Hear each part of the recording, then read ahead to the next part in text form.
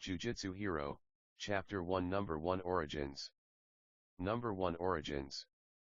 Not all men are born equal, that's the truth that was imposed on me at age 4.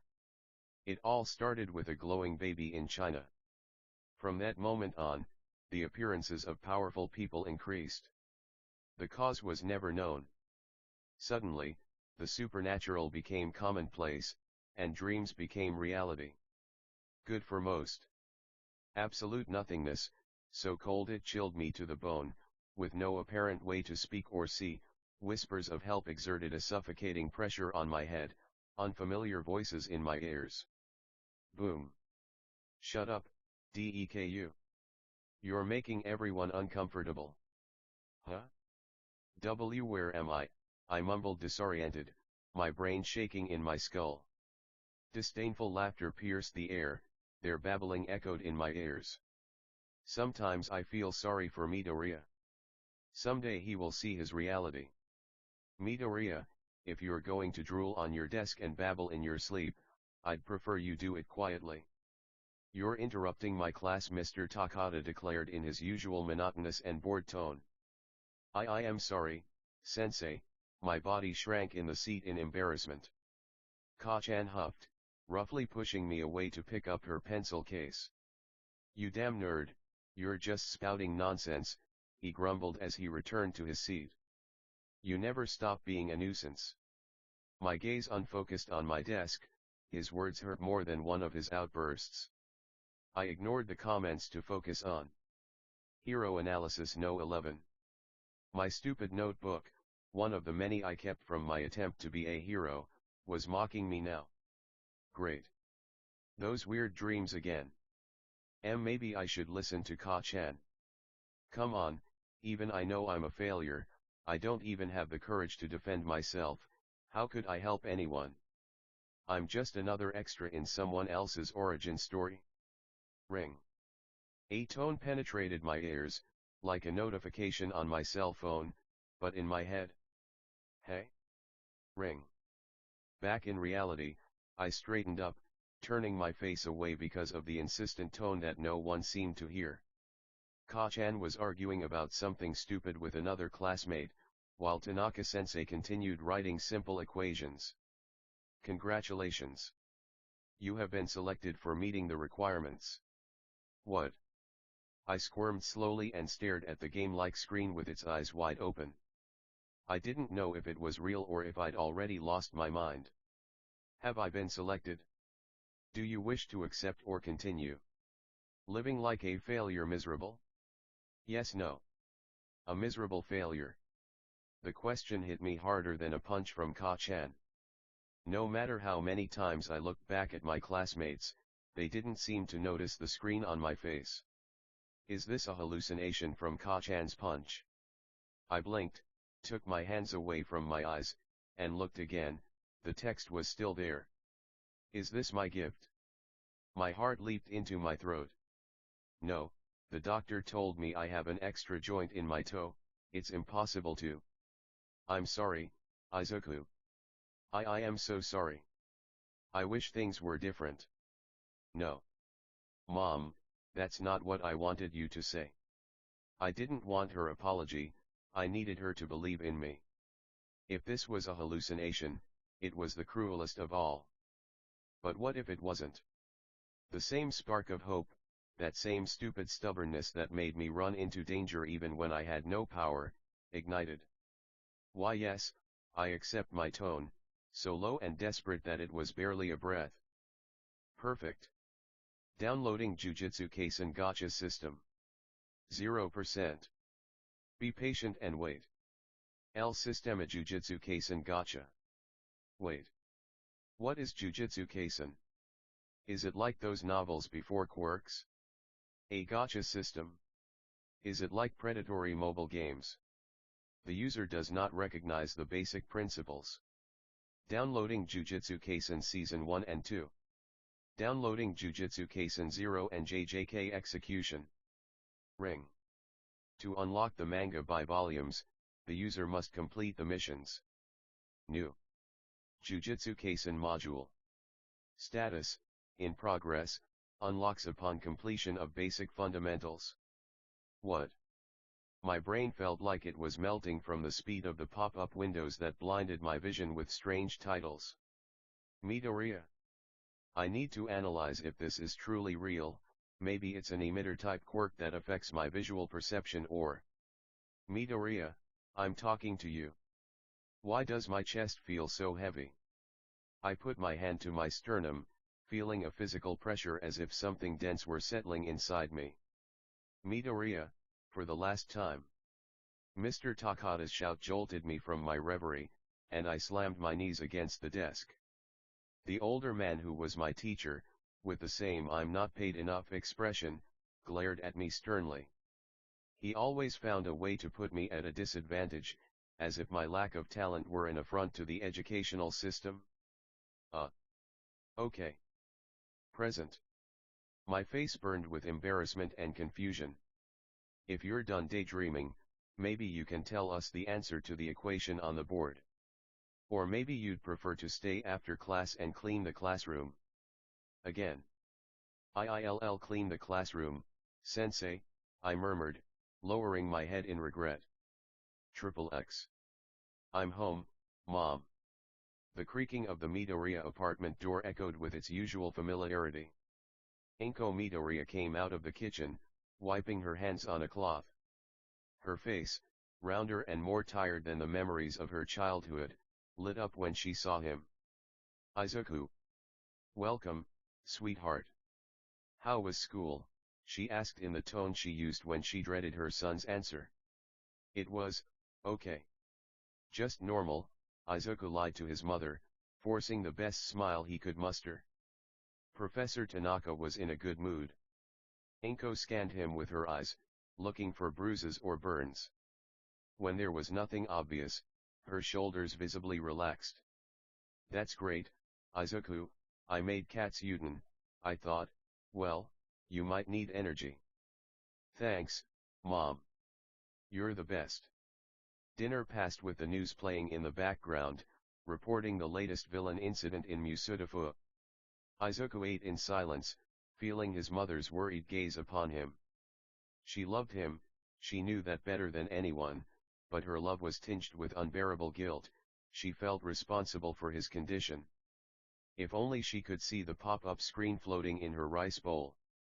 Later, in the safety of his personal sanctuary surrounded by All Might posters, the green-haired boy lay back, physically exhausted, observing the ceiling as if it were the most interesting thing in the world. 98%, 100%. Full charge. Congratulations. The Jujutsu system. Critical error, since there is no cursed energy, CE, in the environment, the system will adapt the planet to the user's source. Izuku sat up abruptly on his bed. Fit. Since there are modifications in a part of the being's genome, quirks, the user will be the only one to manipulate CE. Wait. Modifications. Sure, the peculiarities, but could you explain what this cursed energy is? The boy stood up, pacing in circles around his room. Does that mean my power is different from biological gifts? A form of external energy? Or, having accepted the user's soul, it is subject to possessing a CE core? That doesn't explain anything. If the user fails to complete the daily missions for a week, the system's protection will allow the cursed spirits to spread across the entire planet. Note, otherwise, the radius will be restricted to the current country, Japan, only. What did he say? The boy's scream was muffled by his hands. The entire planet? Did I condemn the world to be at the mercy of invisible monsters just for wanting to be a hero? The user will be the only one able to see, sense, or manipulate cursed spirits. To the rest of humanity, they will be invisible phenomena. Complete silence must be maintained regarding the system under all circumstances, otherwise, the user's memories will be erased. The system grants 5 cursed technique slots. Equipping more than the supported number will result in brain damage or death. Note, your quirk slot is currently empty. Brain damage. Izuku shrieked in hysterical whispers, his hands clutching his head in panic. 5. Only 5? Wait. Empty quirk slot? That means this isn't a quirk. The Jujutsu Kaisen gacha system will allow you, the user, to use social points SP to extract random skills, techniques, items, and everything else in the Jujutsu Kaisen universe to reach greater heights. The way the user can earn SP is by interacting with the main or secondary characters of this world, either through positive or negative social interactions or by completing daily missions. Each individual interaction will result in different amounts that the user can spend for a chance to receive rewards of copper, bronze, silver, gold, platinum, or diamond level. It would be like computer RPGs divided into RAN. 2000 SP will allow you to pull twice with a 35% chance of getting a diamond level reward. 1000 SP will allow you to draw 4 times with a 50% chance of getting a gold level reward.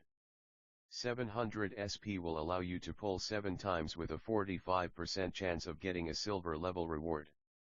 500 SP will allow you to spin 8 times with a 75% chance of winning a bronze level reward. 250 SP allows you to pull 10 times with a 90% chance of getting a copper level reward. Thank you for participating in the Jujutsu Kaisen gacha, and we hope it helps you complete your goals. As a welcome gift, you will be awarded 2000 SP. Accept gift, I affirmed, but I still had to ask the system something. Wait a minute. It's true. I have so many questions. I slid my hands around, trying to touch the floating window as the pop-up screens disappeared, leaving behind a hologram of a small, floating gacha machine in front of me. It looked just like the ones in Japan, with a large circle in the center and flashing colored lights where you would pull out the prize. This can't be real, right? But it's my chance. Despite my fear, I eyed the lever suspiciously. Taking a deep breath, I approached to turn the dial, took a few seconds to calm my heart, and pulled the lever down. How many SBS would you like to use? Ah, I see. So, if it's like those hero gacha games I see, I should tell you how much I want to spend. Let's see, I have enough points for any of the options. But the most expensive one would cost me the number of spins I can make. My internal debate about what to choose continued, and with a groan, I brushed my hair, thinking. Uses 2000 SP. I declared, moved the dial, and the machine whirred and buzzed in a burst of colors as the bottom cover popped open to reveal a shiny plastic ball. I tentatively accessed the contents inside. You drew, Maki Zenon's cursed observation glasses. Level, silver. Use, allows the user to observe CE flows, cursed spirits, or spirits belonging to a quirk with extreme clarity without needing to expend their own CE. Note, prolonged use, +4 HRS, causes eye strain and migraines. Damn observation goggles. Well, it's so I can see those things before they kill me. I put them on, darkening the world a little, but now there were colorful glimmers in the surroundings, and when I looked at my hands, they had a small greenish aura emanating from them. Is that my energy flow? You got, Todo Aoi curse technique, Boogie Woogie. Rank, gold. Right, I forgot there were 2 turns. Usage, allows the user of the technique to instantly swap positions with something that possesses CE, this technique works by clapping. Cost, 2 CE points per use. The technique was automatically added to a slot. Note, 4/5 slots remain available. Teleportation by exchange? Applause is in order, but the requirement is that the target possesses CE. Wait a minute, the glasses are a cursed object, they have CE. I threw the glasses onto the pillow, took a moment to breathe and focus on the glasses, and felt a rush of electricity in my stomach heading towards my hands. Clap. In the blink of an eye I found myself on my pillow and the glasses where I had been just moments before. It works! I exclaimed, grinning from ear to ear. I leaped to the window. It works. It's a gift, well, not quite, but it's a power. I can. I can fight, save others, speed doesn't matter, I can confuse enemies. The tactics are endless. If I imbue stones with my own energy, throw them, alternating between them. I babbled strategies in an unintelligible torrent of pure happiness. I will try my best. I clenched my fists against the windowsill, my vision blurred by tears. Izuku. My mother's voice sounded alarmed. Why all the noise? Did you fall? And no. Nothing, Mom. My joy shattered into high-pitched sounds. I was just practicing a comedy routine. Yes. For the festival in a few months. Ha ha ha. My throat felt a tingle, and I swallowed nervously. My mother's gaze was a mixture of confusion and worry. Tense. Comedy. He let out a breath, his usual sad smile appearing on his face. Oh. Izuku, you don't have to force yourself to be funny to fit in. Just, try to get some sleep, okay? There's school tomorrow. +5 SP. Next chapter. Are you enjoying this book so far? Log in to learn more. Jujutsu Hero, Chapter 2 Number 2 Tests. +5 SP. The moment my mother disappeared with the soft click of the closing door, life returned to my body. How did I get into this mess? I'm only 12 years old. But, the world depends on me. My hand went to the hero analysis notebook, marking a new section, Jujutsu Hero. Okay, I don't understand how I managed to use Boogie Woogie. Maybe the system grants. 1 minute, I need to know how to manipulate this cursed energy. System. The same home screen appeared before me. This time I went to the anime and manga section. Jujutsu Kaisen 0. Jujutsu Kaisen T1 blocked. Jujutsu Kaisen T2 blocked. Jujutsu Kaisen T3 blocked. Dear user, content is unlocked as you progress. XXX. I don't want to hurt anyone anymore, so I don't plan on going out anymore. But it's very sad to be alone. The curse that afflicts you could also be used to help others. Learn to use its power. You already gave up once, but you still have time. XXX. Okotsu, seriously, why the hell did you come to the Sorcery Academy? What do you want to do? What do you want to get? What do you want to achieve? I didn't want to hurt anyone else. I tried to shut myself away and disappear, but, when they told me that being alone was very sad, I couldn't deny it. I want to connect with others. I want someone to need me. I want to have the confidence to say that I deserve to live. Then exorcise. Exorcise curses. Do it again and again. You'll gain confidence and friends as you go on. That's how our school of witchcraft works. That night Izuku Midoriya devoured information, comparing emitting quirks with CE projections. He witnessed firsthand the burden of the sorcerers to maintain society, protecting it from the shadows without a hint of fame or merchandise. His mind, accustomed to seeing the pretty face of heroism, saw every burden that the sorcerers, especially Yuta Okotsu, had to endure reflected in him. The soft glow filtered through the curtains adorned the face of the freckled little boy and his organized mess of typical hero fanaticism that he appreciated as a room. It's time to get up. It's time to get up. Izuku Midoriya found himself tossing and turning in his bed, trying to fall asleep. The bed seemed like a paradise he didn't want to wake up from. Ring. It's time to get up. Ugh, is it already afternoon? At that moment the boy sat up abruptly, causing a crack in his lower back. Ow, ow, ow, grabbing his lumbar region like an old man. I think I need to improve my sleeping position, or get a gaming chair. Definitely the gaming chair. XXX. Late. Late. Late. Kid, watch where you're going. +1 SP. Excuse me. The street was an obstacle course. The boy, with a half-eaten piece of toast in his mouth, an anime cliché he hated experiencing firsthand, was moving as fast as his body would allow toward Aldera Junior High, trying to swallow the sandwich his mother had given him. Pedestrians were avoiding him more than usual, as if, were they stepping aside? An older man was walking with his granddaughter on his back. When he saw the green-haired brat, a sharp sense of danger alerted him. He abruptly changed direction, and he would never forget the boy's face.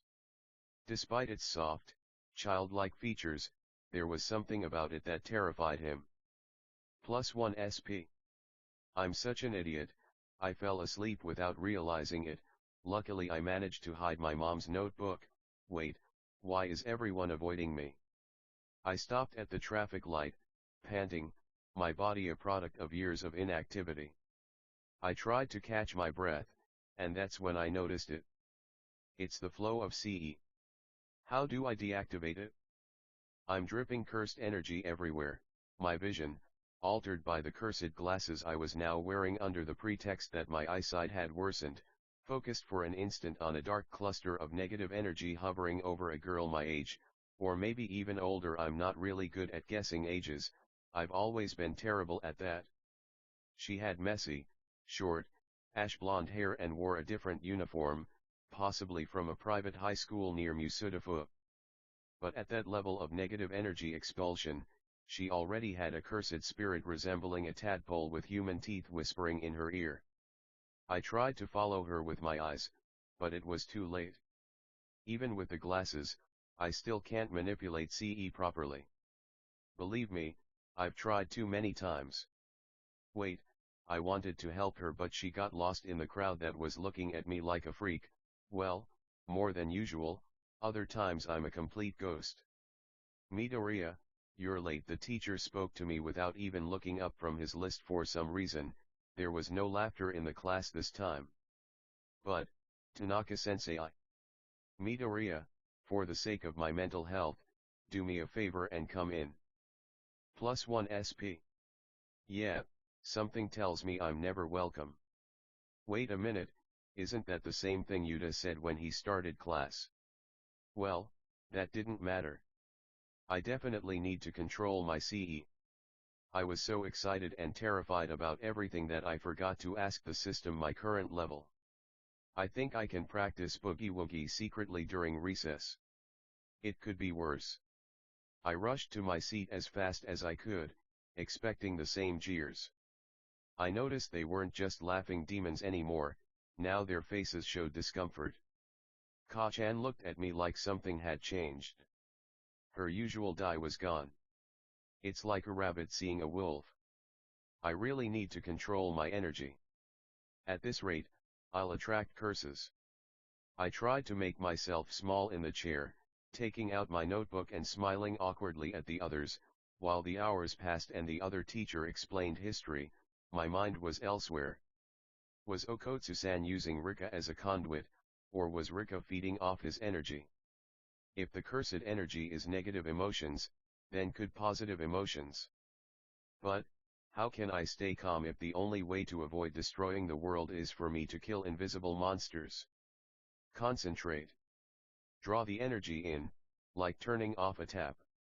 At lunchtime, I snuck away. While everyone else went to the cafeteria or the courtyard, I hid behind the gym with a nearby tree. Alright, Izuku, you're a powerless kid. Well, not so much anymore. Focus, idiot. System, I summoned the only thing that can help me right now. The sections unfolded before me, but this time I went straight to my stats, and well, it seems to be exactly the same as role-playing games. This is so honest it hurts. User, Izuku Midoriya. Age, 12 years. Nickname, Deku. Curse techniques, 01/05. CE points, 05/. Domain expansion, non-existent strength, 01. Health, 55 HP. Class, 4, inexperienced sorcerer. Quirk, non-existent. The user currently owns 10 SP. Am I that weak? My shoulders slumped. I've never trained physically, but with 1 strength and 5 CE points I'm literally a level 1 or 0 NPC. This would only let me use the technique twice. I can barely control the flow of my energy, and that's after spending all night. The memory of imitating Maki's weapon movements with a broomstick while feeling powerful. How embarrassing. I covered my face. If I just look at my stats without putting in any effort, I'll never be able to help anyone. This is serious, the whole world depends on me. Alright, I just need to focus my negative emotions. I tried to visualize my energy, 15 minutes of complete disappointment. I'm doing something wrong. Come on, think, Izuku, think. I muttered in circles on the dry leaves. Yuta controlled his energy, and Rika did the same through the katana. The katana was the conduit. The cursed energy arises from bad memories, from pain. That's it. I am the katana. If I infuse CE into my whole body using pain as fuel, I think you should give up. I'm sorry, Izuku, I'm so sorry. Someday he will accept reality. The cold, sharp, repressed anger rose in my stomach. Don't let it consume you, let it flow. Suddenly, electricity coursed through my veins, the diffuse aura now vibrating on my skin, reinforcing my lean muscles. Is this my CE? The smile stretched across my face. Clenching my fist, I felt a strength that wasn't mine. Is this feeling strength? Sure, CE reinforces the body, but it's still not the best because I'm inexperienced. This could be useful in close combat, combined with boogie woogie and some rocks. I could redirect myself, confusing curses or villains. Wait, now that I think about it again, it seems the information about the technique stays in my mind, but I can still unlock some of its potential. System, deploy daily missions. It's time to work and take off these glasses. Daily missions. Exorcise 5 minor curses, plus 15 HP. Help 3 people with cursed spirits that torment them, plus 40 PS. Socialize with at least 1 person, complete plus 55 PS. Note, PS points are used in the gacha, and the more points you use, the greater your luck. It is recommended to distribute them correctly over the desired number of turns. Time, until the end of the day. Okay, for now I need to focus on Ring. XXX. The school day unfolded, all the students as usual playing with their quirks and showing them off. Katsuki Bakugo was silent, too silent for him. He watched the green-haired boy with suspicion because of the bad vibes he gave off and his sudden use of glasses. He quickly dismissed it as vision problems, after all, that was to be expected from a useless Deku. Meanwhile, Izuku Midoriya, between breaks, surreptitiously observed the curses in his surroundings, managing to eliminate one with effort using his only cursed technique with a rock and a broomstick. He only had the opportunity because the cursed spirit was isolated. The boy had an internal debate about whether to wait to become a hero at the prestigious UA, but his soul, yearning to help, understood the weight of his current responsibility to bear something imposed upon him. This was a war only he could fight. He spent much of his classes sketching a costume based on the style of the Tokyo Metropolitan Jujutsu School uniform. He made some improvements to conceal his identity, using Satoru Gojo's dark colors. He added black gloves with dark emerald stripes, a hood with prominent ears or tips inspired by the iconic hair of the number 1 hero. After all, he was still a complete fan. The hood contrasted, adding more darkness, and he included a filter for potentially poisonous or hallucinogenic gases, which he added thinking about Satoru Gojo's quirk. The heroine Midnight added more details like crimson lines on the sleeves of the suit and a small symbol of the School of Sorcery. The question was, where would she get the materials? Flashback. Izuku, what's wrong? I've been calling you for half an hour. At this rate, you'll be late. It's not even your vacation yet. The kind Inko Midoriya, considered by her son to be the best mother in the world despite his lack of a quirk, constantly strived to raise him, love him, and even support him. His father was supposedly working abroad, but he knew that most fathers in Japan abandoned their children if they had a disability. Clearly, in a world full of heroes and oddities where the impossible became possible, he was no exception. He didn't hold a grudge, even though he had fleeting memories of his father truly loving him when he was just a helpless baby. He longed for a father figure like Ka-chan. What? Silence filled the room.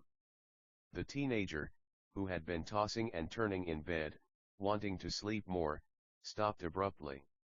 His face was a mixture of uncertainty and shock. Izu, the mother shook her head. You're hopeless, aren't you? Plus 55 PS. I'm sorry. Come on, I have your usual breakfast along with your chicken sandwiches. The boy answered his mother affirmatively, hiding his notebook where his sorcery notes resided. Normally he would let it go, but if his mother discovered this, he feared she would see him as a monster, or in the best case scenario, he would make the excuse that he wanted to create a manga. Although at that rate, he could, due to his talent for adapting to what he wanted to learn. He had breakfast normally with his mother, not noticing the time, apologizing to her at the maximum speed of someone who had never trained in his life. He finished washing up and packing his backpack. Mom, I'm leaving now, see you later, the boy said hurriedly as he adjusted his shoelaces, not really paying attention to his mother. Izuku. Yeah? I'm proud of you. Plus 20 SP. At that moment, Izuku Midoriya realized two truths: no matter how inferior he felt, his mother always found a way to be his pillar despite their shared afflictions, and she never blamed him for his weight gain despite him being the cause of his anxiety. Oh, that's right. I almost forgot, have a good trip. Inko Midoriya smiled so sweetly at her son, waving goodbye with one hand and handing him a sandwich with the other, making her son's world stop for a moment because of his mother's genuine love. Yes. I love you, Mom, goodbye. X. Leaving school like a rocket, I ignored everyone because I had a mission. I put on Maki's glasses, observing CE's curses and flows more clearly. Alright, time to clean up.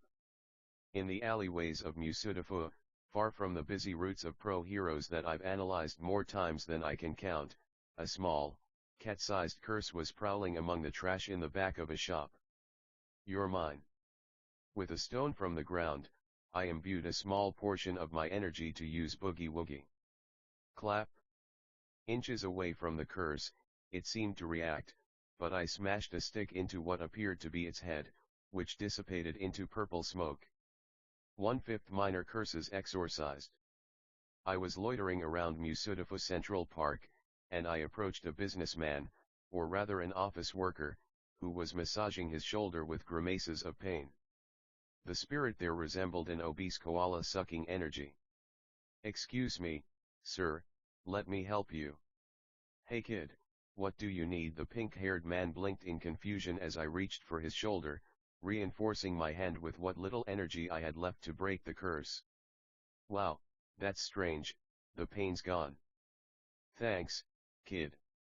Is that your quirk? Child. That's strange. Where could she have gone? Well, at least I can take the train home in peace to see May.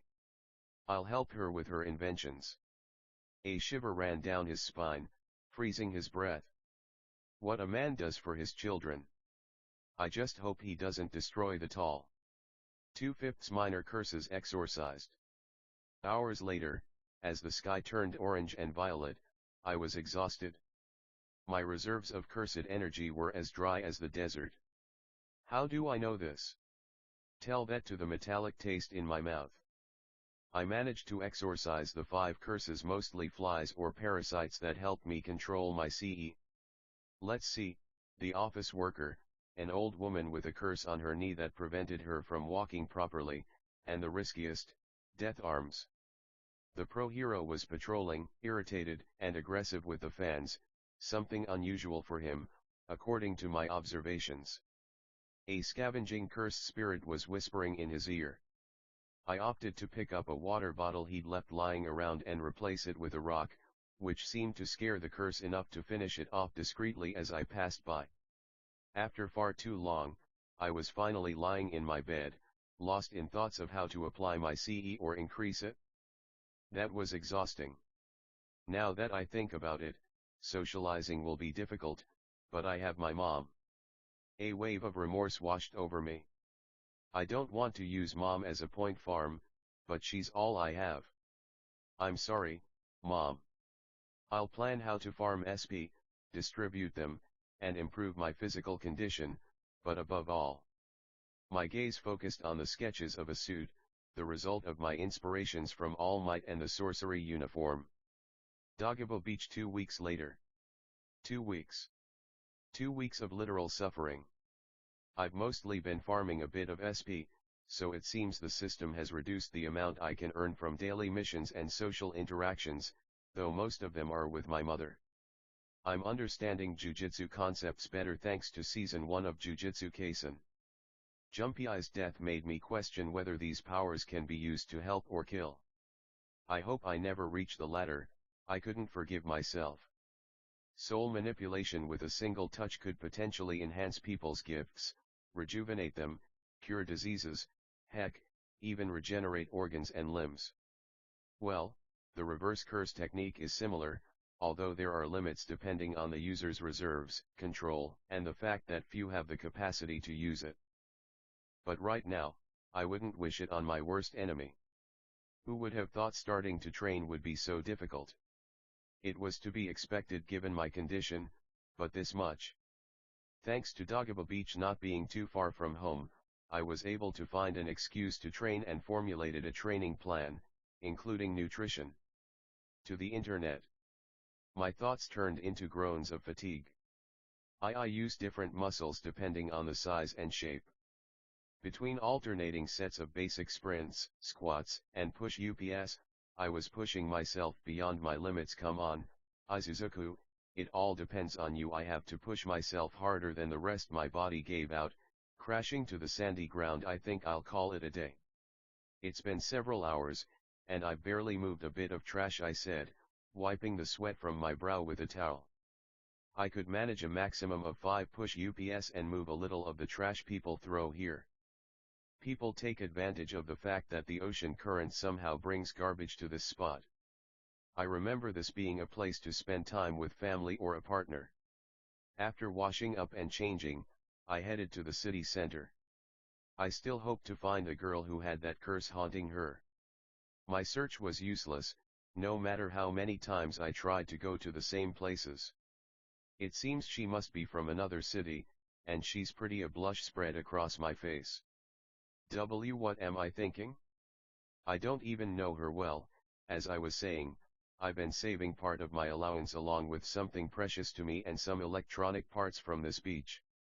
I had to watch electronics videos on YouTube for that.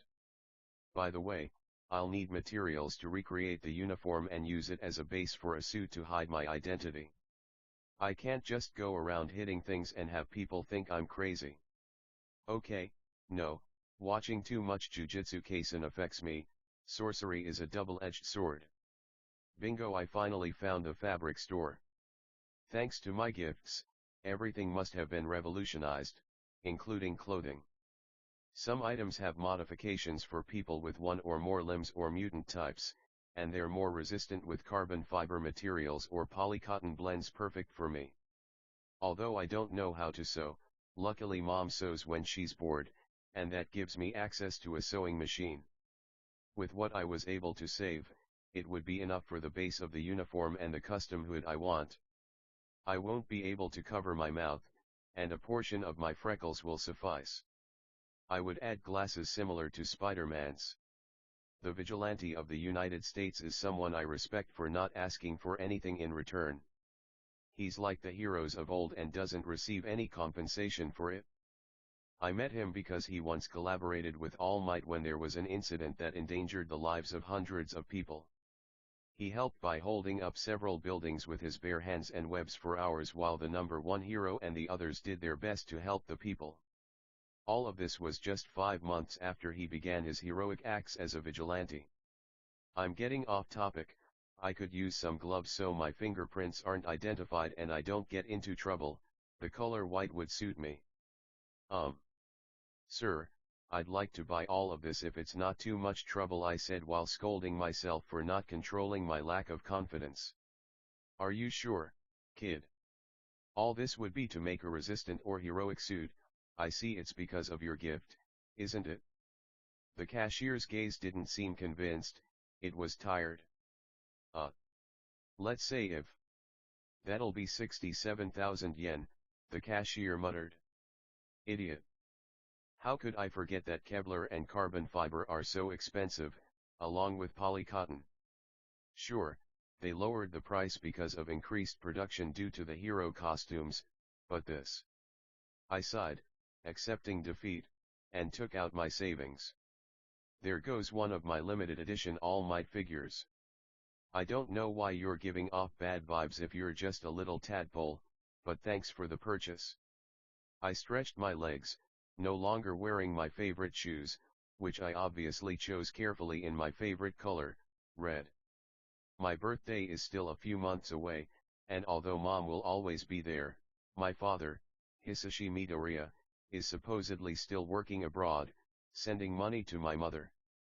I honestly don't know what happened to him, but something inside me misses him even though I don't remember him well.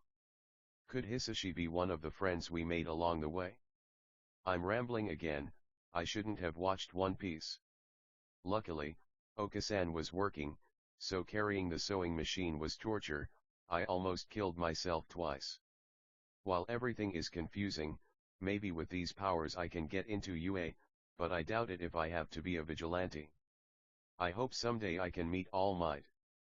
I read online about underground heroes illegally sanctioned by the Hero Commission called the Crawler and Popstep, along with several others whose names I don't remember. They raised the question of what I should do if I don't want the world to fall apart because of me. Also, assuming I turn 14 in a year, ignoring the 2 months I have left until I'm 13, I could farm enough social points with my mother, or well, I mean with anyone, whether the interaction is positive or negative, like in a video game. So there must be tricks or something that allows me to cheat the system if, in 10 months, I want to improve my condition to be ready at 14 when I finish high school. It will be difficult. If I train for 294 days, taking into account 2 rest days during the week, that would leave me with about 98 days of efficient training. If I train 5 hours between morning and afternoon, that's 490 hours. Cleaning the beach itself doesn't train any specific muscle, rather, it's a mix of all of them. I do combine cleaning with basic sprints and calisthenics. I also need to learn to defend myself, that's why I have all the ALM videos. What I should really be doing is training in martial arts or something similar. I should look for nearby dojos, although I doubt they'll accept someone quirkless like me. I have to adapt with intensive training. People's fates depend on me, and even if they have to live in ignorance of all this, it will be worth it if they can smile. If I can't do this, maybe I should cut back on sleep or... Okay, there are still a few improvements to be made, but it's a start. My mother should be home from work in a few moments. I observed the mix of colors of the sunset with determination. I must try. Oh, by the way, I forgot to mention that this is the story of how I became the greatest hero of all. Oh, good sorcerer. Next chapter. Jujutsu Hero, Chapter 3 Number 3 Doubts and Advances. Number 3 Doubts and Progress. I must get out of here. You wonder how a child is in such a state. Well, let's recap. The sleepless nights consume me, if I'm honest, having to live a double life in secret from everyone, especially from the person I love most, my mom. As I was saying, nighttime escapades happened when I was sure Mom was resting. The carbon fiber suit, similar to the Jujutsu uniforms from the system anime, got out of hand when I had to sell an All Might figure that ultimately was useless because when I saved enough points, I got Yuji Itadori's uniform. But the rest I could use for something, Nobara Kujisaki's hammer and some free nails. And wow, I was surprised. Imagine damaging your enemies from a distance, it has so many uses, like strategic retreats, support in battles by immobilizing villains without causing additional damage to property or civilians. Right, the curses. However, the hammer is useless without Kujisaki-san's ritual technique. The disappointment was incredible, but for now I can help others by relieving their burdens, even if it ends up affecting me. XXX. Video 13-07-2173.mp4. Can you hear me? I repeat, can you hear me? Okay, I feel this is pointless. I hope this never comes to light, and I prefer it that way, even so. My name is Izuku Midoriya, I am 13 years old, I am a student at Aldera Junior High. All my life I wanted to be a person who helps others, a hero. Since I became aware, I do not possess a quirk from birth. Exactly 3 weeks ago the anomaly happened. I can't explain this due to personal reasons, I'm still quirkless, I can see things that others can't. I hope the anomaly doesn't detect this as one of the existing rules. I started training to strengthen my body, although I had to make some sacrifices I didn't want to make, they were necessary to obtain resources quickly. I have new materials to help others, I am weak. I know it better than anyone, but still, I must do this. Where was I? Oh yes, the CE reinforcement, although null, allows me to increase my physical capabilities.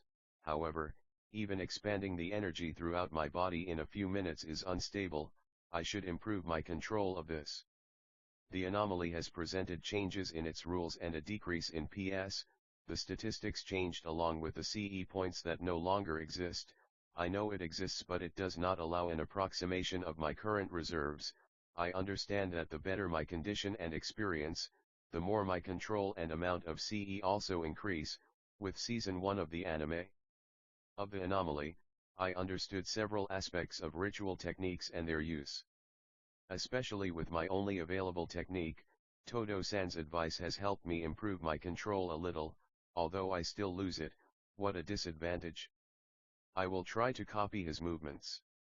He uses his ritual to exchange objects, curses, even people consecutively and unpredictably for the opponent, achieving their disorientation to attack immediately, ending the combat, which reduces damage and the time of the fight, manipulating the mind of his opponents for his benefit.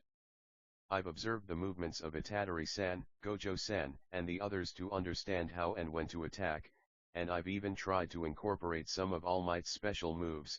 If I'm being honest, my goal is to help as much as possible. This is my burden, my curse. I still don't know who I am, but I have nothing more to say.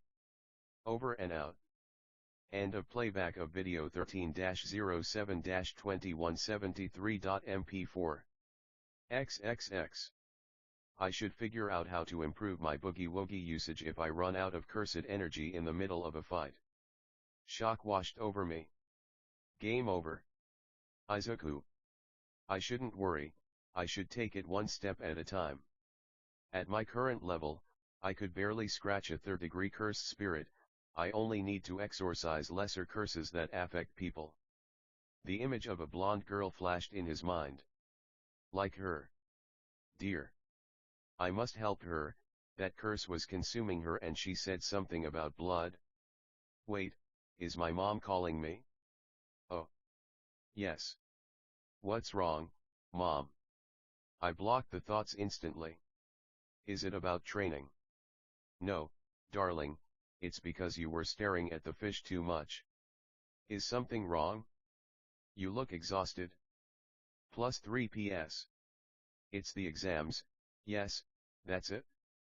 Well, I mean, summer vacation is coming up soon and I was thinking about what I want in the future. Plus 5 PS. Izuku. I know you want to be a hero, but... Mom, I have something to tell you. Among other news, unexplained disappearances have increased by 8%. The cause is unknown, and there are all sorts of theories circulating on social media.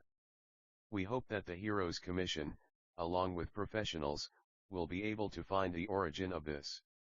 Thank you for the explanation, Hishida-kun.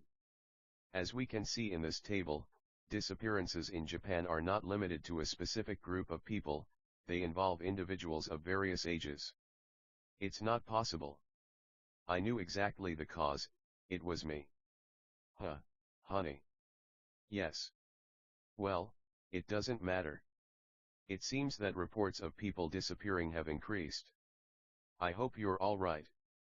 The heroes should take care of it. In the meantime, eat something before your food gets cold.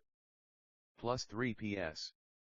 Those people shouldn't have to suffer like that. I remembered Mahito transforming Jumpy. I don't know how strong the curses are and how many are out there, and I'm just sitting peacefully at home while people are dying. I decided to avoid the topic. Maybe I can't save everyone with a smile. I don't want to be someone I'm not. However, those loose ends, thanks to my stupid stubbornness in wanting powers that didn't even allow me to live my day normally. I spent Saturday afternoon with my mother, enjoying hot chocolate and the Turkish soap operas she loved to watch. Strangely, my mind wasn't paying attention to the classic plots.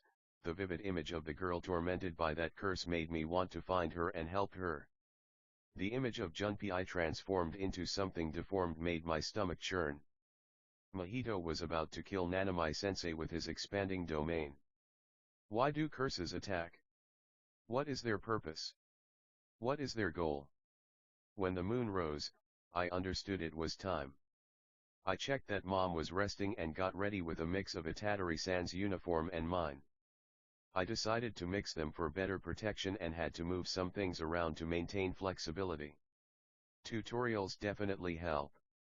System invoked the presence of the anomaly. I browsed through my stats. 350 PS wasn't bad, but I need to save them for now. I have to make do with what I have. Trusting that the neighbors wouldn't come out, I escaped from home, avoiding making unnecessary noise. Being on the street at this hour, well, there were still people passing by. For the moment I have a perimeter of spirit elimination. I can see curses and energy traces better, but just in case I had Maki Zenon's glasses, they were round and looked unisex. To everyone else, I was just a guy in normal clothes that looked like a uniform. To avoid being recognized, I started combing my hair and wearing the hood. The constant flow of cursed energy along with the training is changing my features, and do I look handsome? My whole life I've been an ordinary guy, to be honest. I have no idea how to talk to a girl, let alone that one could ever like me. No, I need to think about other things, I exclaimed softly. Try to go with the flow and ignore everyone distancing themselves from you. This is my burden, it's not their fault, it's mine. You have the power, you have the suit, act like it.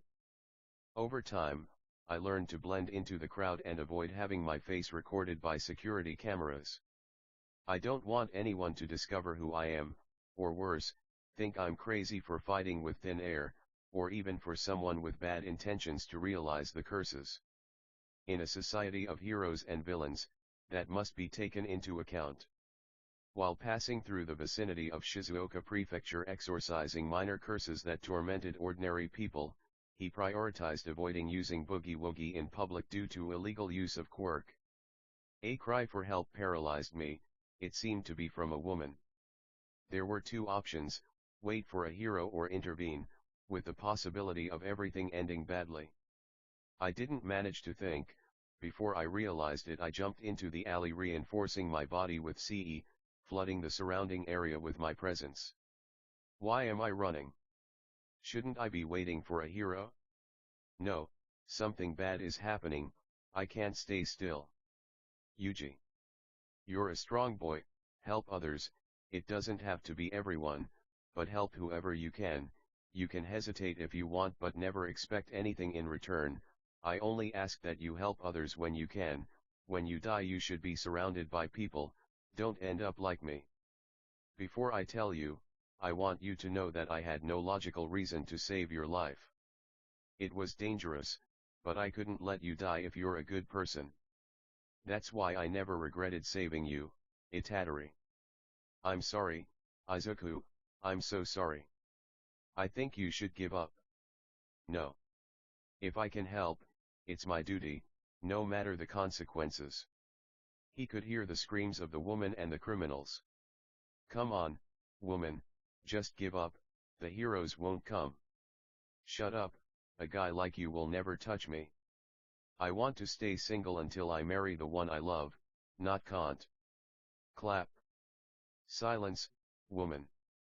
No, let me go. Help. A hero. Upon arriving at the location, there were two men trying to take advantage of a woman no older than 25 years old. I could never correctly differentiate their ages. One resembled a wolf, surely a mutant peculiarity, and the other was more human, but his appearance was that of someone who knew what he was doing. The poor woman's shirt was torn. I decided to look away from her out of embarrassment, focusing my gaze on the villains. What are you perverts doing to him? Clap. At that moment I exchanged with the werewolf who seemed to possess the greatest strength. Although I was still inexperienced, I punched the man in the face, infusing him with CE. Creak. Hey. Damn, a brother, a child. Hey. Hero. The older girl looked at me hopefully, not knowing my identity because of the Itadori-san hood I modified. The blonde man I slammed against some trash can started to get up. I couldn't waste any time. Luckily, the darkness only revealed my pupils and uniform. You damned child, this is none of your business. The werewolf moved nimbly with his claws extended. Die. +2 PS. Watch out. A high-pitched voice warned me. The wolf. If it weren't for Itadori-san's movements, I would be a disfigured pool of blood. One of its claws managed to graze my cheek. It hurts. I can't lose focus, the other one is getting up again. The wolf won't stop attacking me. If I continue like this, the woman could be taken hostage. I moved towards the woman, after exchanging with the man, disorienting him instantly. I picked the woman up in my arms.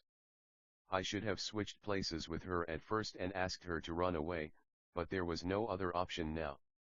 Please just run, I'll take care of it, find a brother. You're just a kid. +1 PS.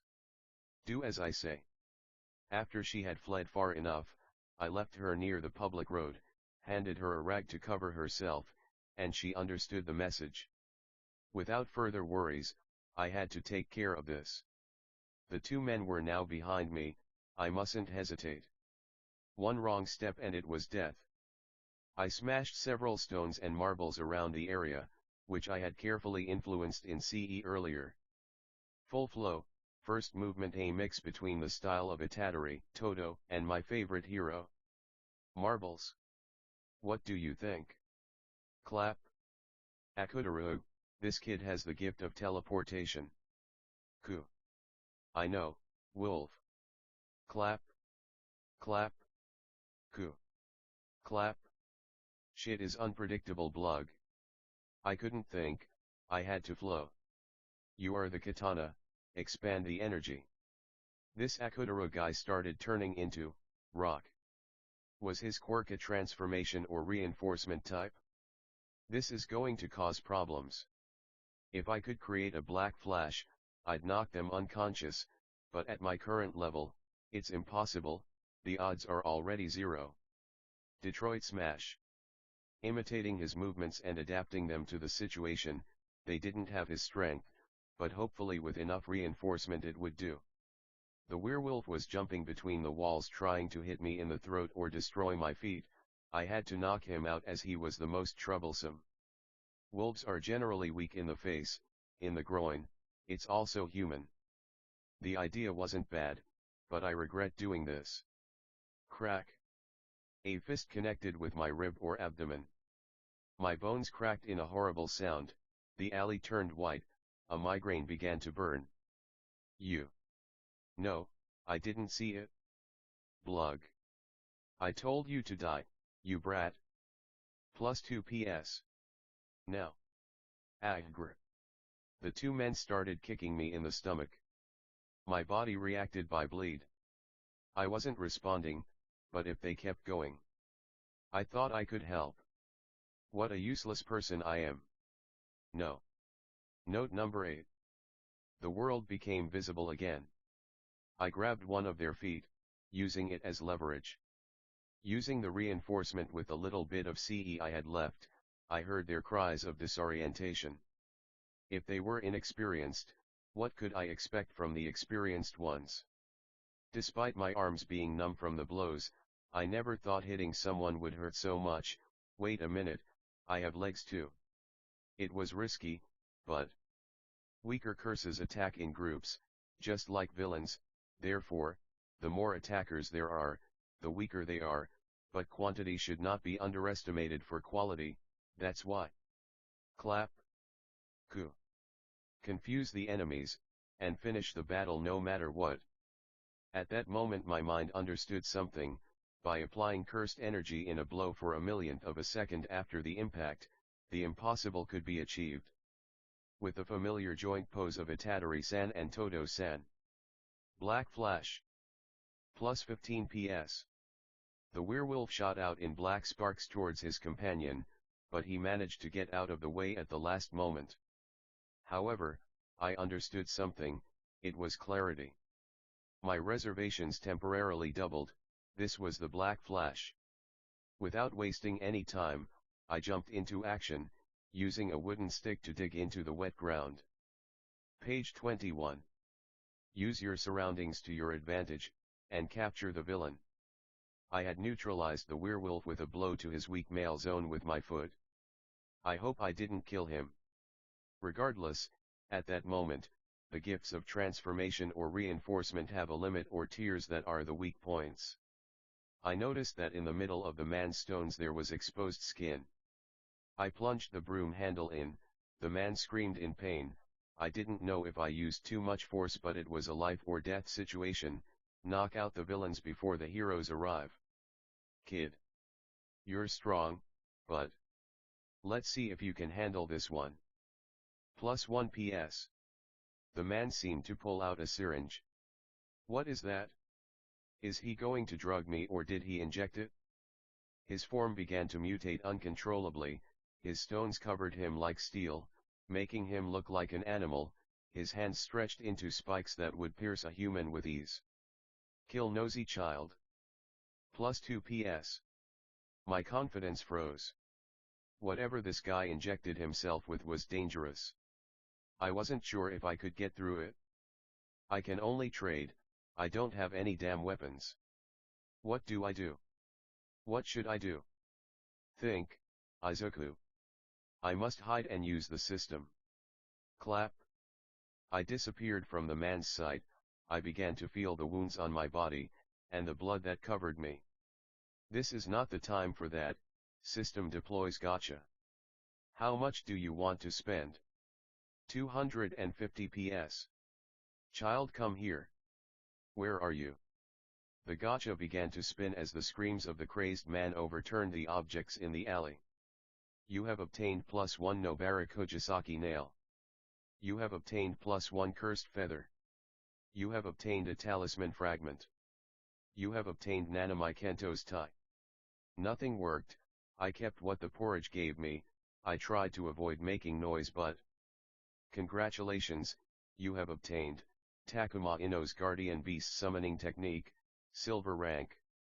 Information about the ritual technique I had acquired flooded my brain. My headache intensified but stopped. This was divided into several summoning beasts. Kaiki allows the molding of cursed energy, resembles a spiral cone on the surface, and pursues or damages the target regardless of what. Reiki is the second product to leave the CE molding as a liquid type. However, Reiki is a reference to the spiritual turtles found in Chinese and other East Asian cultures. The turtle represents the 5 elements: wood, fire, earth, metal, and water. Wait a minute, metal and rock are weak against fire and earth. Perfect, how lucky I am. I found you. +3 PS. Shit, I got distracted. I activated the technique by doing the respective Reiki pose. I imagined a turtle spitting fire. It wasn't the most sensible thing, but better than nothing. Before the blow landed, a small flame flashed across the man's face, making him scream in agony. I don't know if it was fatal, but it was my chance. Applaud. By swapping with one of my random stones, I charged Kaika. The little of my cursed energy reserves condensed into a spiral-tipped cone, indicating that it should attack a non-vital area to incapacitate. You conceited kid, you think you're a hero, you'll learn your lesson. The guy was out of his mind. He looks like a generic villain, but he was like an armored wall. If I hadn't trained my body, I would have died of exhaustion a long time ago. Take this. I fired with all my remaining strength. Just incapacitate and run. The heroes are near, I can feel it. Agrrr. Without wasting any more time, I fled the scene following the echoes of police patrols and the shout of a man giving orders or heroes. I don't really know, the adrenaline was leaving my body, so the pain worsened. I surely had some broken ribs. I must move forward. I must go like mom. She's going to worry. Escape. Escape. I must flee. Just a little more. My vision of the world distorted into incomprehensible shades of color. I felt myself crashing into grass and blood leaking from my body. I'm sorry, Mom. I couldn't. XXX. Tsukachi was a tall man with short hair and somewhat rectangular black eyes. He wore his uniform, which consisted of his light brown coat and matching hat, under which he wore a black suit, a green necktie with matching trousers and dress shoes.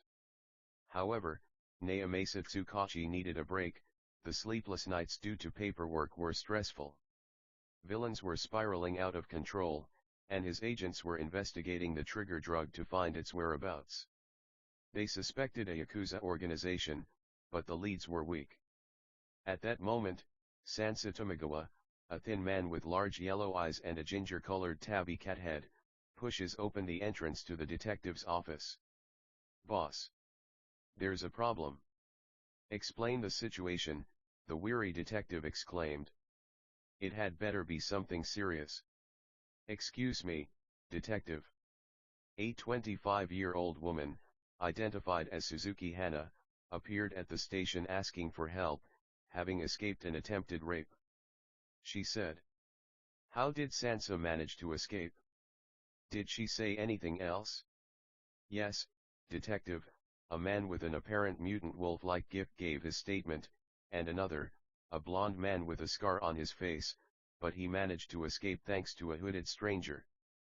He didn't want to give full descriptions out of gratitude to his savior, but he only said bright green eyes, and. He's a child. I see. A new vigilante. The crawler's memory flooded his mind. There's no time to lose. If it's just a child, he'll need help for now. Contact Eraserhead or someone else, we need to talk to the guy. The night seemed to have a physical weight, accompanied by the lights of distant streetlights that reflected off the dampness of the stagnant pools of water, creating a distorted mirror effect. The tall buildings next to a dark alley that would hardly lead to the public road, the smell of garbage and the silence overshadowed by police sirens. Marbles. Stones. Blood is useless, it mixed with the mud, the forensic department's face confirms it. Detective Tsukachi and his partner, Sansa Tamakawa, examined the surroundings. They approached a wounded blond man who was handcuffed. Apparently, these guys, the anthropomorphic, wolf-like one, have severe injuries from a blow to the testicles. He didn't die, but his lower body is irreparably damaged, along with trauma from a blunt force trauma, possibly from being thrown against the broken wall you see there, Sansa explained, pointing. Next to the blond man, identified as Akutaro Shinji, Quirk, Stones and Metal, accused of rape, bribery, trafficking, and use of trigger, his leg was cleanly pierced, and he has burn marks on his face with trauma similar to, I forgot, the wolf, better known as Wolf, has a similar history. The detective nodded to his partner, fixing his gaze on the villain.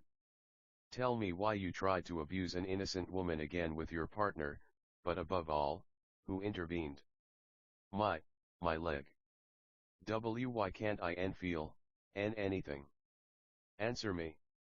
Tsukachi's tone of voice deepened, his gaze sharpening. The resigned villain spat out the truth. Was it a child? He was inexperienced, but out of nowhere he started moving as if he could teleport. I don't understand, I can barely remember, but I know he changed places with those marbles. Clearer description please. Oh okay man, my partner and I were about to neutralize him, when he grabbed my leg.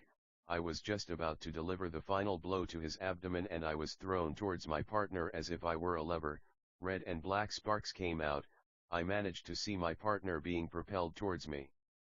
Teleportation with objects possibly and black sparks. 2 gifts. Sansa interrupted the detective. Something else you're not telling me, scum, the detective spat venomously. I already told you, I don't remember. Naomasa Tsukachi knew he was telling the truth. Akutaro Shinji's blood tests detected high levels of poor quality trigger. The memory loss was normal, and his quirk supported that. At this hour the city slept, the early morning darkened the city. Even so, he ordered the respective paperwork to be taken but not before the villains were attended to in the hospital. They carried out a search together with Eraserhead who incapacitated the transformed blonde at the last moment. Great. Just what we needed, Sansa, do you think the same as me? Yes sir, a security guard. But a child? For now, let's leave him in the care of Eraserhead and the others. Tomorrow we have another long day ahead of us. You're right, partner. You're right, I'll take the day off tomorrow, I'll visit Makoto. However, the detective's mind was elsewhere, putting 2 and 2 together. XXX. A new roof. Wait, I'm not home. I was bleeding out. How did I get here? Where am I? Mom's going to kill me if she doesn't find me. The last time I disappeared for an hour longer, she called the police. Kid, calm down. An unfamiliar, tired voice flooded my ear.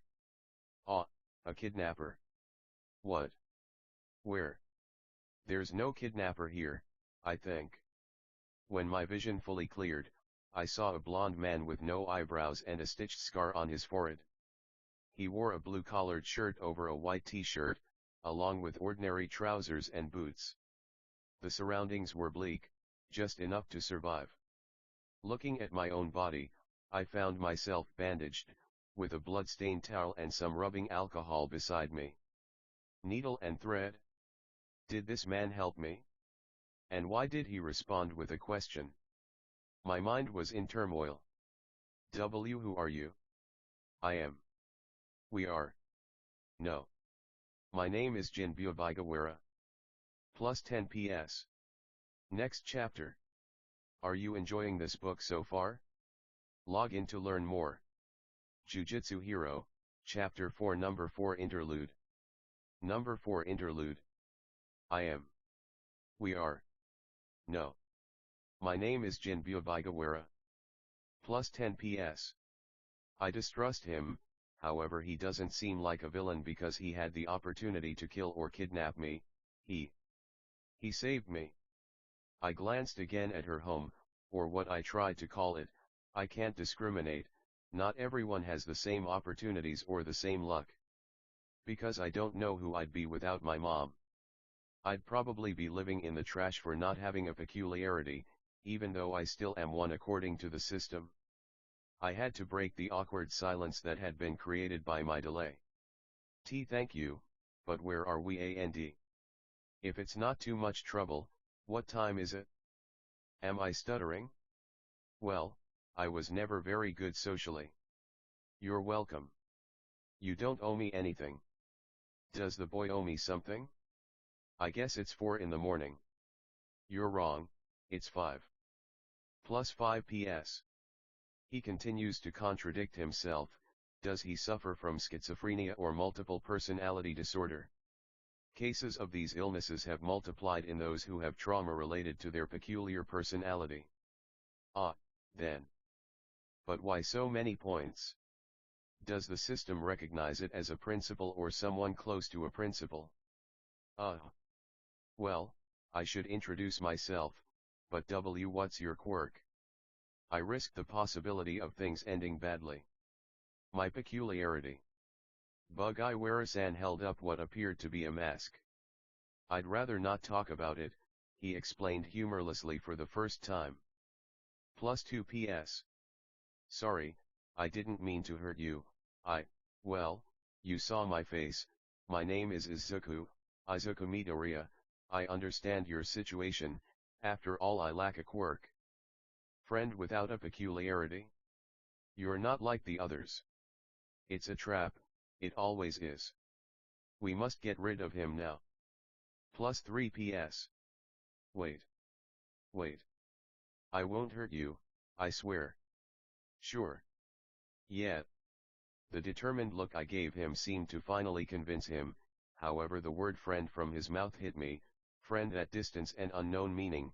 The memories of afternoons playing with Kakan along with a child who could extend his fingers and next to him another with red wings and stuffing.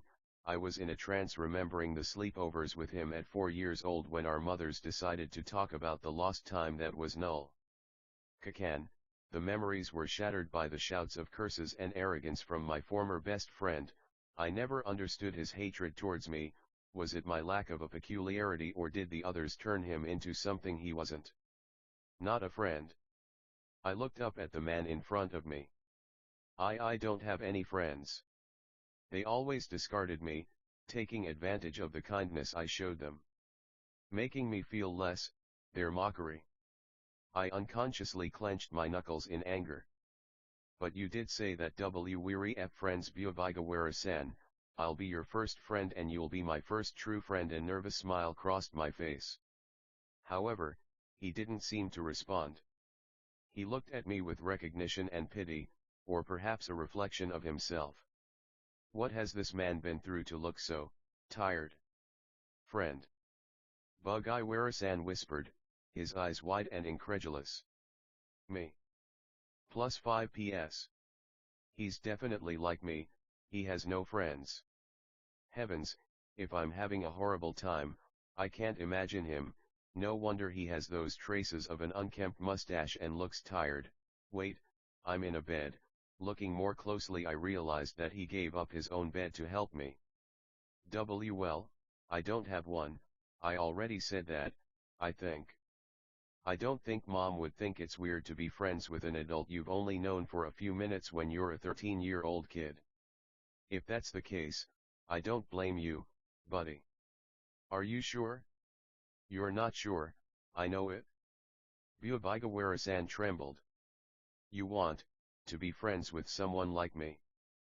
Plus 8 PS. It's obvious th. Because I don't know who I am. Explain the one who saved me, as if each word weighed a ton. Plus 5 PS. You're Jin Bugaiwara, aren't you? The one who saved a child from the brink of death. That makes you a hero. Because the true essence of a hero is to intervene when you shouldn't. The silence on Jin Bugaiwara's face was that of someone who saw the truth behind people. My words were sincere because they were what I've thought since I became aware, and the ultimate example of that ideal is All Might. Tears streamed down the blond man's cheeks. He straightened up. Thank you. Friend, by the way, how did you end up in? Well, that situation? Yes, tell me. I'm sorry about that, I had an accident a while ago that left me like this. Plus 15 PS. So many points, my god. Never mind the question. Would anyone even believe that a quirkless kid defeated 2 villains just to save a woman in danger? Well, I tried to save someone. I hesitated, but it was the right thing to do. It was a woman who needed help. They were taking advantage of her. Before I knew it, my legs moved on their own. I understand. It was the best thing to do. Did I have the means to help you? That doesn't matter. I was going to take you to a hospital, but it would look strange for a man like me to carry a bleeding child in my arms, and with your injuries, I doubt you'd survive right then. The words he spoke to me, even though they were mixed with questions, made me feel even more respect for him. Not everyone stops to help despite having almost nothing.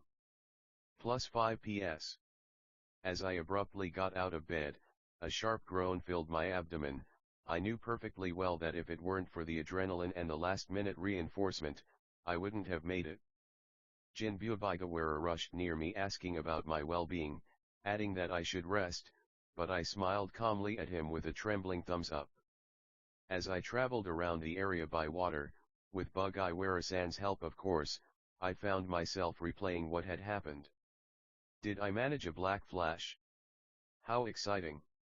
It must have been incredibly powerful. I remembered they were just petty thugs. Oh, right, if I had trouble with them, I can't imagine what the higher-ranking villains would have been like. I didn't want to die, knowing that Mom was resting peacefully, thinking I was just a normal kid. In a way, I was, but that normality died that afternoon. I understand you feel good. However, you still need to rest, or worse, worry your parents. You do have parents, right? Sorry, I didn't mean that. The external voice of my new friend brought me back to reality. Plus 10 PS. And nothing's wrong, I'm really fine and well. The blurry image of what a father is crossed my mind. I only have Mom. Oh, her voice trailed off but recovered immediately. Cherish your mother, you never know when you'll have her. You'll be alone. I realized her fragility and longing when I saw her gaze, a lump in her throat. I'm sorry. Plus 10 PS. It's okay, it's nothing, it was a long time ago. I'm fine, just like you. Plus 5 PS. I understand. I'm a little hungry, but don't worry. I raised a hand before he could protest. I always carry some money, there's a little in my suit. Despite his protests, I had already made my decision. I directed him towards the door after I changed into some clothes he gave me. He explained that they were the ones he used when he was young. When I left it was still dawn, so I shouldn't waste any time. We were in front of a small restaurant where they always sell katsudon. It's my favorite because my mom always took me there when we used to go out. Are you still sure, Midoriya-san? I have no way to return your money. The job situation is bad, and you're right. We can barely. Bugaiwara-san patted her cheeks in annoyance. Again. I'm sorry. Okay, buddy. I waved my hands. Why, you don't owe me anything. It's a thank you, okay. Plus 15 PS. I saw in his eyes how he reconsidered helping me. I calmed him down by telling him the truth again. Surely my new friend, although she seems sincere, suffers from a personality disorder or something similar. I didn't know any other causes, but I had to get to the bottom of it to help him. Hey, I think. You know, we're friends and all, we don't know each other that well, but if I should, can we exchange numbers?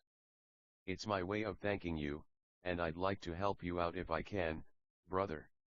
I said, brother.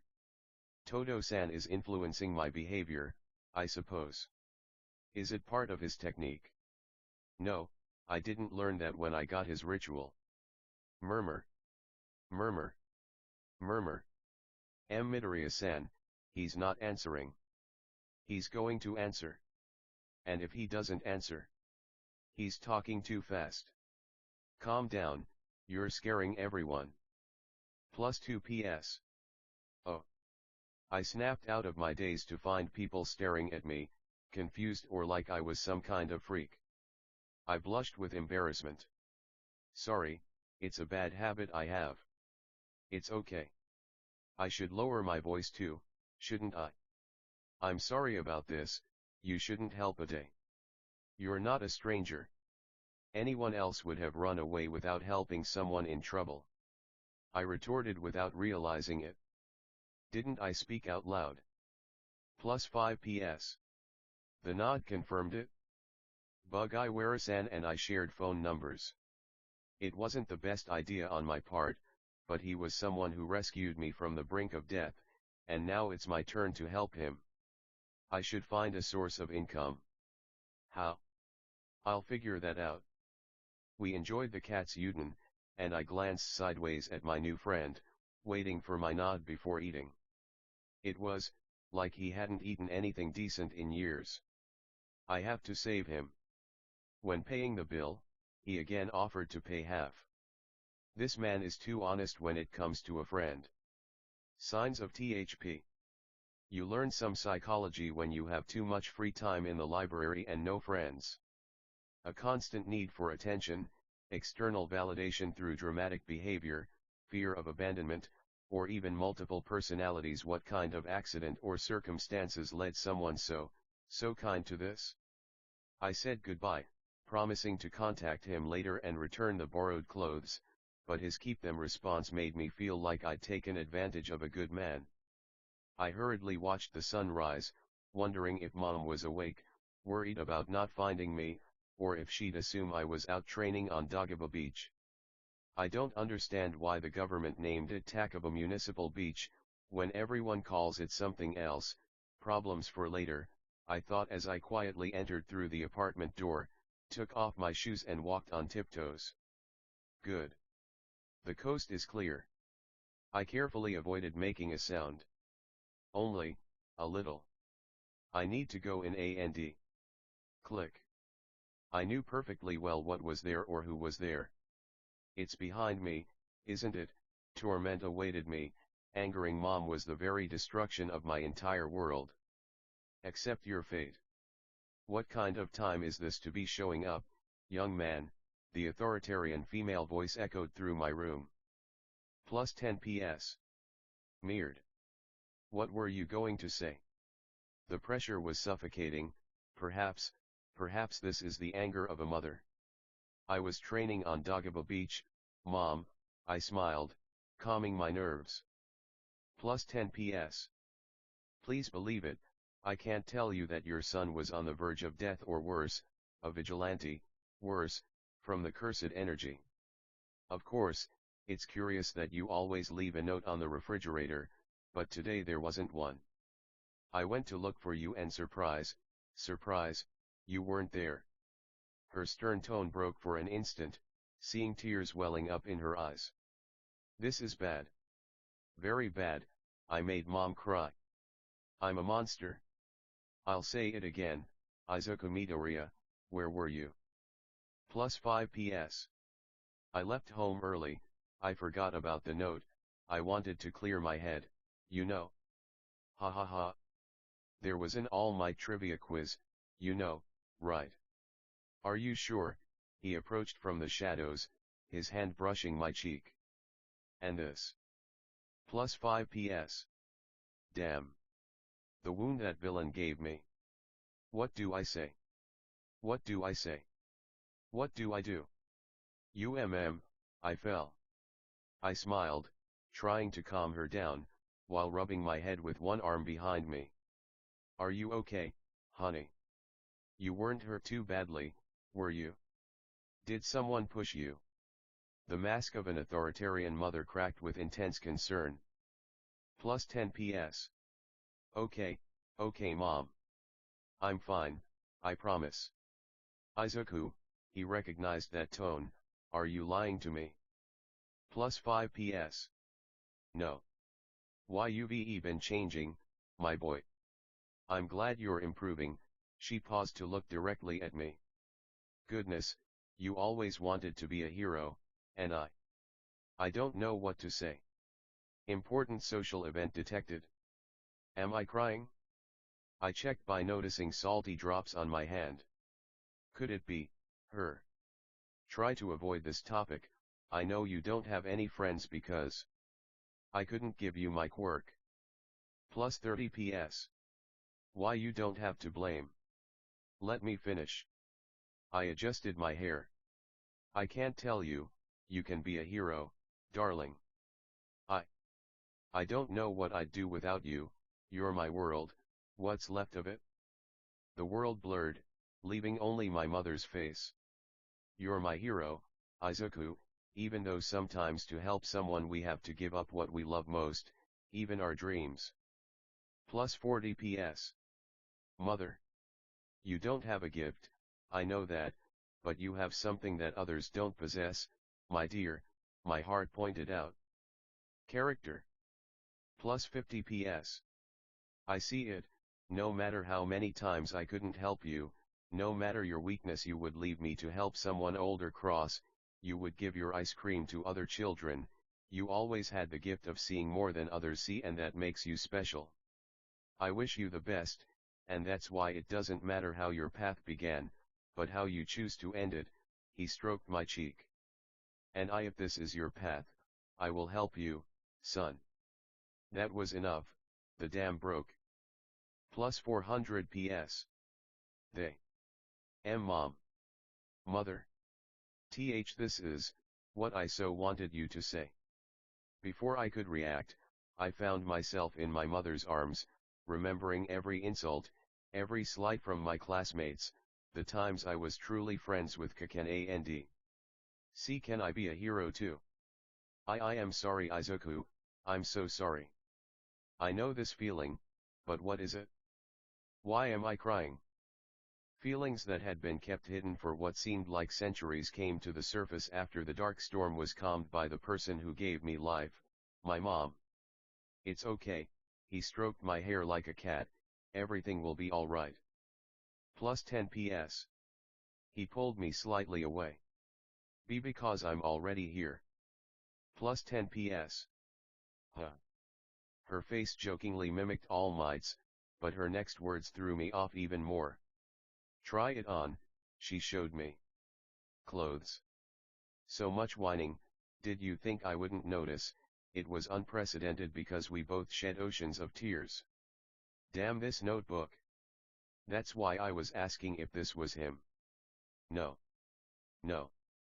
If she finds out, what will I do? I can't tell her I'm a hooded figure who eliminates evil spirits.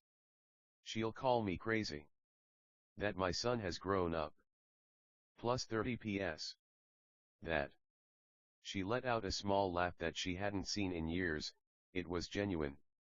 Don't play dumb, I don't know why, despite not having trained much, you've grown so much. Are you taking steroids? Plus 20 PS. What? Steroids. I jumped back from her, blushing. I would never take that. I swear. Okay, just try it. Plus 15 PS. It consisted of a casual outfit and a semi-formal one, because one said t-shirt. On the t-shirt, strange things that always happen to me, at this rate it's more likely that someone will be able to give away their peculiarity, than that a girl will talk to me. I quickly said goodbye to her to get changed, as I was about to enter the room. Oh Izuku, your birthday present is there too. Plus 15 PS. A birthday present? Wait, July 15th has already passed? Didn't she remember, or did I forget? She's expecting a present? Before me was the most wonderful thing that cannot be explained, something so incredible, so heroic. An All Might figure. One of the limited editions. XXX. In the darkness dimmed by the moon's reflection, I was determined. That woman I saved wouldn't be the last. If helping others meant breaking the rules, I looked at my favorite poster of my hero. I'll do it. No matter the consequences. Luckily I was able to hide my injuries as best I could. Now that I think about it, what about my suit? Did I leave it with Bug-Iwara-san? I checked the suitcase well, it's there, but not in good condition, to say the least. Never mind, I think I have another one as a spare, but the hood doesn't cover completely. Looking around my room, I found what I needed. A mask. The hero mask might. So geeky. I blushed at my fanaticism for just one person. It's kind of ridiculous, it'll do, but I need to think about other things. By the way, I didn't talk to Bug Iwara-san again. I sent a message after thinking about it for a while. He probably thinks I forgot about him. I put my phone down for now. I need to improve. Wait. I had a black flash. I thought about it again. The possibilities are infinitesimally small. The level of mental stimulation the sorcerer needs to apply the cursed energy in that way would melt someone's brain just thinking about it. To put it in perspective, it's like when All Might, despite using hand-to-hand combat, is constantly flexing his muscles. Whatever his quirk is, it belongs to him, it's the same. So, if it's a strength boost, it applies to everything. He would use all his strength in every part of his body, avoiding imbalances. It's like the enhancement of his Super Saiyan God, but his strikes seem to focus their power at the last moment for greater agility. Murmur. Murmur. Murmur. Murmur. Thank you, user, for successfully completing a special moment. You are entitled to one of these options. Moment. Invest in Gacha, X2 Luck. Shikigami Aleatorio. Obtain your own curse technique. Okay, I'd forgotten that the system is strange. I'd use double luck because of its high rewards, but if I'm not mistaken, I have between 750 HP and 800 HP. A hidden Shikigami for enemies is an incredible asset, but with my luck, it'll probably only give me something I can't control or make me weaker than I am now. Not to mention, for some reason I'm progressing fast. Maybe it's because of the CE. 1, 2, which one do I choose? The other one is number 1. Not number 2. 3 o'clock. Yes, number 3. A unique ritual technique, though random like Shikigami, grants the user supernatural abilities, activated consciously or unconsciously. If I'm not mistaken, could it even be an extension of their being? Mahito loves destruction for pleasure, and his soul manipulation technique is, like a reflection of him. I choose number 3. Give me a damn technique of my own. My command was followed by rotating lights on the screen, from dark to bright, multicolored and negative, where a strange language was being translated. For an instant I observed, the ninth worthy, the pillar, the living anomaly. Izuku Midoriya, the one who helps, the one who doesn't give up, the one who can achieve it. Quirkless, despised, altruistic, fanatical, kind. Destined for something you don't know, for a legacy that awaits you. Legacy. What kind of legacy are you talking about? You have unlocked, innate ritual technique, Hero's Will. The Hero's Will. A greenish glow emerged from the mixture of all the colors, reaching my nose, and the migraine didn't wait. I felt the information about the technique as if it had always been mine. I have 2 others that aren't mine, granted by the system. However, mine was based on my desire to help others. My reserves temporarily increase for 2 hours when I have a genuine desire to save someone. There must be a danger, either a curse or a villain threatening innocence. This changes shape by overloading my cells, giving me that necessary boost of strength and speed. My appearance changes slightly with internal greenish rays as if the CE were electrified, varying with the intensity of saving. I drip by marking anyone who possesses cursed energy, whether a sorcerer or not, as long as they are in danger, but if that person dies, my reserves are temporarily cut in half. The other limitation was worse. Carrying that extra strength and speed tears my muscles and bones apart over time. Oh, it also generates an invisible, passive aura that calms and regenerates those nearby. I collapsed on the bed from the pain that coursed through my body. It took a whole minute that felt like years. This is too much. I leaned against the wood. I need experience, and lots of it. I decided to stay up all night to complete season 2 of Jujutsu Kaisen. It's not about taking care of myself, but I have to do it because it's my only source of information to improve. The journey wasn't what I would have liked to see. I think the exploration of Gojo Satoru's youth is great. I noted the important things. Toji Zenin is extremely strong, but I could tell. A man forced to grow up, despised since childhood for not possessing something that others do. Equality is terrifying. What kind of torment turned him into a hired killer? He abandoned Megami out of love and a sense of inadequacy. His last thought was of his wife and child. Suguru Geto's downfall made me realize something: even the best can be corrupted. What if there are villains born because of those they swore to protect? Because of others. Being a sorcerer gives you the possibility of becoming a murderer sooner or later. I never want that to happen. Taking the life of someone who loves, who cares about others, who has feelings, wouldn't that make me just as evil as Sukuna? What is the value of a life? If this world has changed without anyone noticing because of me, it will be my curse, but I will not allow anyone to die if I can do something. If that is the case, I do not wish to live on such a planet. I had forgotten to check for messages because I ended up falling asleep at my desk. Upon waking, I performed a series of warm-up and stretching exercises while letting the CE flow. Mom was at work.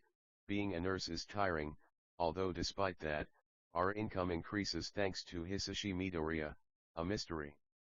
I still don't remember my own father. It's true, I've grown a few centimeters and well, my jawline is more defined, the baby fat is almost gone. I don't know if this is due to the flow in CE, the system that passively improves my physical attributes, because training is giving results faster than I expected. I'm not the most built yet, but muscle growth is starting to show. I'm going from a regular guy who could walk out of a crime scene like any other kid and nobody would notice, to someone who's, you might say, attractive. This is not the time for that, Izuku.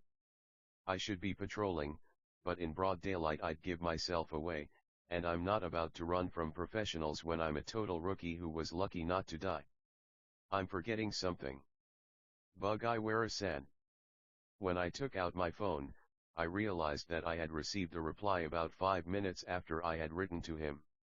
I'm a terrible person. I got so distracted that I forgot to see his messages, so I decided to reply and apologize. We chatted for a while, and she greeted me cheerfully. I asked how she was and mentioned that I had left some things at her house and would be back soon. I was grateful she had shared her address with me that day. While walking the streets in casual clothes, I managed to hide the trace of my energy a little, and despite having several tricks, I still need to improve my defense and attack. I should find a dojo that accepts quirkless people and get my mom's permission. That was definitely the least of my problems. +1 PS. +1 PS. +1 PS. Why do girls stare at me so much? +1 PS. Do I have something on my face? +1 PS. I can't even talk to any of them. +1 PS. +1 PS. Okay Izuku Midoriya, calm down. You're nobody and you'll never be anyone, and that way they won't notice you. Curl up into a ball and they won't stare at you like that anymore. But when I came into contact with a girl my age, who had been watching me for a long time, she winked at me and blew me a kiss. +3 PS. That's a lot of attention. I blushed and hurried away. I managed to escape that by luck, finding myself in a slum in the city. TOC. TOC. TOC. I'm coming. I'm coming. I won't give them my money. On the other side of the door stood my friend. Midoriya-san. It's the kid. Above. Okay, come in, you said you forgot some things. +5 PS. Yes, but I didn't just come for that, I explained as I entered. I told you I was going to help you. I already told you it wasn't necessary. I admire your altruism, Midoriya-san, but I can't live off others. Plus 5 PS. Brother, okay, I'm picking up Todo-san's habits. You saved me, it's the least I can do, and that's why. Before I could protest, I stretched out my hand and gave him about 15,700 yen, the remains of my savings. It's not much, but it's what I have. Friend, he said, holding up the money and looking at me in surprise. Why are you doing so much? You're just looking. Plus 10 PS. Stop, raise a hand, it's yours, and by the way, this too. I took 2 bento boxes out of my backpack, filled with protein food along with some water bottles. Weary friends, remember.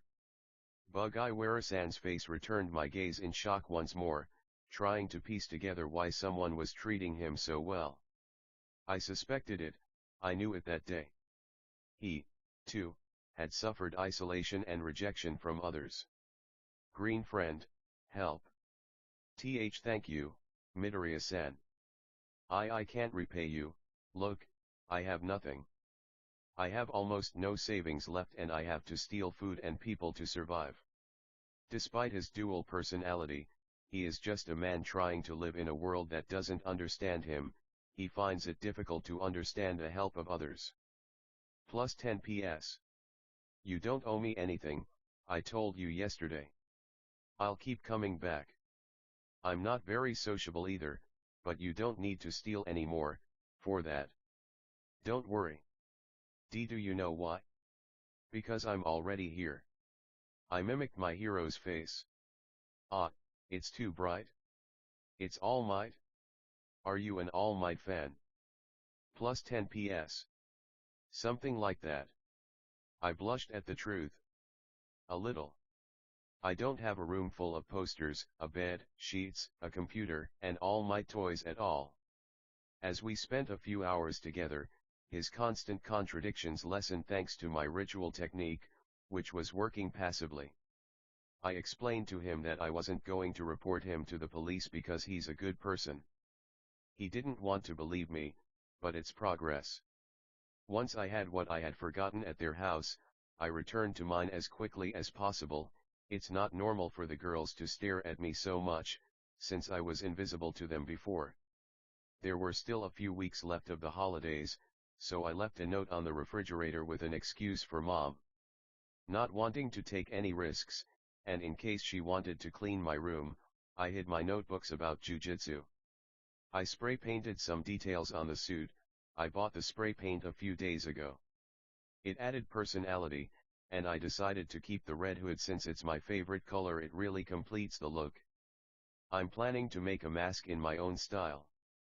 Going out in broad daylight as a security guard was risky, but if a security camera caught me coming home, it was game over, and I wouldn't have to explain why a child without quirks had powers. Wait a minute, I have some points saved up. The thought of spending them or not crossed my mind, but, what could possibly go wrong? System, open. How much do you want to spend? USA 700 SP. Come on, give me something that can help me improve or at least defend myself for longer. Removed, Rico Amani's scarf. You rolled, +1 Myzenon bullet. You have obtained, +1 energy concealment talisman. You drew, watery Shikigami. You have won, Kento Nanami's cursed energy reserves. Rank, silver. You have obtained, cursed weapon killer demon. Has ganado, uniform jujutsu de Nobara Kujisaki. Gain. The reserves D. The increase in CE was like going from a small pool to a large one, but without going overboard. Nanami-sensei, despite being strict, is someone I admire. He goes the extra mile, setting aside his no overtime rule, if someone is in danger. I should hide that bullet, I don't want Mom asking where it came from. The Shikigami grants me passive damage to villains without them knowing where the attack is coming from, or even to counter other curses. My cursed spirit was born among luminous particles, forming what appears to be liquid, a small slime.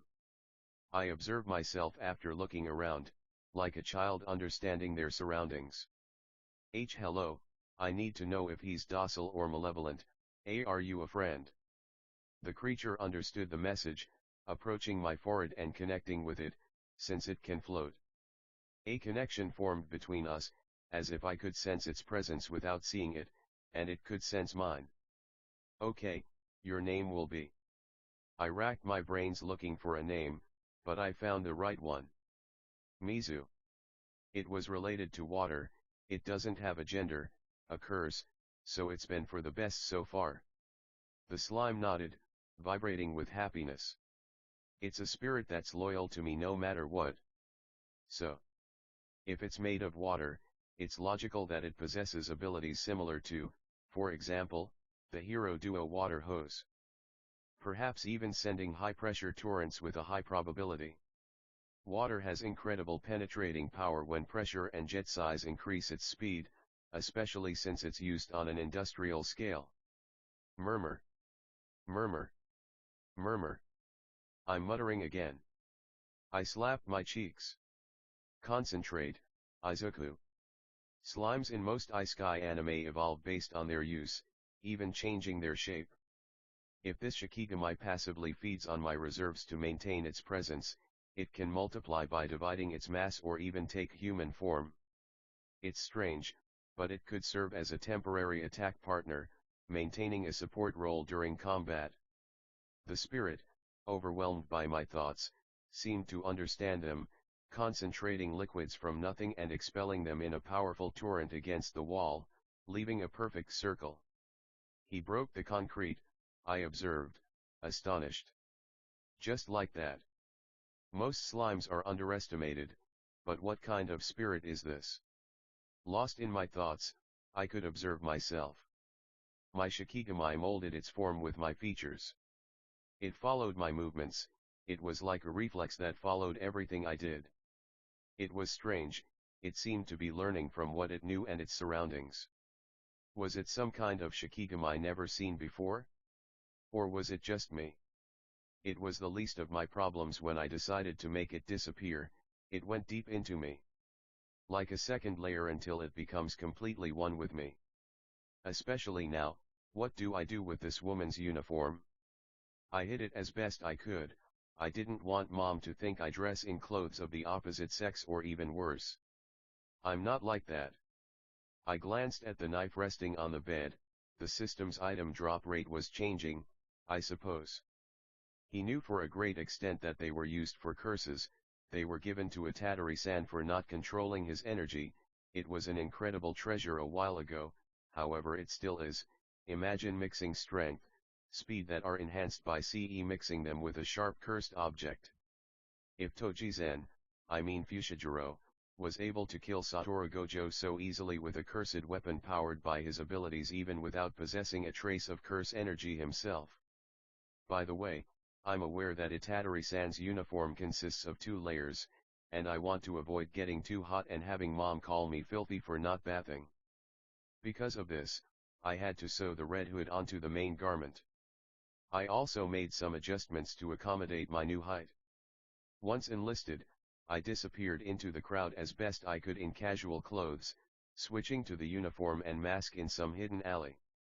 I dealt with multiple level 4 or 3 curses, most of them feeding on innocent people. The best way to make them think their pain magically disappeared is to wear a hood, which would be a major red flag, if it weren't for the current rain. Or they might just think I'm doing cosplay. Something that helps in a society of heroes. During the patrol I stopped a pickpocket, only using the CE reinforcement discreetly because accidentally, I bumped into the villain throwing a punch knocking him unconscious. Imitating Itadori-san's movements has allowed me to land consistent hits, but I'm still vulnerable to extreme spins due to my lack of movement. I needed energy, so I ventured into busy areas, dressed casually, my suit always in my favorite backpack. It was a gift from my mother years ago. Childhood memories still haunt my mind. Entering a bakery, a boy served me, unfortunately tormented by a cursed spirit, acting normally after completing the purchase. Could you take a step forward? He approached, confused. I took advantage of the moment to extend my hand horizontally, imbued with Ce, dismantling the curse. It was probably causing her shoulder discomfort. The situation reminded me of Kento Nanami helping that girl. What was that? I looked confused. The pain is gone. Plus 5 PS. T tell me, huh? What's your T name? Despite my limited experience socializing, he gave me his name, Rikito Sato. He has brown hair, is muscular, and has a broad build. If he works at a bakery, it must be one of his family's businesses, judging by the name of the shop. I'm sorry about that. I shrank back. If you feel any discomfort afterward, please see a doctor. Is that your quirk? And thank you for that. Honestly, I haven't been able to get proper rest for days. Plus 5 PS. I see. I nodded something like that. I have to go. I shouldn't get too involved. I want to have friends, but what if I end up dying because of me, or worse, accidentally cursing their souls? I feel the same way about Mom and Jin-san. Even so, what is my role in this world? If the system incident had never happened, I'm sure I would still try to get to UA. Helping others is one of my biggest dreams. As I left, having paid off my debt, I disappeared from his sight. After I left, Sato-san, grateful, asked me to come back someday to buy something, thanking me and saying he would give me a discount for my help. I decided not to introduce myself yet. It's impolite, but it's for the best. Even though he seems like a main character, is the system telling me that? Near the outskirts of a hospital, I dealt with a group of curses that were in the surrounding area. I lured them in with Boogie Woogie and clumsily eliminated them with the killer demon. I never knew how to use bladed weapons because it was never necessary. Between my simple patrols to avoid attracting attention for improper use of dawn, a high concentration of feelings flooded my senses. Several brands appeared in the distance, feeling the emotions of several people overwhelmed my brain with a single word in mind. Aid. Green rays concentrated, dancing on my skin, penetrating my veins and muscles, giving the double boost of a normal CE boost. My legs moved on their own deep into a nearby forest that connects to a port that was abandoned some time ago. What if I don't arrive on time? How fast am I moving? I must plan correctly. If they are curses, I must exterminate them even if it costs me my life. If they are villains, I should gradually exchange the hostages without them noticing, while incapacitating the thugs. What would All Might do? An average person can travel at a maximum speed of 4.25 m/s, but even this varies with their physical condition. While the average speed is around 8 m/s, my ritual technique doubles that.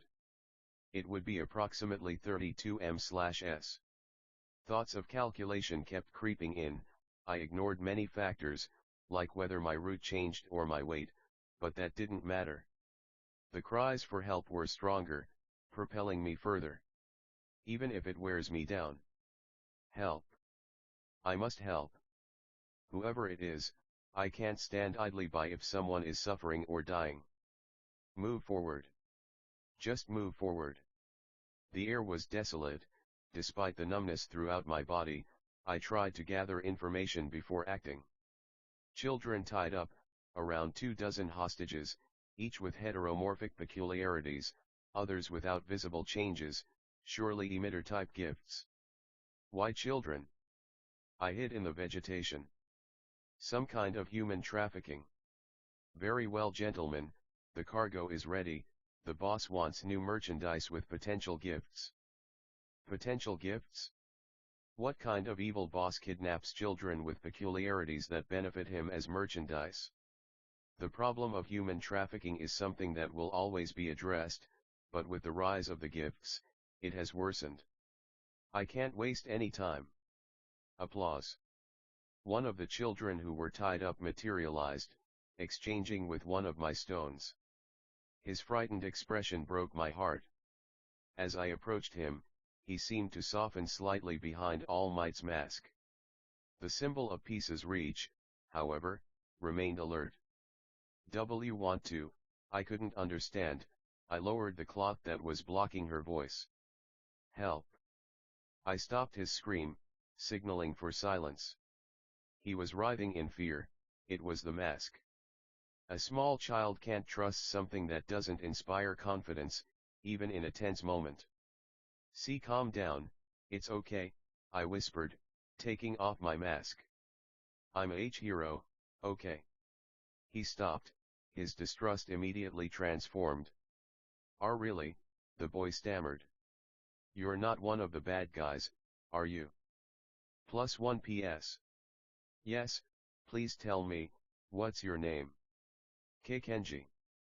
+1 PS. "Alright, Kenji-kun, I need you to stay here. You're strong and smart, I'm counting on you to rescue the others." I pulled him closer. "You must lead them. Can you do that?" I look away. I can't, they killed my mom." +2 PS.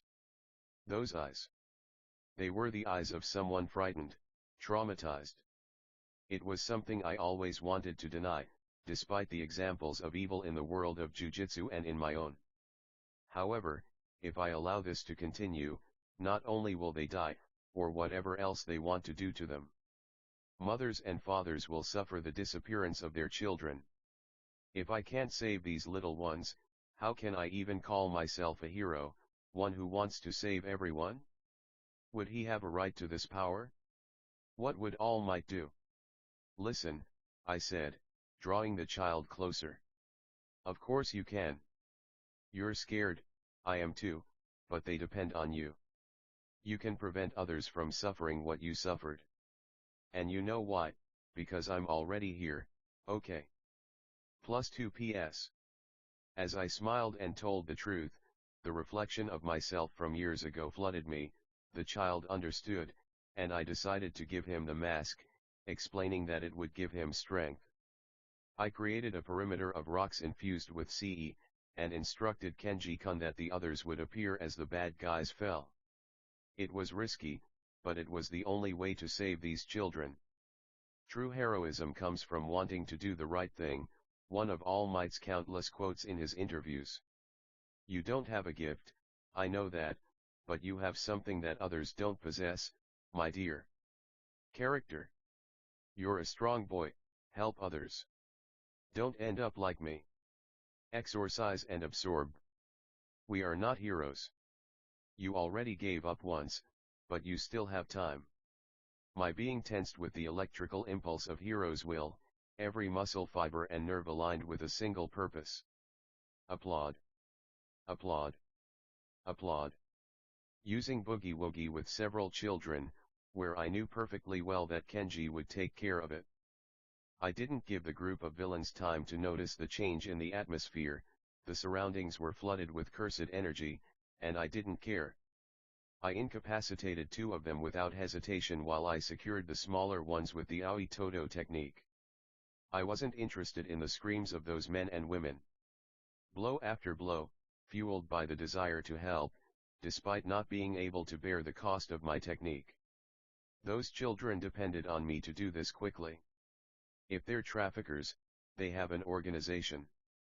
Attack the key points, preventing them from using one of the minors as a bargaining chip. Weaker curses attack in groups, there must be a leader manipulating these lackeys. A hero. See, I told you, they would save us. Have I never seen it? I will see Mom again. Those were the cries of the little ones who still hadn't gotten on the truck. I suppose some of them came from inside it too.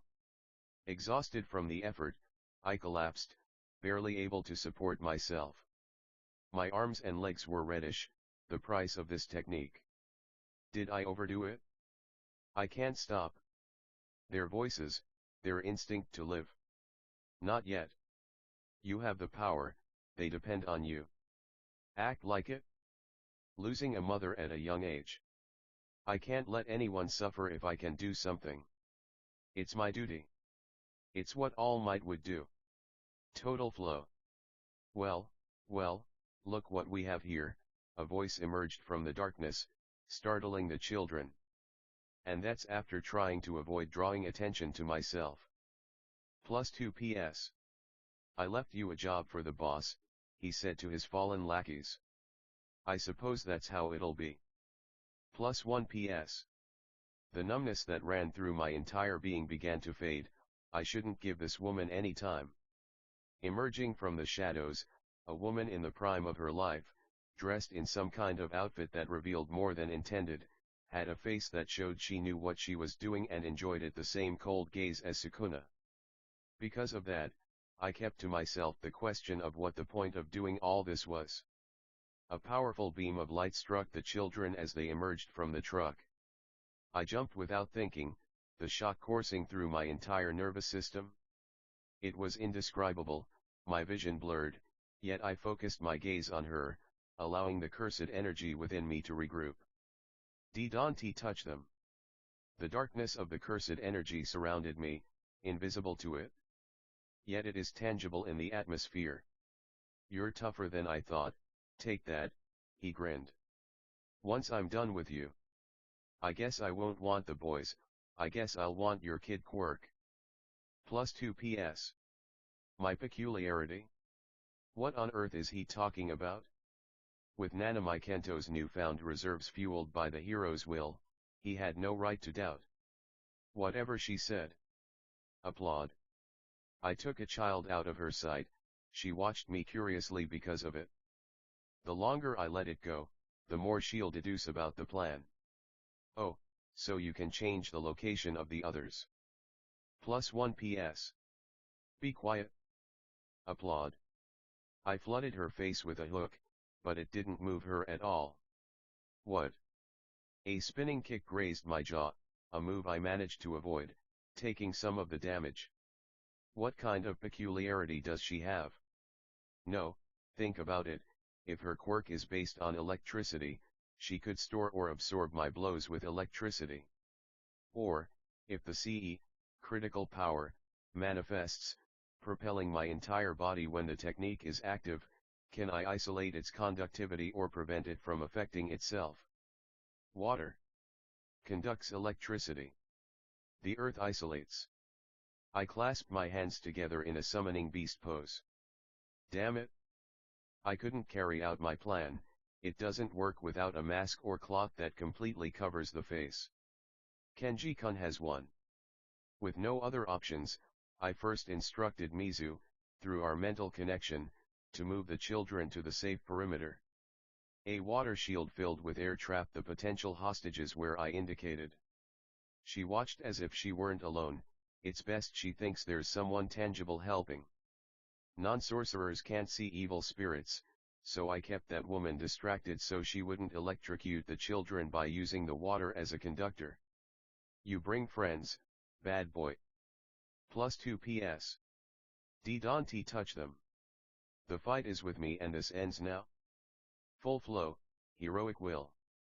Inspired by old superhero videos, I used my surroundings to my advantage, leaping between trees, shifting positions, shoving mud in her face, blow after blow. She was disoriented. If she can absorb what drives me, there must be a limit. Applaud. Coup. Applaud. Snot. Coup. By disorienting her, I don't allow her to think. If she doesn't think, it's easier for me to attack, avoiding patterns and above all reducing the fight time. Smash. Applaud. Each blow was absorbed, but she was beginning to show signs of strain. That's right. Every quirk has its limits, even every cursed technique has one. Still. Lend me your strength, All Might. The image of the greatest hero followed my movements, I knew it was my imagination. I'll use all the small ones, thank you, without you I couldn't do it. Detroit. I remembered this movement after years of admiring the greatest hero. Applaud. Texas. Applaud. Wyoming. Carolina. Applaud. Missouri. Between each strike, I increased the power of my energy, swaying my body as if I were part of the environment. California. I pushed myself off using a tree, after almost losing my balance. New Hampshire. Applaud. Oklahoma. St. Louis. Imbuing every bit of CE with my ritual technique, the internal rays intensified, tearing at every fiber of my muscles. The energy concentrated, releasing dark electricity. Could this be it? Is this the zone? None of my punches are comparable, yet I still want to be like All Might. For each one of them the children's faces, childlike, frightened, and innocent, for each one I cannot save. If I can still move, I must try one more time. Smash! The space buckled electrically in greenish tones, sending my opponent crashing into the trees. The cursed energy is an uncontrollable lightning bolt that depends on its conductor. It's like a... That's it.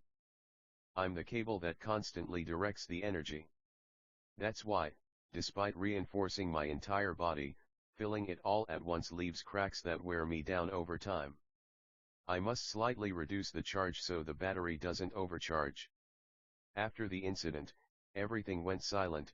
Although I didn't suffer any fractures, I was left in a state that honestly doesn't allow me to exert my body any further. The adrenaline still pumping kept me sane long enough to make sure I hadn't accidentally killed that woman. She's unconscious, judging by her breathing. The heroes must come soon. I picked up a fallen cell phone. I notified the police by telephone, giving my report and location in the most different tone of voice possible. They were insistent. The tiredness was reflected through the line, but apparently they accepted that it was a type of anonymous call. I destroyed the cell phone. I couldn't risk being tracked. Mom would collapse if she found out everything. Applause. I reappeared in front of the children, who, startled for a moment, tried to flee but were stopped by Kenji-kun. Okay. It's him. +2 PS. They surrounded me in ecstasy, murmuring and showering me with compliments. Their sudden surge, catching me off guard, left me on the ground, receiving their thanks. Are you okay? +1 PS. You're a hero. +1 PS. What is your name? +1 PS. You made a river, bam. +1 PS. Thank you, hero. +1 PS. A hero is someone who puts the safety of others before their own. Your weakness didn't matter. You would leave me to help an older person cross the street. You would give your ice cream to other children. You always had the gift of seeing more than others perceive, and that makes you special. We are not heroes. If this power arises from the evil in the world, then it doesn't matter if it's an endless cycle of death. I will break that cycle. To be a sorcerer is also to be a hero. Tears welled up and streamed down my face. I wiped my cheeks. It's nothing, guys. Toma esto yo. +2 PS. Kenji-kun offered me the All Might mask again. Keep it. I was going to trade it anyway. I smiled, calming his doubts. Listen. I stumbled and was immediately supported by the children. Stay with Kenji-kun, help is on the way. Okay. But you look exhausted. And your injuries? +1 PS. It's nothing. I stroked the boy's hair. Everything will be alright. At least tell us your name, hero. +1 PS. Yes. Lord of many gifts. +1 PS. Please. +1 PS. So we will tell our parents about our savior. +1 PS. Saying my name would cause problems. That nickname, Kakan, came up. I shook my head. I can't say I'm useless. I don't think so. A fake alias. I can't think of anything, yet my words betrayed me. Soy Deku. Useless. +1 PS. What a strange name. +1 PS. It doesn't matter, Thanks Deku. +1 PS. Yes. Thank you. We thought we'd never see our parents again. +1 PS. Police sirens filled the air, I had to disappear. The boys were safe now, my duty was done. Good heavens, I'm too tired, I need to take some time off or this will kill me. Just don't say how I look, okay? Is it a promise? Alright. +1 PS. No matter if they torture us, we will never betray you, hero. +1 PS. Why your mother would be proud. I'll leave the rest to you, Kenji-kun. Applause. I exchanged with a distant stone that I located while I was exorcising curses. I need to bathe and sleep for 1 or 2 weeks. XXX. There are only a few days left before school starts, so taking some time off was something I desperately needed. I was obviously exorcising minor curses, but I was feeling high levels of stress when I went shopping with mom. Along with the anomaly that increased their prices. It's like an economy, the more money there is, the more things cost. Despite being a beginner and not having much experience in fighting, thanks to my excessive hero notes, I was able to relatively replicate the sorcerer's movements. However, I feel stuck. I've been doing calculations and I can't get past rank 2. Despite having incredible ritual techniques, and even though my strength and speed are affected by the hero's will, it's not like the physical monsters of the special ranks or Yuji Itadori. Speaking of that, delving deeper into the history of Jujutsu has broken me, making me understand the true weight of sorcery. Yuji Itadori being used for a massacre. Gojo Satoru being sealed. Kento Nanami was killed by Mahito. Nobara falling because of the same disgusting being. It reveals the brutality of witchcraft, kill or be killed. What's the point? Therefore, my search for that blonde girl continues. I've made some progress, apparently, her private high school is just days away from holding its senior graduation ceremony due to administrative issues. Something unusual in Japanese high schools is that they always end the school year in mid-March. And how do I know all this? His uniform gave me clues, although unfortunately he's located near Kanagawa Prefecture. The good thing is that a train ride isn't too far, due to its proximity to Musudafu. I probably look like a stalker, but something inside me hasn't let me sleep without thinking about her suffering. I know, stupid, maybe even a psychopath. This whole curse thing is driving me crazy. Let's change the subject. If she's my age or older, she must be a senior. I'll try to infiltrate her or casually intercept her by exorcising her curse, and that's it? You're so clever, Izuku. Although going unnoticed is a bit difficult now, I don't understand why girls are staring at me even more than usual. The changes I've been experiencing are easily due to the EC flow. Maybe it's affecting my growth? It's like puberty is hitting me twice as hard. I no longer have my baby fat. This wasn't in the system specifications. No, I'm probably going crazy. If that's the case. Mom is happy I'm growing up and says I look like dad, her nostalgic tone lets me see something between the lines. Someday I'll solve the mystery of my father. But that's not all, earning my own income helps, however I wouldn't say it's mine, because it comes from my mom. Turning 15 is one of my goals so I can help her with expenses. Of course, we live comfortably, almost debt-free, but I'd still like to contribute to the household. I spent most of my time in the library, absorbing knowledge of physics and some mechanics. And why? Simple, if I can make my own support objects, I won't depend on spending so much CE. The cleanup of Dagaba Beach is also progressing. If I train properly, improving my physical condition, when I'm reinforced with CE directly through my ritual technique, my current strength will be further enhanced. It's simple math. Wait a minute, I'm forgetting something. Kaken. My colleagues. If they realize the changes I've undergone, they might intensify their harassment, even spreading rumors about me. Or they might not even recognize me. Oh, what do I do? Do they think I have some kind of gift? Izuku, lower your voice, I'm watching TV. It's okay, Mom. Plus 5 PS. I need to control my muttering. I'll leave that for later, for now, I'll visit Jin-san. After several days, he offered to let me call him by his first name because I was uncomfortable having to repeat his long surname every time I wanted to address him. Well, I think I have a friend. I've been helping him financially so he doesn't relapse into crime. His mental stability has improved a bit, thanks to me, I suppose. Being alone affects people. And he no longer relies so much on his mask to feel whole. I assured him that whether he's the real Jin Bubigawara or not, he's still Jin Bubigawara-san, and that's enough. He briefly recounted his accident with his gift, and I preferred to keep my questions to myself out of respect.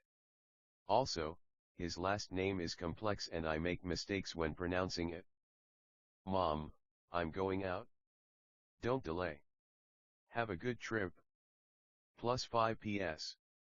Dressed casually, I went outside, waiting for what was to come. Next chapter. Are you enjoying this book so far? Log in to learn more. Jujutsu Hero, Chapter 5 Number 5 Distant Past. Close. Number 5 Distant Past. Trapped in the monotony of the day, Inko Midoriya wandered about tidying her home. However, her mind was elsewhere. She couldn't understand when the years had passed as if they were days. One moment she was a young woman with dreams, longing to get married and have children. Her parents always supported her, and every effort paid off. She received a scholarship to study nursing, and that afternoon was one of the most important of her life. She'll never forget the flood of tears she and her family shed. A possibly genetic trait. From childhood, that was her goal, her unique ability, a variant of basic telekinesis inherited from her parents, inspired her to help others. But the heroic path at that time was uncertain. The world had yet to see the arrival of hope and peace incarnate. Her ideals evolved over time. She marveled at how lives could be saved, even outside the realm of popular heroism. She knew beforehand that the high mortality rate was perhaps one of the reasons she decided to become a nurse.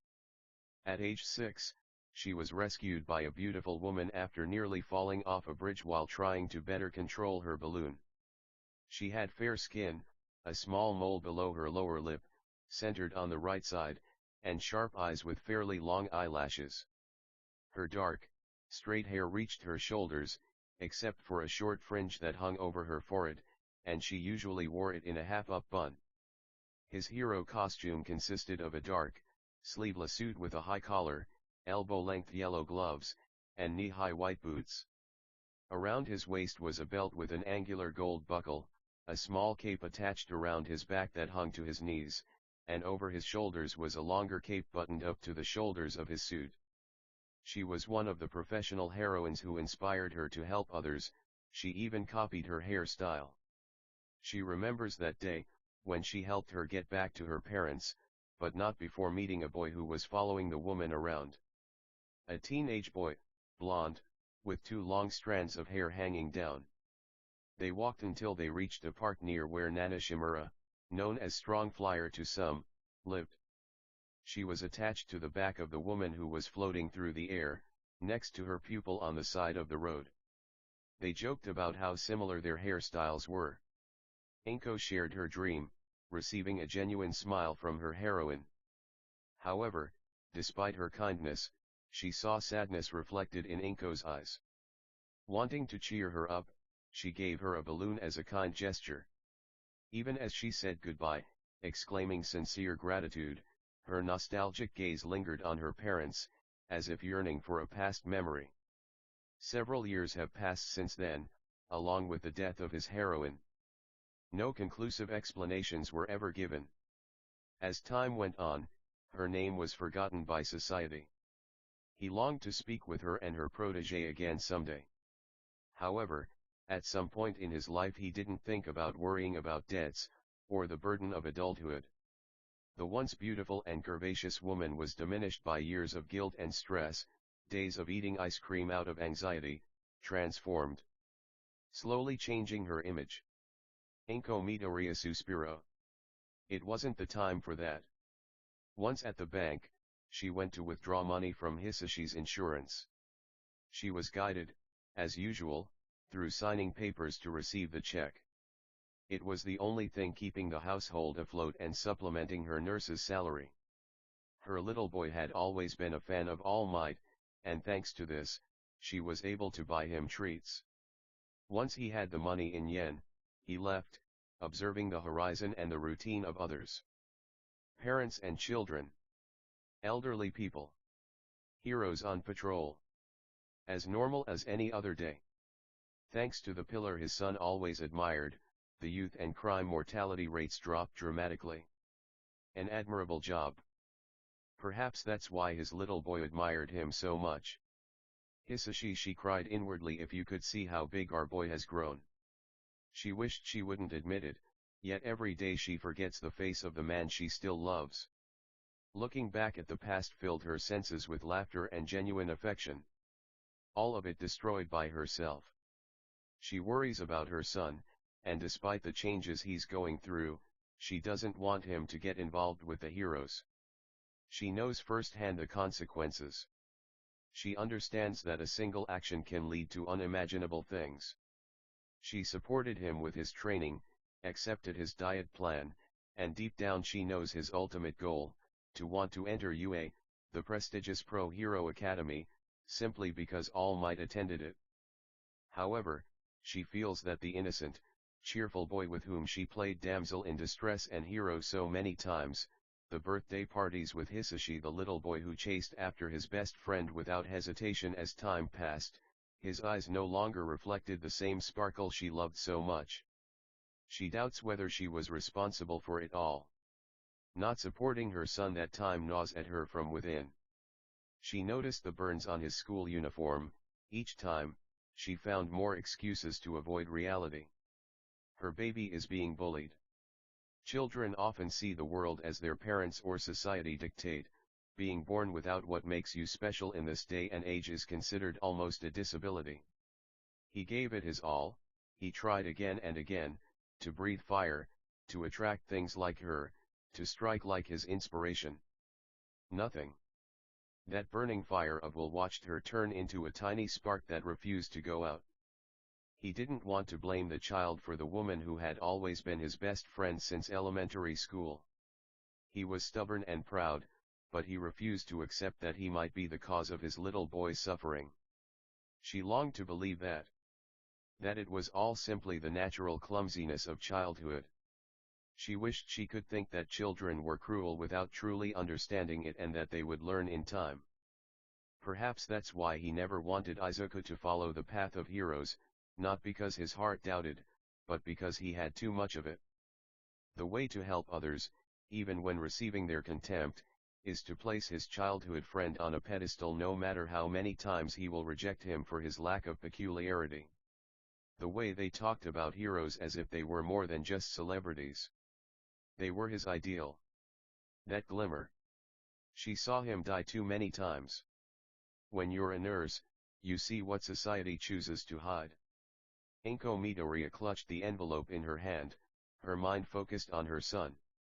On second thought, Izuku was always a shy child, yet somehow he managed to find the determination to push himself beyond what others expected. That scared her deep down. With each step he takes toward that dream, he feels it's a step closer to a world she already knew all too well. One where willpower wasn't always enough.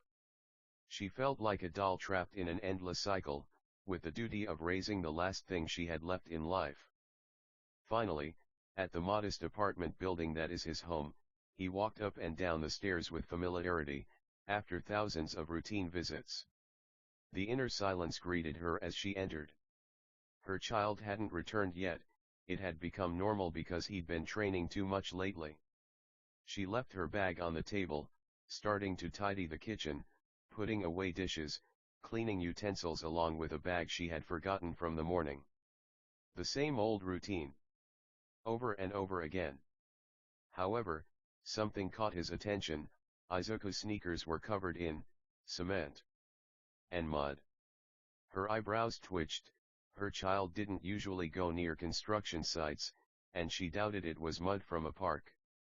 She straightened up, searching the apartment for something else. Nothing. Even so, the anxiety of wondering if her little baby was hiding something from her won out. He arrived at his son's room. The door with his iconic All Might Hyazutsu bearing his name was ajar. He pushed gently. The scene was so familiar.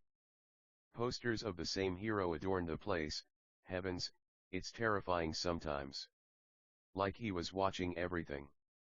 On his small table with Hisashi's computer, rested Izuku's analysis notebooks. Years ago, he stopped trying to understand them. However, he always found them endearing. He decided to tidy his desk. His eyes finally fell on one that stood out from the rest.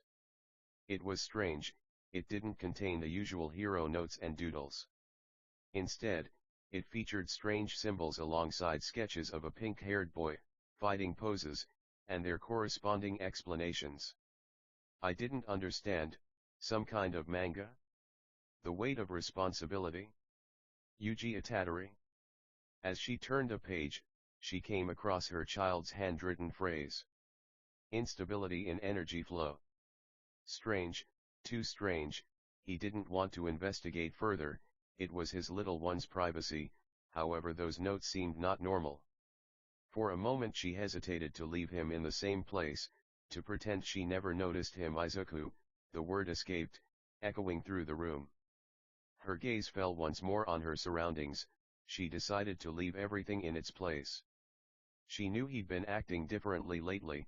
She supported him, but she still had a feeling that her son had already taken a step too far away from her.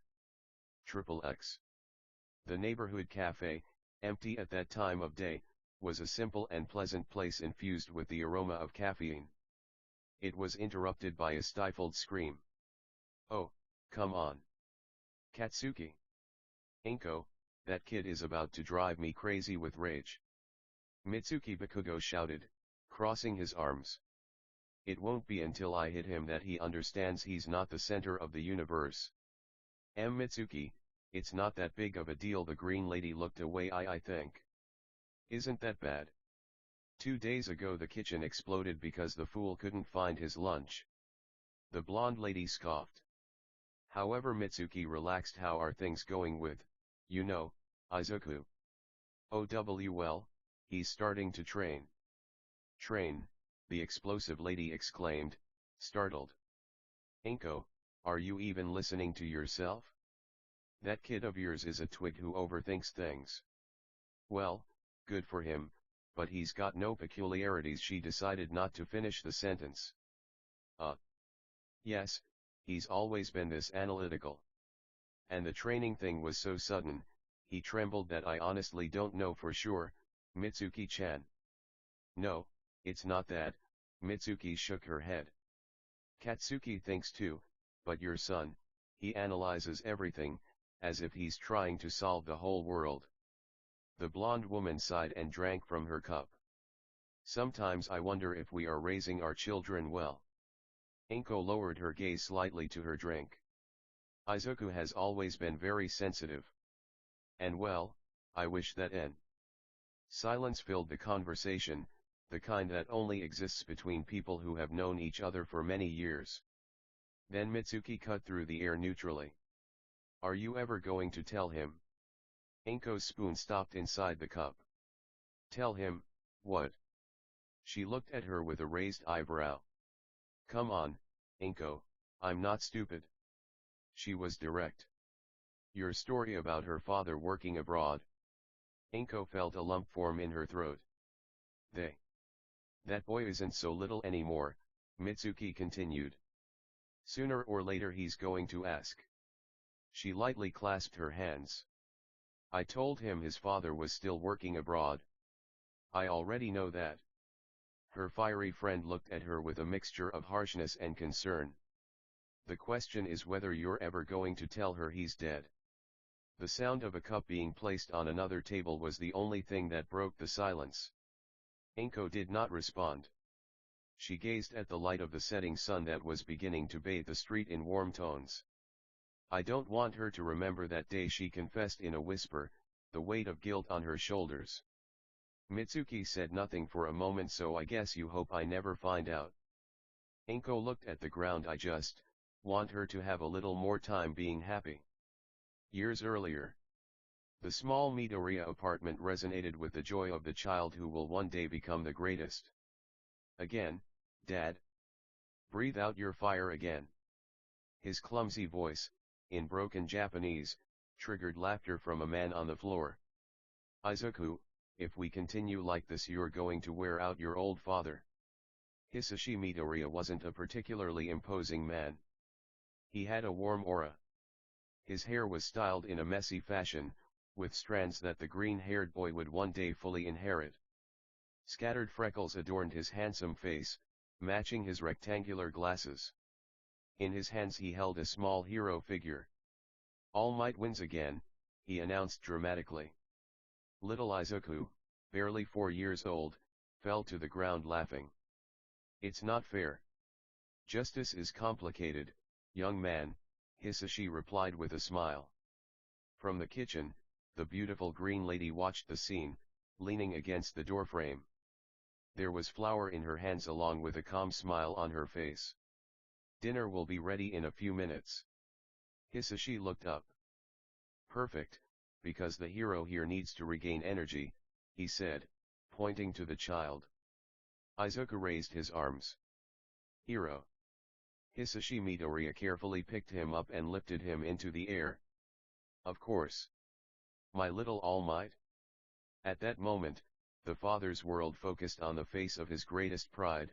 She had a few of his freckles, the same hair color as his wife.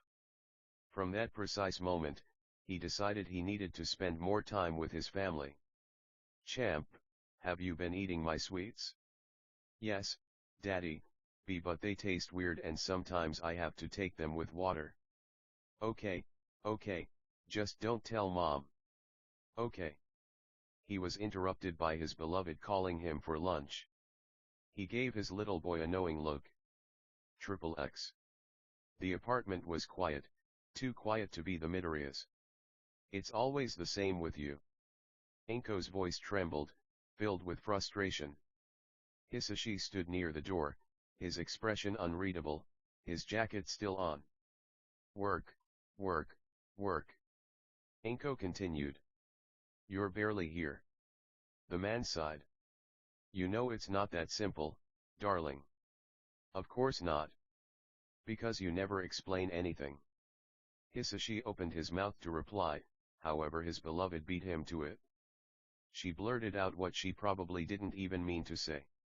Sometimes I feel like it's just Izuku and me. Silence filled the room. Luckily, the boy was still in elementary school. The man lowered his gaze. He knew beforehand that whatever it was, his beloved wife didn't really mean to tell him. Hisashi yo. No keys. Don't worry, he adjusted his hat. It will only be a little while longer. I have some things to take care of. He turned to look at the woman. I promise I'll be home soon. I know you'll take good care of Izuku. I love you. The air was unusually cold, a storm was brewing on the horizon. I wasn't sure if I was making the right decision. Once in the driver's seat of his car, he banged his face against the steering wheel for a few seconds. Great, he exhaled, I'm a terrible father.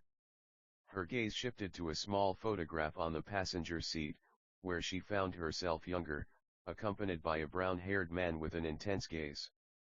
Richard Parker. He decided to ask his high school classmate in the United States for help again. He dialed her number, the tone rang several times until I thought you were busy counting coins of the empire, the voice behind the line mocked. This is undoubtedly your old friend. Hisashi Midoriya let out a laugh, just checking zoo taxes. The man on the other end of the line immediately understood, sneering. Did some animal escape? Not yet, Hisashi replied. Don't leave everything to me, you eight-legged one. The brief pause answered 1,000 words. Speaking in code is crucial to avoid problems. Is the puppy still taking his supplements? Hisashi looked at the street where he was standing. Yes. Good, the voice replied. The metabolism needs time to adjust to the diet. Are you sure it will work? He softened his tone. I am, Richard explained. The capsules prepare the system, we work on it together, and we know perfectly well that they adapt the cells. And then what? The gift. Are you still using both keys? Hisashi gripped the steering wheel. Of course, the man explained. Your DNA and mine, no one but our bloodlines can open that door. Hisashi stopped constantly stepping on the carpet that belongs to the car. Are you doing the same with yours, right? The silent tension behind it all flooded the conversation for a moment. Yes, he continued. I want her to have the opportunity to be something more. This could destroy our families if Oscorp finds out. The image of the people he loves filled his mind. I know, however, this can change everything, my brother. I hope it's worth it. He started the car. Friend. When the puppy takes its first steps, we'll know. Take care of your lab, Parker. He scoffed. Those spiders are sensitive. And you take care of your zoo. The journey continued after the echo of that call, yet his thoughts were elsewhere. Perhaps, just perhaps, he could make his son into someone better than himself. It was degenerate to experiment on one's own offspring, but this was the only way. Once his body adapted, he could accept the artificial gift he and his friend were creating. Although, according to some calculations, any external agent introduced into him could gradually improve him. Like a child growing. The headlights of a car flashed by, and in less than a second, Hisashi Midoriya was crushed by the impact. With his last bit of strength, he hoped his little boy was all right. I'm sorry, Inko, I couldn't come back. However, the anguish was found elsewhere. XXX. The insistent ticking of the clock struck 4:20, the dim light, dulled by the bad weather, filling the apartment. Each tick grew louder. Inko Midoriya paced the living room. It wasn't the first time they'd argued. Hisashi always went out to clear his head. He wasn't usually late either, so in theory, she shouldn't worry. Even so, the anxiety didn't leave her. Perhaps the last image of her husband walking away unsettled her. He's just driving, she told herself. She forced herself to do something simple to avoid thinking about it. She put the dishes away again, picked up her son's notebooks. She tried again and again. It worked until someone knocked on the door. Hisashi's thoughts returned, but something was wrong. He always carries the keys. When she opened it with hope, with the image of her husband back, it was overshadowed by that of two police officers. The first one bowed his head in respect. Mrs. Midoriya? She nodded, confused. Yes.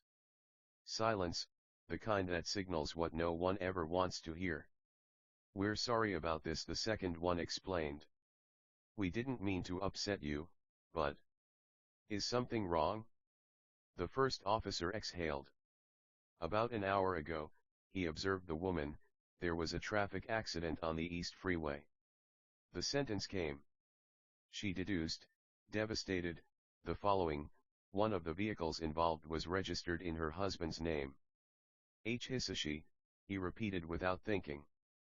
The emergency services arrived, but... The officer lowered his gaze, not daring to finish the sentence. Inko realized something. She had caused another loss. She could never be happy. She didn't know what to do with her emotions. Denial was her failed attempt to resist reality. There must be some mistake, she explained gently. He left recently.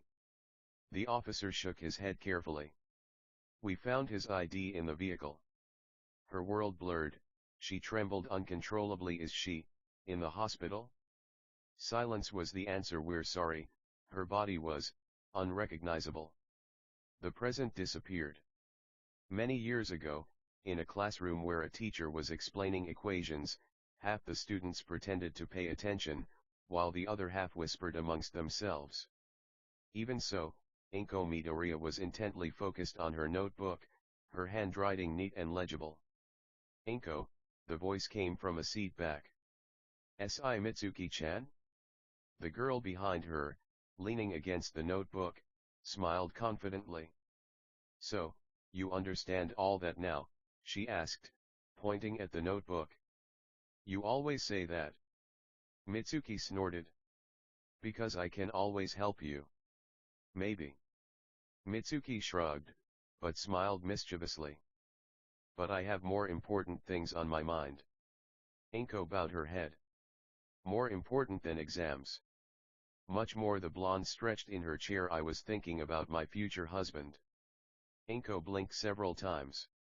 "Your, what?"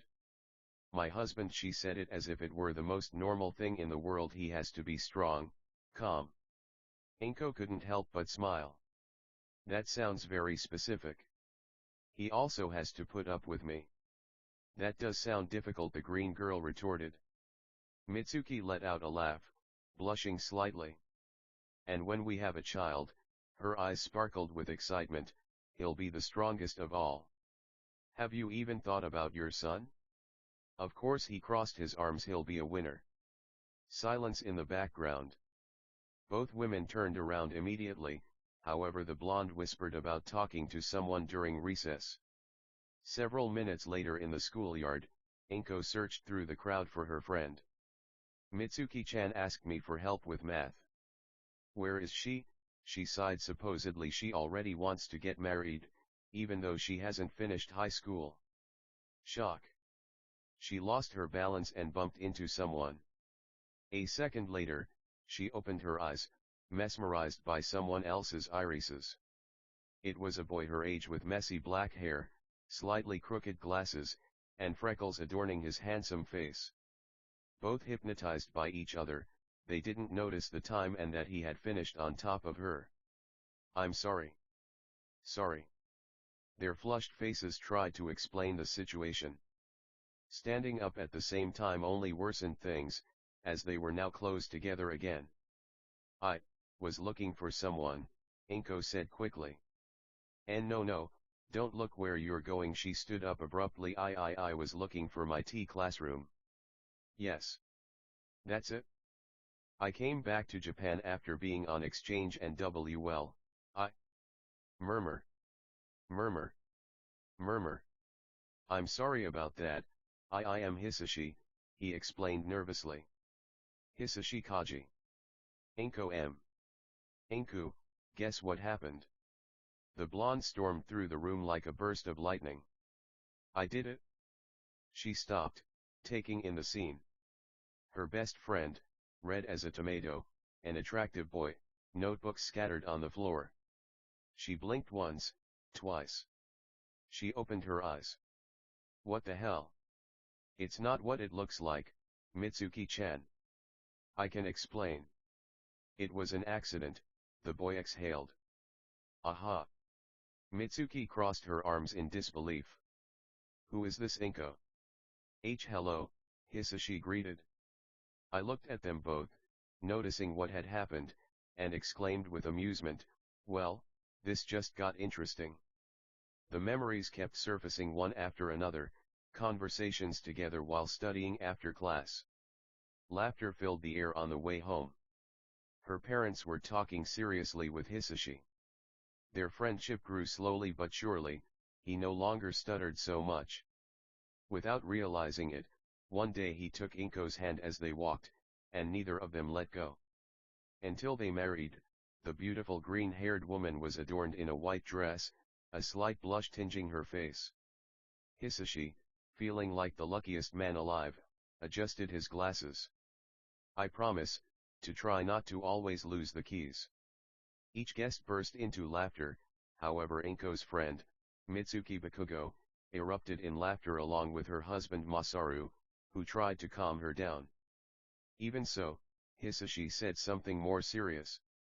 And I promise to take care of you, until my last day. She cried, along with her parents, flooding the grass of the place. That day Izuku Midoriya was born, illuminating both their lives. Hisashi held his child happily. He's so small. That's how babies are, darling, replied his wife. Hisashi observed his son, the small freckles, the mixture between his hair and that of his beloved. Hello, little one. Izuku moved his hands searching for the voice. I'll do my best for you. This is what we were able to salvage. I watched them. He didn't immediately reach out, he looked at the small object as if it belonged to another life. Finally, she took it, the plastic crinkling between her fingers. Thank you, the woman whispered. The officers bowed their heads in respect or pity. They surely understood that she would be a single mother because she was a widow. If you need anything else, the local station can help you with the paperwork. She nodded lifelessly. The words procedure seemed absurd, as if her world hadn't ended because of her. The apartment fell silent after the officers left. Inko stood there, oblivious to how much time had passed, examining the contents, a half-burned photograph of herself, her beloved, and their son. Hisashi's face, burned. Her child's happiness, her own. Hisashi. Inko brought a hand to her mouth. Grooves of tears filled her eyes, however the sound of the door broke the silence. Mom. Mom. The small voice of the one who would one day be the greatest, filled the apartment with an energy completely unrelated to what had just happened. I lipped my face, drying it so as not to frighten her baby. Mom. His backpack swung off his shoulder as he spoke. Today I helped a grandma cross the street. He dropped his backpack. And there was a little boy crying because he dropped his candy. He reached into his pocket. So I gave him some of mine. He proudly showed an empty wrapper. And he stopped crying. Like a hero. The words echoed within Inko. She observed his freckles, his tousled hair, his lively eyes. For a moment, the image of Hisashi surfaced. The boy bowed his head. Mommy. He was unable to answer. Where is Dad? His absolute innocence, without suspicion or fear. She opened her mouth to respond, bearing the weight of what had happened. She understood that the truth would shatter that smile. And the cycle began. Dad. Your daddy is working abroad, honey. Izuku nodded in acceptance without question, as if it were the most natural thing in the world. Ah, he smiled. Then when I get back I'll tell him I saved someone today. She lowered her gaze, knowing that that night, without realizing it, she sealed a lie that would last for years. Next chapter. Are you enjoying this book so far? Log in to learn more. Jujutsu Hero, Chapter 6. Number 6. New Contacts. Number 6. New Contacts. What does it mean to be a hero? There are too many examples, however, in today's society the true path of helping is being forgotten. Look, people always thought I wouldn't have a chance, my classmates too, but that still gives me the desire to prove them wrong. From childhood, I always found it incredible to help others. I was granted something that doesn't stem from heroism, however, if it's my only way to achieve my dream, it's my duty to do it. I've tried it, and the system doesn't seem to be a peculiarity in any sense. What's the cause? My desire to help? I should find a way, I sighed, closing the notebook. Now that I think about it, I should expand my knowledge. Browsing the web, I could spend all day debating the peculiarity of my favorite hero or sending messages about possible improvements in various areas that might contribute to his peculiarity through open forums. Having never had a gift like the others, I thought that helping others with their peculiarities would be useful. They looked at me like a stalker. Wait a minute. How did he withstand Kaken's explosions? Nah, he was probably just holding back. I know what his attacks are capable of, several physics and chemistry classes proved it to me. People adapt to their power, or else they would be affected by it. Kaken should be deaf or without limbs, but that doesn't happen. Where did what made us different come from? It is mostly said that it was because of the brilliant child, but years later his death was reported as a violent murder, supposedly due to the fear and terror caused by the dawn of the quirks. I've researched this for years, theories all over the internet, it's still not known exactly where they came from, but maybe I'm the key. Or rather, the cursed energy itself. Through Maki-san's lenses, not only does someone without a trace of curse energy, or CE, observe curses, but the gifts seem to be part of the being, not external. Perhaps a part of their soul? According to Mahito, the being is constituted by the soul being the body and vice versa. Its tone also varies with the person's personality or hair. I don't understand anything about the soul. Mahito understood it as a curse, and it could be understood in sorcerers who have another being within them. Like Yuji Itadori. Similarly, with ritual techniques, one is either born with them or not. In some cases, there are also celestial restrictions. It's a balance that allows everything to work. With the exception of Sukuna's vessel, Yuji Itadori, his peculiar situation allows him to engrave the techniques of the King of Curses upon himself. However, what worries me most is whether there might be curses that I can't exorcise, or worse. People capable of seeing or sensing them. The system said no one but me, yet what about those who possess heightened perception? I'm wasting my time on this. Okay. I need to evaluate more things, the training is improving every day. That's good, and the money saved is the same. Vigilante work? I've only ever dealt with defeating third or second degree curses, at some point, I had to move on. That kind of thing puts ordinary people in danger.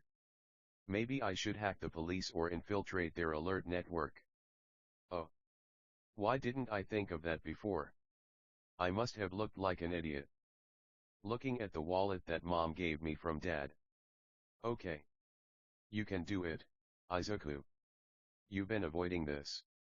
There must be some clues here. Well, there are only old banknotes, a plaque of something, I have no idea. Photos of. Wait a minute, is that me? And my father's face should be a. There's no shit. Did it have deteriorated over time? Or was it an oversight? My mom got divorced. Murmur. No. I know perfectly well that mom wouldn't do that, and as for him, well, I don't have that many memories. Why is his face blurry? Wait a minute, there's a credential. Oscorp? I think I heard about it a while ago, they're mostly dedicated to supporting heroes and medicine, but is my father a doctor? Ah. Accountant, well, apparently he's in charge of keeping a section of that company afloat, that's why he doesn't come to my house, I suppose. Right? And this wrapping? A pill? Well, it's strange, it seems well preserved and doesn't smell bad, so. What if it's ibuprofen? A little paracetamol wouldn't hurt with this tiredness and back pain, I'm barely recovering from that damn lightning strike. Damn it! How could I even withstand so much power? A lightning bolt has between 100 million and 1 billion volts. Damn! The temperature that coursed through my entire body. I suppose if it hadn't been for the backup power I would have died. Or did my technique have something to do with it? I don't think so. Or yes. Swallow. Well, it is what it is. I covered my mouth. This tastes awful. It's still early morning, I should go to the beach and get the materials for him while I'm there. Police tracker. Awful name. Maybe. One last look at the computer after writing the same departure note on my bedroom door. 1000 things you didn't know about All Might. I don't need to see it. You know everything about him. I have to see it. There are so many interesting things about my hero. XXX. The temperature remains low because it's the rainy season, well, it's almost over, but thanks to that I have to put up with the trash falling out of my hands. I was doing some push UPS. Most people make the mistake of using their gifts to support the load. However, the body's capacity increases when training without the help of your peculiarity. So when I need to use the CE boost through Hero's Will, it would increase my current strength. For example, if my strength is a 2 or 4, and when infused it becomes an 8 or higher. I noticed that I was wasting my energy reserves, so can I distribute them in percentages? I could prevent my body from self-destructing over time, or better yet, keep that part of CE flowing throughout my system for as long as I can. Adapt my body. How to microwave an egg. Because of this, I no longer look like a stick trying to do 2 push UPS. I had to move the electronic waste with a rope, and at best I had to do it with my bare hands. The cuts weren't caused by that at all. I'm lucky the wounds didn't get infected. That's why I wear gloves. It sounds weird, but it's the way to avoid hurting myself and giving mom a heart attack. I divided the training into back, chest, and ABS exercises for sharp torso twists. Shoulders, triceps, and biceps were trained similarly. I didn't forget my legs. Last time, I was so disoriented I couldn't even see the world around me. It was definitely difficult to even walk. I separated some wires that could be used for simple circuits. Copper and some batteries too. I have to be careful with the lithium. One wrong move, it explodes or emits toxic fumes. An old radio would also work. Modifying it or creating something simple that captures the police's private network would be perfect. The places where I can get materials are closed at this hour, but not in one of the nearby cities. Well, I had to dip into my savings. I mostly don't need such expensive things, although a sensor to make a mask that adapts a lens to my expressions wouldn't be bad. Heavens, I've repeated that idea in my mind like there's no tomorrow. Every day I suspect I'm going crazy. It's not normal to talk to yourself. The jujutsu uniform was torn to shreds by that woman's lightning. I changed my clothes. At least I can do this, knowing that nobody passes through these parts. Believe. A good fighting style combining the moves of Yuji Itadori, Todo Aoi, All Might and Mayurko. Just thinking about her scares me. Legs are deadly. Although he could also imitate Gojo Satoru, he usually uses close quarters combat and destabilizing the opponent at key points. If I manage to attack those parts, along with Boogie Woogie. No, I'd have to keep an eye on my surroundings. They might be effective against a few opponents, or even just one. But considering I want to help even during the day, I'll have to escape from professional heroes. He longed for this world to change for the better. If no one does anything for a quirkless person, what about those with heteromorphic gifts? Without anyone to help them, the system could create more villains than it stops. Not everyone does evil willingly. Is it because it's the only way? Jinsan proved it to me. That's why I want to be a hero. Despite these powers, I can't save everyone. But I'll do everything in my power. I cannot allow anyone to suffer or die while I am present. I want them to see my smile and think everything is alright. I know what I'm doing and what I'll do is illegal. I don't know if at some point I'll have to take a life for the greater good. I hope not. This carries an enormous responsibility. I will accept the consequences. Even if they come to consider me evil, if I can save others, that will be enough for me. I want to be someone like All Might. Since I was a child, he has been my inspiration to be a hero. I think I should stop thinking about that. I would love to have my Zenon's technique, or rather, the consequences are clear, so I plan to have more cursed weapons without relying on luck. This stick will do. It sounds stupid, a wooden stick? I don't think so. If I decide to pour part of my reserves into it daily, using some of the available techniques or giving it instructions, that stick becomes an extension of the strength I currently possess. It could be stretched or molded at will. It transforms into a multi-purpose tool. That's how I surprise villains. However, I should learn to defend myself properly with this. Yes, a creation technique, what a contradiction, Izuku Midoriya. Besides, Kendo, Jutsu, or also Kung Fu. To redirect the opponent's attack back at himself. Like a flowing river. Aikido. I could shrink the tool and exchange it in the environment using stones or marbles imbued with Ce, utilizing the reinforcement and added speed of my innate technique. Most villains become overconfident, thinking their quirks will solve everything for them. At that point, their overconfidence makes it difficult for them to realize this. Wouldn't a small knife also come in handy? I suppose in case they tie my hands. That way I could avoid wasting time or learn how to block attacks with sharp objects. But I mustn't forget to rein in my enhanced strength. Having never possessed a gift before, I don't know how to hit so hard. What if I killed someone by accident? I should have had breakfast, I said, feeling the rays of dawn. It won't be long before I have to go back to class.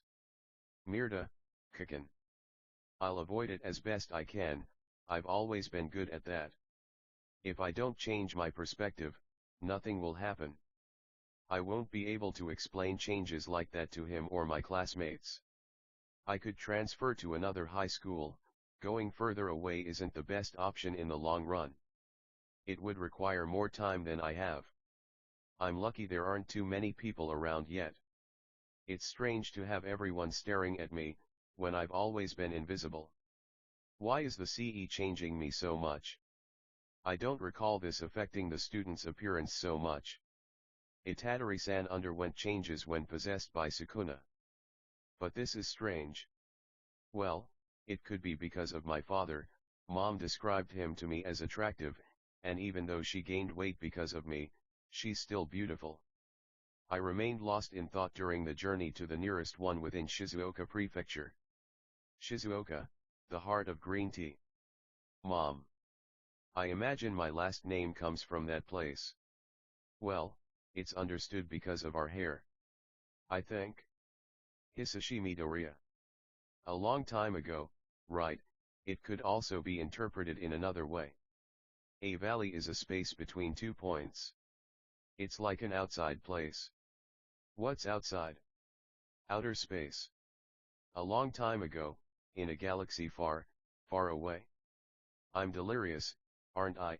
I sighed. I need to control the murmuring.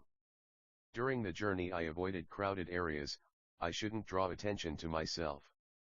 Why am I talking as if someone could hear me? Spare parts and associates, well, there are better names. I wandered around looking for what I needed, with a little help from the internet.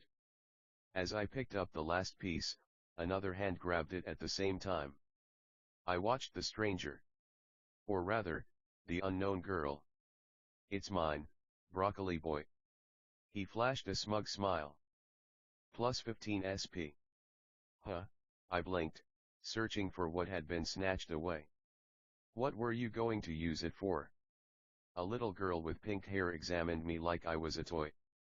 And why is she so close? She exclaimed, holding the piece I was missing.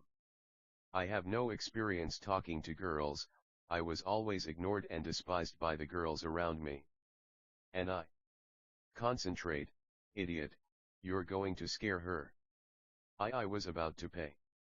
The frantic movements of my hands hampered my story more than they helped. I was going to see by that. It's too basic for what you plan to do. Plus 15 SP. W what? The analytical gaze judged my soul, that was all I thought. It wears out too quickly under constant pressure, he continued, toying with the object. Are you going to use it for support? Some kind of reinforcement? Or? He leaned towards my face, without a hint of shame. A suit, right? Plus 30 SP. My heart stopped. As? I don't well, I mean. I bit my tongue. I'm just trying to find something to create an invention with.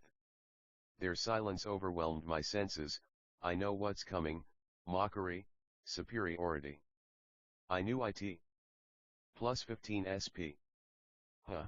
Before I could react I was taken hostage. Still. Plus 10 SP. Warm hands rubbed and crushed my body, passing over my shoulders. Not bad. They passed through my chest. Oh my goodness.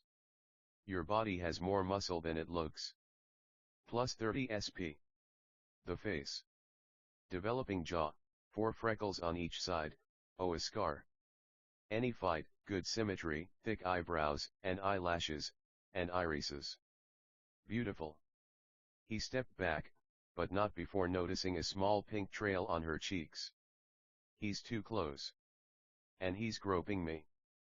W, what are you doing? Plus 40 SP. Don't move. You're completely invading my personal space. Plus 20 SP. High pulse. He murmured. Exaggerated nervous response. He ignored me.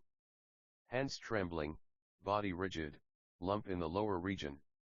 That's new. New. Plus 25 SP. Slouching posture. Lack of training? No, it's not that, he's building up well. He clutched his chest again too much. Plus 20 SP. It passed through my fingers and arms. Calluses and cuts. Manual manipulation. You're not completely useless. Could you stop analyzing me like I'm an object? Plus 20 SP. NOP. No. I need to collect your data. I am not a statistic. You are. I'm not. Not yet. Not yet. Calm down, Izuku. She's not a stalker or a crazy killer. You'll be fine. Plus 60 SP. One moment. I'm talking to a girl. The blood reached my face and ears. And you're too close. Your eyes, he leaned in even further. They're the eyes of someone who analyzes everything. How long have you been doing that? This end. And those materials, he interrupted. You don't buy them randomly, you know what to look for. Plus 30 SP. He stopped, walking away. For a moment I thought it was over. You're nice, she smiled maniacally. Broccoli. I am not interesting, much less, a broccoli. If you are. I don't believe it. And. No. And. No. And. No. Plus 40 SP. Broccoli boy. That. What? He continued playing. Why are you calling me that? I fidgeted with my fingers. Well, let me start again. Our eyes met. My name is Izuku Midoriya. Broccoli boy. Izuku Midoriya. Green boy. Izuku Midoriya. Broccoli. Midoriya. Plus 60 SP. Broccoli. Midoriya. My face was burning, a flood of emotions blossoming before my inexperience in socializing. Come with me. Ah. Plus 30 SP. Suddenly a warmth clung to my hand, its soft touch with small calluses collided with mine. A girl took my hand. What? Come on, don't be shy. Plus 20 SP. Where to? Let's make babies. Plus 80 SP. Babies. But they come from the stork, right? Or her. Does she want to rape me? Be babies. My babies, we'll make so many that the workshop will be full. Wait, you will be my test subject for inventions. That doesn't make it any better.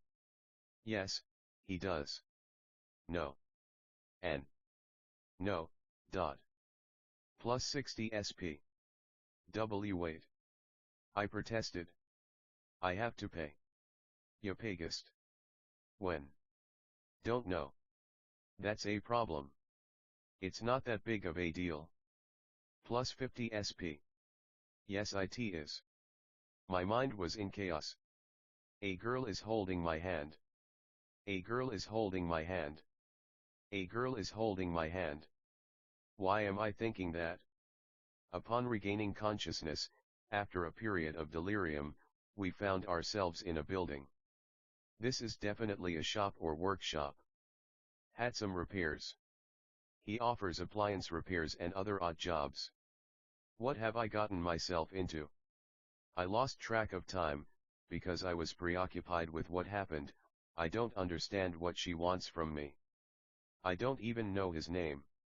We're here. He released his grip. Come in. I don't understand what's happening. He opened the door without thinking. He kept encouraging me to come in. The warmth of his hand remained like a residual image. Heavens, only my thoughts are a jumble. I'm on a staircase, right? Come on, broccoli boy. I tripped over a piece of metal hay. The surroundings are littered with tools, scrap metal, and burnt oil. Is she a mechanic geek? My parents will be here soon, she explained, turning on the lights. So let's hurry and have babies. Plus 40 SP. Stop saying it like that. Never.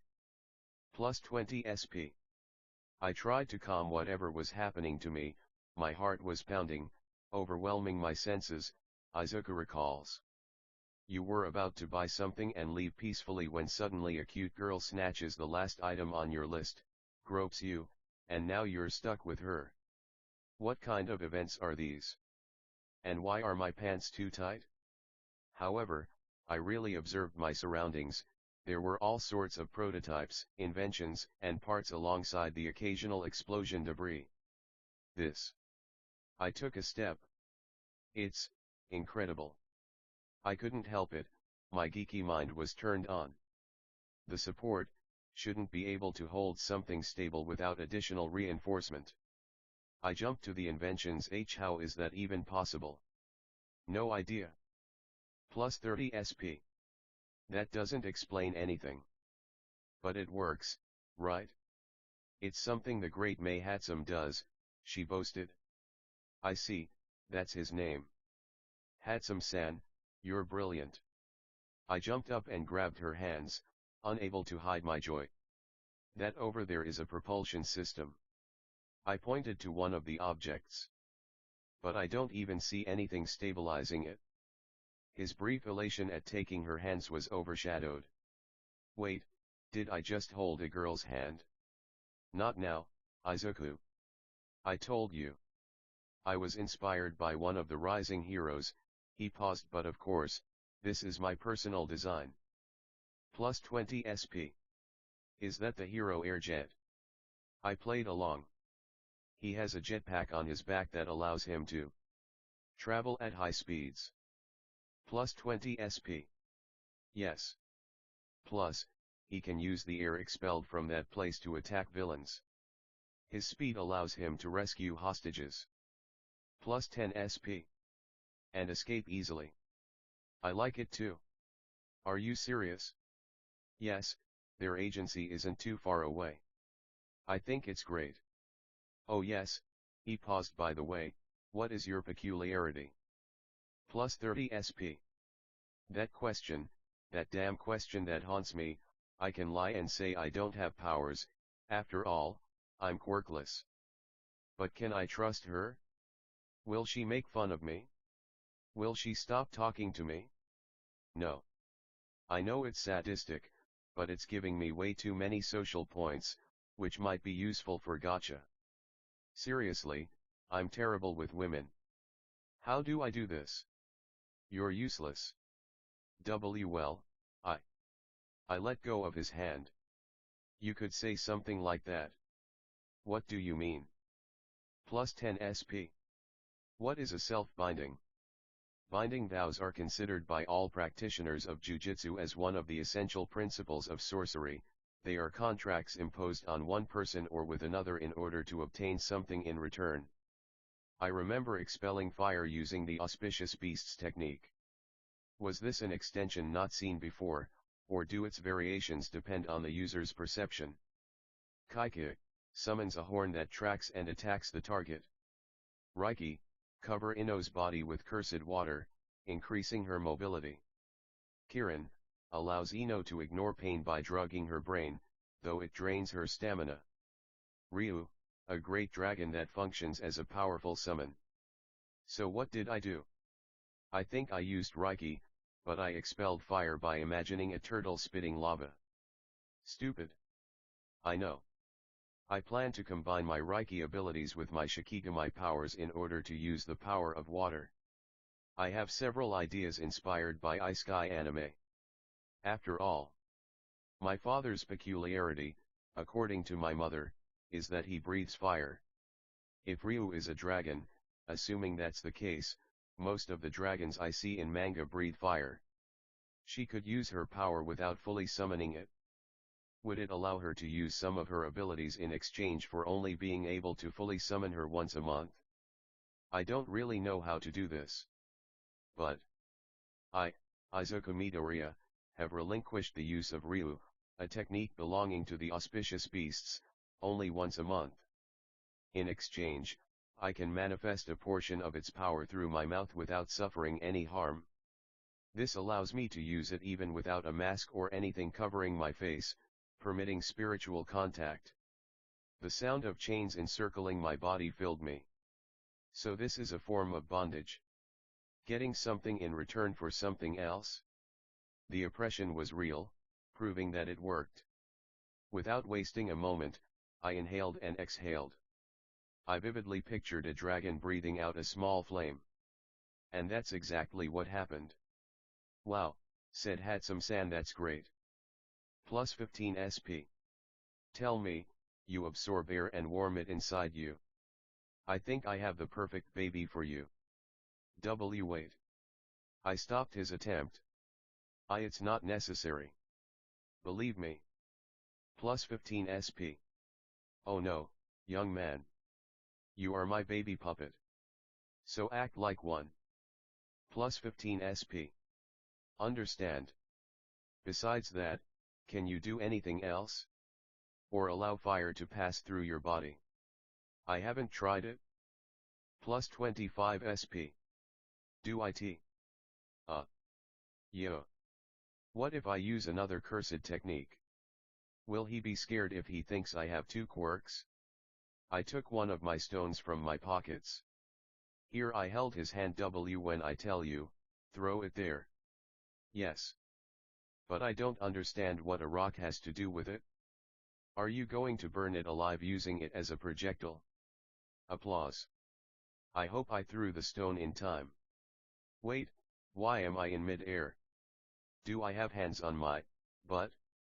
I turned around, allowing her to watch as Hatsum-san carried me like a princess. Oh.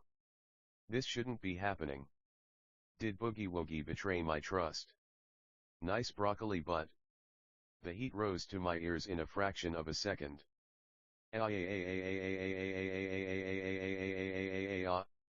Instinctively, my soul yearned to escape. I fell face down, as far away from her as possible. Hatsum-san, I told you to throw the stone. I exhaled steam. This is bad, very bad, it's terrible. A cute girl carried me in her arms. Oh, Hatsum tilted her head indifferently. So you do that too? That. The smoke, he pointed at me, some kind of bodily regulation distinct from or interconnected with the breath of fire. My heart leapt into my throat.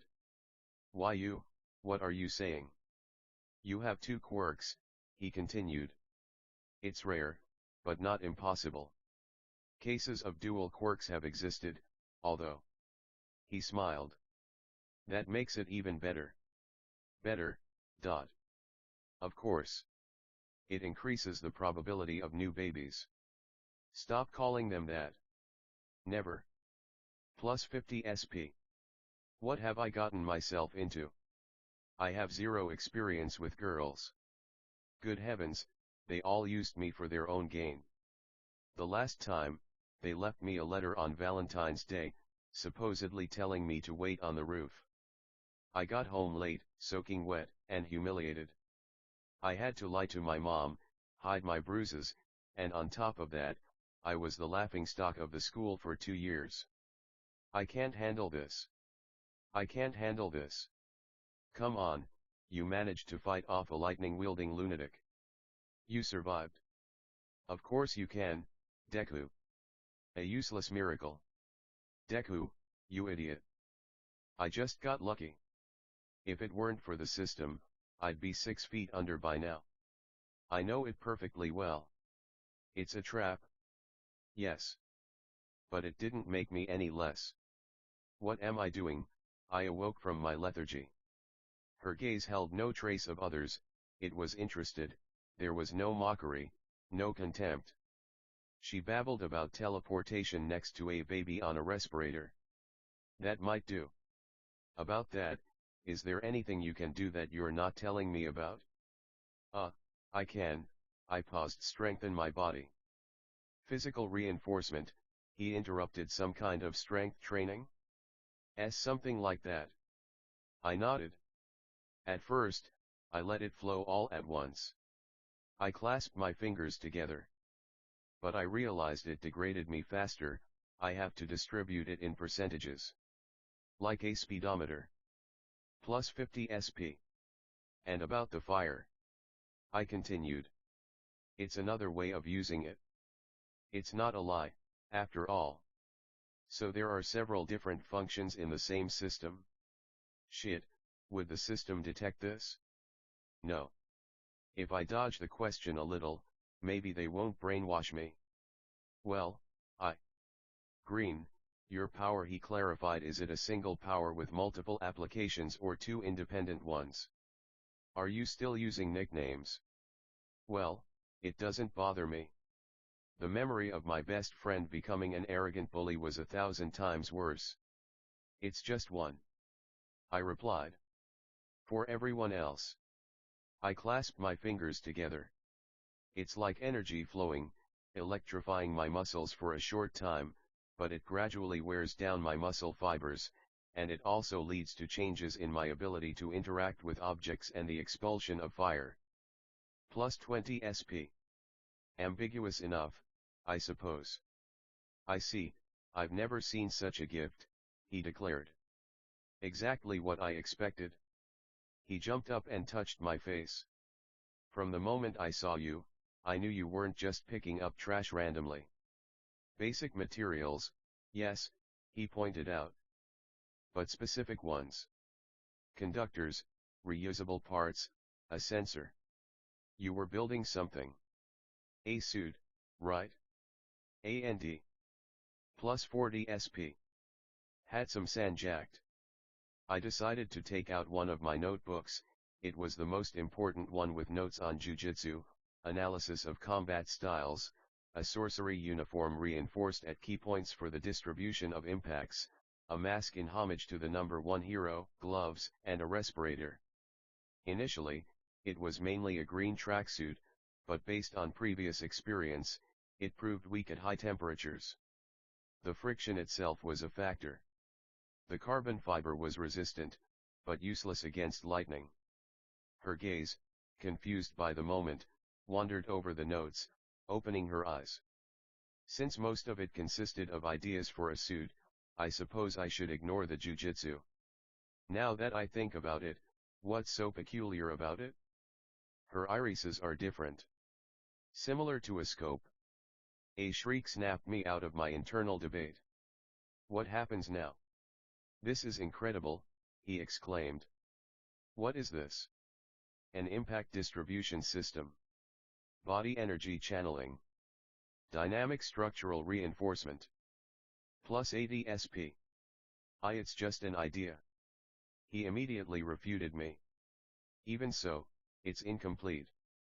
You're lacking a bit of thermal resistance. It's not that Kevlar won't work, but you should use a muzzle, or rather a metal respirator, with which he rolled his eyes, to surprise your enemies by avoiding toxic gases. SSI. Furthermore, he took my hands. If you strengthen yourself, I imagine your blows will also hurt you over time. We should distribute that correctly, without sending the recoil towards you, but rather towards what you direct, the fist or limb. Plus 60 SP. This will be trial and error. Trial and error. Of course, he raised a finger, none of this will be solved the first time. We're going to build, test, break, improve, repeat. Her smile was huge, she was thrilled. Your limits, will be my data, mister. That sounds bad. It's more than perfect. Plus 40 SP. Are you sure? I pointed to a smoking device that doesn't look normal. Totally test subject number 1. By the way, he paused. Where do you live? Well, we need a place to work, I explain without blinking. Or at least a meeting point. Like a date? The heat reached my cheeks. Or also, he added, taking out a cell phone, we can exchange numbers. It would be more efficient. My hand trembled a little as I took it. A girl. He's asking me. My contact. To have direct communication. And future meetings. Well, Midoriya, he smiled. Are you going to run away? Or are we going to create amazing babies? Let's do it. Plus 100 SP. Our cell phones shared their phone numbers, good heavens. I have the contact information for a pretty girl. I swallowed. Now take off your clothes. Huh? Take off your clothes, he repeated. I need your measurements.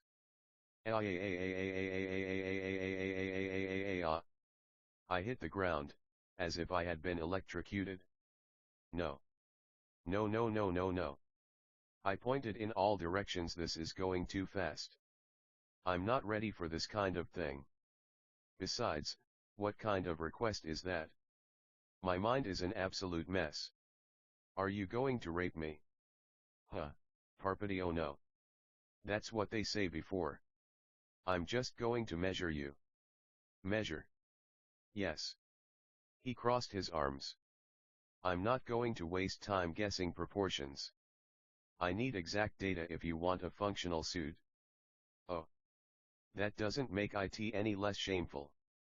Plus 30 SP. Hurry up, she clapped. I don't have all day. See, can you at least turn around? No. Why not? Because I need to see you. That's worse. I told you, it's efficient. It isn't. Yes, it is. It isn't, Hatsum-san. Plus 40 SP. I lost. Okay. I'll do it. I pointed at her. I hope that's true. I took off my clothes until I was left in my underwear. My dignity went with every garment. I couldn't look at his face, I felt like I was going to die. That didn't help. The heat in my ears intensified. I wasn't wrong when I said you're developing well. That. Plus 40 SP. Developing muscle. He approached without shame. It's not pure volume, but there's a good base. His fingers touched my arm. Relax. I can't relax. Why are you doing this again? Defined triceps. He squeezed lightly, although there's a lack of balance with the biceps. Please let me be analyzed. No. Plus 30 SP. It went to the chest. Interesting structure. He pressed a little. He's not a sedentary person. That doesn't mean you should touch it. Yes, it means it. No. Plus 25 SP. It went behind him. The shoulders. My abdomen. Every touch was an overload for my nervous system. Stable center of mass. He murmured, good distribution for an impact, interesting. Hey. Didn't you analyze me before? No. He took out a measuring tape, not missing any part of the body. Each measurement was accurate and fast. He seems professional at this. Which made everything even stranger. Now this, he took out a small device, thermal sensor. Sensor. I want real data. He pointed at my face. It breathes fire. Here. Yeah. W1T, it burn or something. If it burns, it's useful information. That's not reassuring. Plus 20 SP. I did as asked. I imagined a dragon breathing fire again. Let. The device beeped. Temperature recorded. Her eyes sparkled. Perfect. You'll need high thermal resistance, he noted mentally, and a ventilation system. Okay. Yes, he pointed to my neck. If you generate internal heat, you need to dissipate it or you'll cook yourself. Well, that made sense. Also, he continued, a respirator. I was planning to implement one. I clasped my fingers together, but I didn't have the materials. Don't worry, she smiled. The great May Hatsum will help you. Besides, it's obvious, if you work with fire, there will be gases, he explained. I don't want you to get poisoned. Thank you. I know. Plus 20 SP. Again, he ordered. Again. I need data consistency. How many times? The necessary ones. He waved his fingers. I'm going to die. Plus 30 SP. I had to repeat it 3 times, and calm my nervous system. She measured me until she was satisfied. And why is that lump down there throbbing? Calm down, Izuku. You're not like this, you're not a pervert, you just need to calm down. Think of something. Think of kittens. That improved my situation. Good, he lowered the device enough. You can get dressed. Thank you. This was. I gasped, too much. You're exaggerating. No exaggeration. Yes, you're exaggerating. No. Plus 25 SP. May, a voice echoed from outside. We're here. Another voice. We brought breakfast. And get down from there right now, a firmer voice. You didn't sleep all night again. Hatsum-san froze. May, they insisted, open up. She clicked her tongue. What bad timing. She turned around. Broccoli, get dressed. Plus 40 SP. May. I'm coming. He pointed at me again, suggesting that I leave as quickly as possible. He turned towards the door. However, before opening the door, she smiled at me. Don't miss, Midoriya. I have a lot of babies to make with you. Plus 60 SP. When will he stop saying that? Which way do I go? If they are his parents, they will misunderstand him. It's simple. Parents and girl and me leaving the workshop after he asked me to undress equals immediate social death. What I do? And my clothes. My notebook. Where? Where? Where? I gathered my belongings without blinking, dropping them into my backpack. Where? Where? Hurry up. Window. Oh, okay. I'll just go down, carefully, no one can see me, everything's fine, everything's under control. One leg out. Then the other one. Half of my body was left hanging. This is completely normal. I murmured, normal people do this all the time. I refused to accept being seen as a pervert. May, open up. I'm coming. Open the door. I already said I'm going. Too late. Now. I'm coming. May. Bam. The door burst open. I froze. A 13-year-old boy hanging naked out of a girl's workshop window? Lucky Izuku Midoriya. Looking at Hatsum-san's father's face, I could only smile uncomfortably. He was a man with pink hair. And beside him was a red-haired woman with a style just like Hatsum-san's.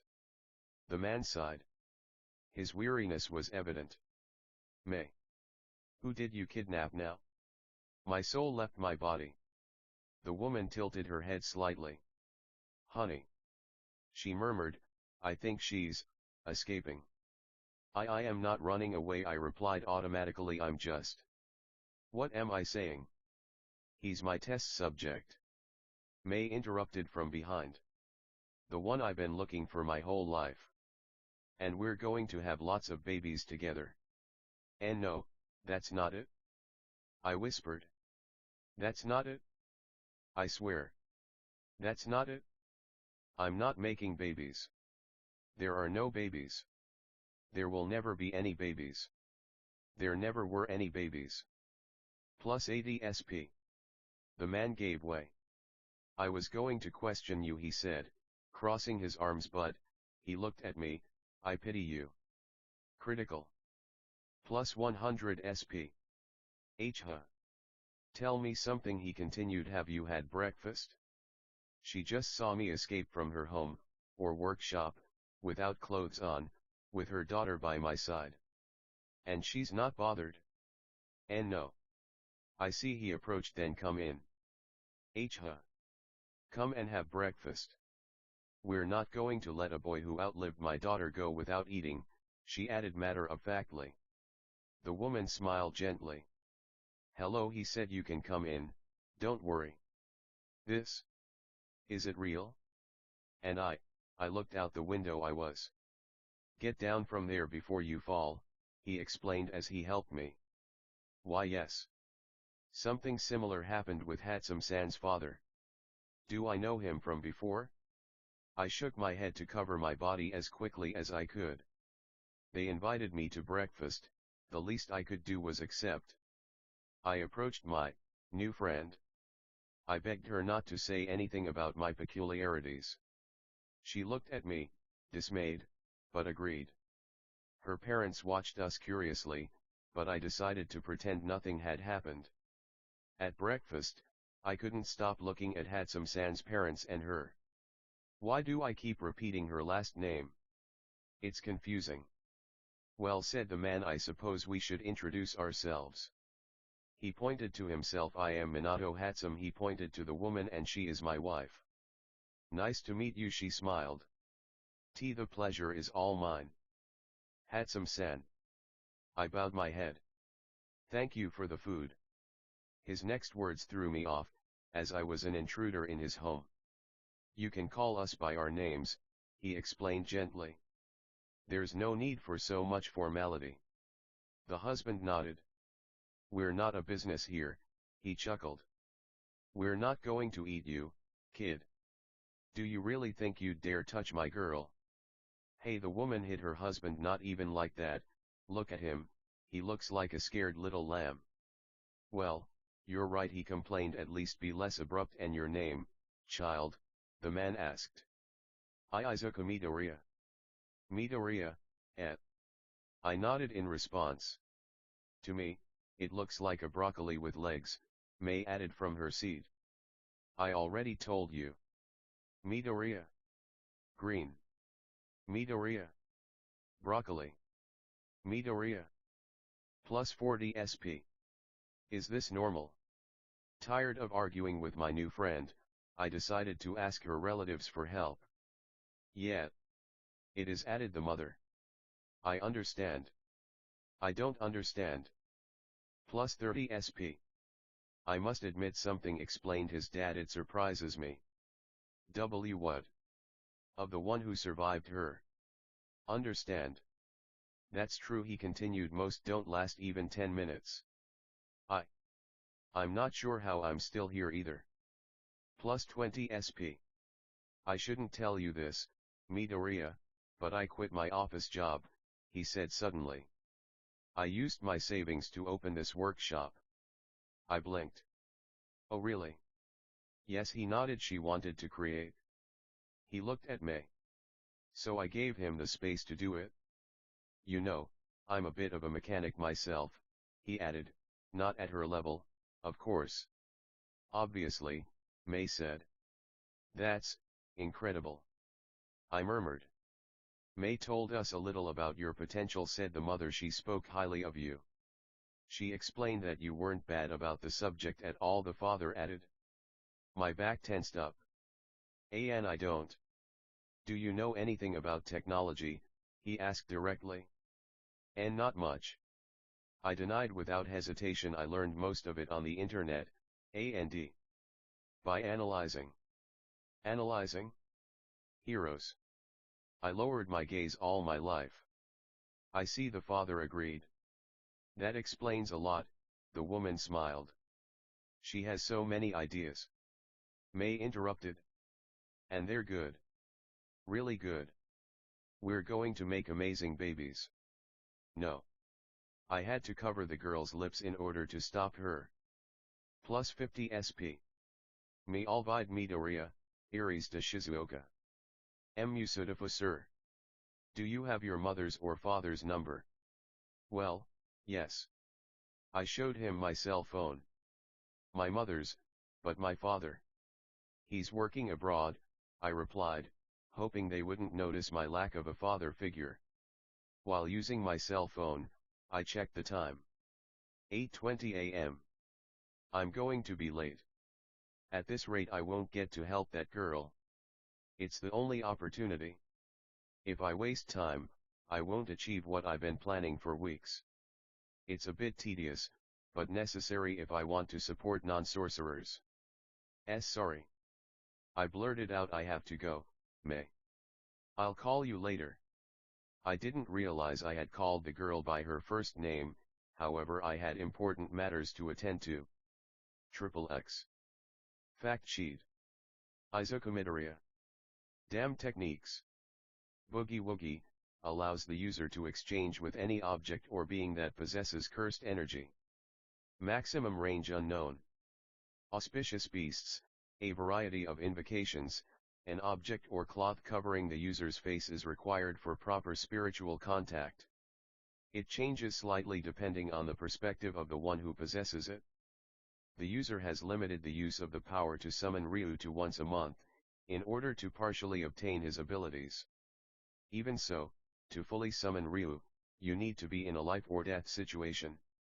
Innate technique, Hero's Will. Provided by the system, it allows you to increase the body's condition up to 3 times, as long as there are reserves of curse energy in your core. This multiplies speed and strength. Its disadvantage is that it causes fatigue along with micro tears in the muscles. Using it for too long can damage the user's nervous system due to overload. It should be clarified that it is possible to manifest the user's cursed energy in electrical form directly in their body. Its full version can be activated when it detects people in danger and marks their position. It generates a passive aura that obscures its CE, and also calms and slowly heals those the user cares about. It is not as powerful as the results of the reverse technique. Objects at your disposal. 2 pairs of cursed observation glasses, belonging to Maki Zenin. Unisex. A hammer belonging to Nobara Kujisaki, half a dozen nails, next to his uniform. The uniform of the Tokyo Metropolitan Magic Technical College, belonging to Yuji Itadori. Semi-destroyed state. Kento Nanamitai. Protective talisman against spirits. It is invisible when used. Status, it is located at the entrance of the Midoriya apartment. Cursed weapon, dagger of the demon of slaughter. He possesses Kento Nanami's cursed reserves. Unknown latent modification. Reacted to the CE nucleus. The user has not reached their full potential. Their current rating is XXX. Damn, I should have timed myself better.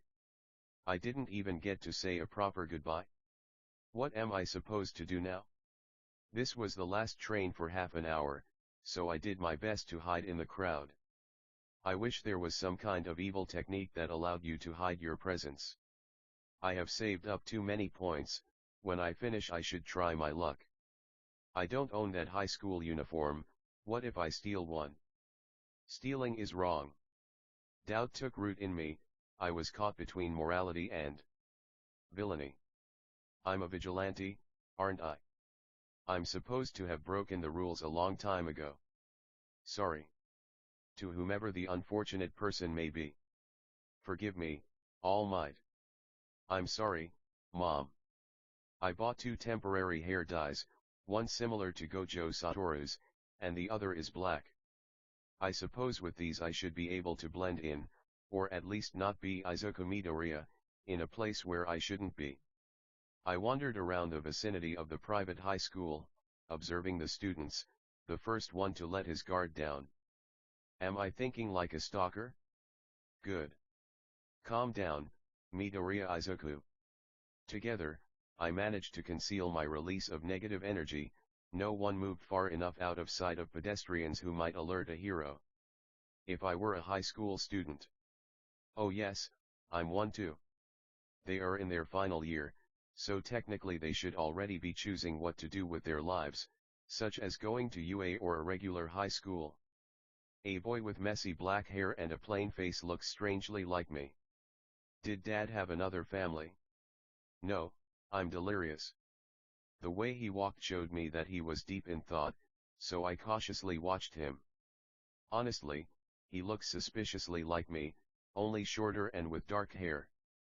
I hurried along when I saw everyone distracted in their senior year conversations, heading towards an alley that connects to where he's going. I'm sorry I have to do this to you, brother. Brother. At this point, I think curse techniques change personality like quirks. Where was I? Save the girl. Missing. Stealing someone's identity, I guess that's a fact. Clean up any traces. Disappear into the crowd. A foolproof plan, Midoriya, a foolproof plan, nothing can go wrong. What if it goes terribly wrong? No. Have more confidence, Izuku. I forced myself to do this, saving others will have consequences, or I may even have to use someone. At the right moment, I pulled the boy's body closer by applying pressure to his neck. What? The question was drowned out by his escape attempts. The boy is difficult to control. I imbued my body with CE at the minimum so as not to kill him. I don't know my maximum strength, if I could barely defeat a villain with a reinforcement quirk. Shit. His elbow hit my abdomen, but it wasn't enough to cause any damage. Even so, if he escapes, all the planning will have been for nothing. Forgive me, whoever you are. Ku. Okay, that's it? I guess I knocked him unconscious. Now comes the hard part. I made sure he was still breathing. I don't want to become a murderer. Once he was ready, I took off his uniform. It was strange, but okay. I left him in his underwear in the alley, covered with a piece of cardboard and some money. A small compensation for the clothes. Once it was ready, I knew this uniform was uncomfortable. Her size is smaller than mine. Well, I just shouldn't move abruptly and she'll be fine, I think. My appearance changed thanks to the dye. At this moment I simulated the boy's appearance, or so I suppose. I will not allow others to suffer if I can do something about it. I went back to the outskirts, afraid someone would recognize me, but apparently not, just the occasional glance from a girl. Well, that's still strange. What kind of luck is this? I have no idea, I've never had a girlfriend. Pay attention, idiot. Where could it be? Wandering through the halls of the private high school, if this is your idea of security, I can't imagine what kind of things might happen. Izuku Midoriya gave up on his life from the moment he stepped into that place, unknowingly stalked by the very being he was trying to help. The innocent-looking green-haired boy unlocked his cell phone at the insistent ringtone, which turned out to be his mother's. He hesitated for a moment before answering. Liar. He reproached himself, the guilt of living double lives gnawed at him. Izuku. Inko Midoriya's voice came through the line. Where are you, darling? Hello, Mom. Izuku forced a cheap imitation of himself. I'm still training on Dagaba Beach. Don't worry about the time, I already had breakfast and picked up a bunch of junk. Everything's perfect. Plus 10 SP. The conversation continued, and when he asked the boy to run some errands, the child's throat tightened. Sometimes, to save someone, you have to lie. This will have many consequences for him in the future. His body was rammed, abruptly ending the call. The innate technique, Hero's Will, detonated within its user. The cursed energy flooded the bloodstream, electrifying every cell in his system until it tore through muscle fibers. Considering the user's position and initial disadvantage, he overcame it by deflecting his attacker's limb that held the sharp object known as a box cutter. She cornered the figure against the ground, immobilizing both wrists with her knees and hands. Her dilated irises stared into the aggressor's face, revealing the girl who wanted to help. Beneath him, the girl struggled like an animal caught in a hunter's trap, a turn of events that baffled the sorcerer. The cursed spirit he came to exorcise had become a parasitic mask, whispering atrocities yet to be committed. Invisible to all but the rising magician, Izuku Midoriya. At that precise moment, Himiko Toga's destiny took a different turn.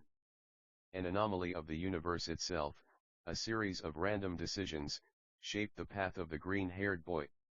Having fully activated his innate technique, his reaction time increased considerably, thanks to the boy's stupid vision that someone was in danger, putting the lives of others before his own, heroism incarnate.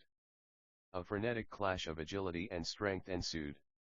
Himiko, whose sanity had fractured under the weight of her blood-sucking quirk and forced abstinence, displayed terrifying flexibility.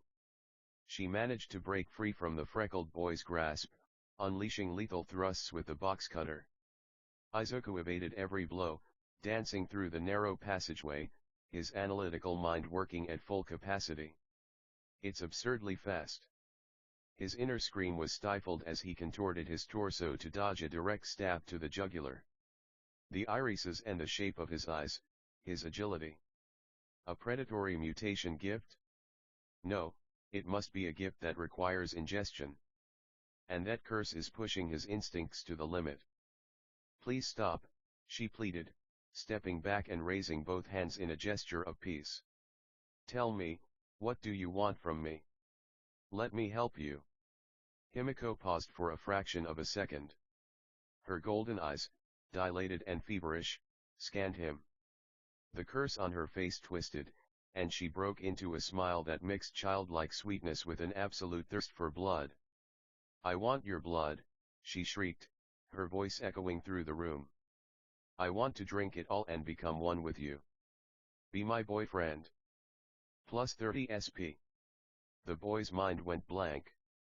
A villain trying to assassinate him. He could handle it. Curses. They're an everyday occurrence. Meet two cute girls on the same day? Asking him to be her boyfriend after he tried to stab her? It was new and beyond her social skills. Do you want me to be your boyfriend? The freckled boy squealed, his face burning scarlet as he backed away. Why are you embarrassing me like this? Yes. He's still the same nerd. I love you. I've loved you since the moment I saw you, she murmured, rocking back and forth, blushing and holding the gun to her lips like a treasure. You were so beautiful, so covered in blood, torn to pieces, like the time you defended me from those idiotic bullies. You're perfect. Plus 40 SP. The same person who decided to help him mistook him for the messy-haired, black-haired student, the same one who knocked him out and stole his identity. Every action has its consequence, and Izuku Midoriya was about to find out. Furthermore, he attributed her irrational behavior to the influence of the lower-grade spirit that remained attached to her, exacerbating her predatory nature. To him, the girl before him was not a murderer, she was merely a confused, frightened high school girl in grave danger. However, the confession shattered her composure, the universe in its grandeur mocked her inexperience with women. Not only was she handsome May, but now she was also a potential Yandere. The couple holds hands, she stammered, backing away and waving her arms robotically. They go to the amusement park and share strawberry crepes. The pause was exhausted. They don't try to steal each other's blood in an alley. The girl blinked, the moment of doubt was exactly what Izuku needed. Besides, he continued, how can I help you if I don't even know your name? He cornered Himiko Toga, disarming her of the sharp object, leaving them face to face, their agitations in unison. Their irises, each a different shade, clashed, the world shrank to them. Izuku Midoriya didn't think about his proximity to a potential killer. He looked behind the painted monster and saw a little girl crying, broken by a world that didn't understand her. Tell me your name, please. Without hesitating, he channeled the necessary percentage to deliver a devastating blow to the evil spirit. The pressure revealed the contorted face of the beautiful high school girl, tears streaming down her cheeks. Her gaze wasn't accusatory, nor was it disgusted. It was something Himiko Toga had never experienced. Sincerity. All her life she pretended to be perfect, every blow, every reprimand, she only longed to be one with everyone. Why was she bad then? The boy in front of her was definitely not Sato-kun. He had more defined cheekbones, emerald irises, thick eyebrows, and a small green streak in his hair. He hesitated. Himiko Toga, she sobbed, hugging herself. Why? Why are you helping me? I tried to kill you, and I'm a monster. She lowered her gaze. My parents are right, I'm not normal. Before he could continue in his self-pity, a calloused but firm hand lifted his jaw, forcing him to look at the boy where their lips were close. You're not a monster, her tone took shape. The same tone Izuku Midoriya once longed to hear from his own mother. You're just a confused and scared girl. And that's fine. Plus 40 SP. She blushed as she felt his wrists on her shoulders, the echo of those words. It will be something she will never forget. If you need blood so badly. Despite the boy's fear of women, his resolve did not waver. He rolled up the sleeve of the stolen uniform and extended his bare arm toward the girl's fangs. He didn't think about the consequences of his actions. You have every right to be satisfied. You don't have to hide anymore, if it's with me, the boy paused. I understand you, more than you can imagine. The anger and atrocious hunger that had consumed her being were overshadowed by the absurd, masochistic, and even suicidal speech of the most attractive boy she had ever seen. His fangs grazed the child's skin. She feared he would push her away in disgust, as they all did. However, Izuku gave her such a sincere smile that it was reflected. Don't be afraid. I'm here now. He yielded to the urge. Each sip quelled the burning pain in his throat, the greatest pleasure he had ever experienced. The sorcerer's lifeblood, charged with his energy, flooded each of his senses. She pulled away slowly, a small crimson drop sliding down the corner of her lips. She remained in a deep trance, gazing at the boy with absolute devotion. At that moment the pretty vampire confessed. Your blood is like paradise. Plus 30 SP. His body relaxed unconsciously in the arms of the rising hero. All the boy's confidence vanished, he felt the feminine form on his chest, clumsily, and tried not to touch him properly. The heat intensified in his cheeks. Confused by his emotions, he tried to compose himself, but to no avail. Having never held a girl in his arms before, he decided to do the only thing he remembered people doing in these situations. True to the way of carrying a partner, which she had seen so many times in her mother's favorite soap operas, she supported her body on her back, holding her thighs with both limbs. The vampire's face rested on his shoulder. To the child, it was an expression of absolute peace after the storm. What was the problem? He felt her warmth, and tried to plan a strategy or lie to take the girl to the only safe place he knew. The Midoriya apartment. He already has a problem with this. Second, what will people think? Third, how does he manage to carry out the plan successfully and get his own mother to believe the story? Would it be better to take her to Jinsan's? The countless whispers led to the boy being hugged by the pretty vampire he had just rescued.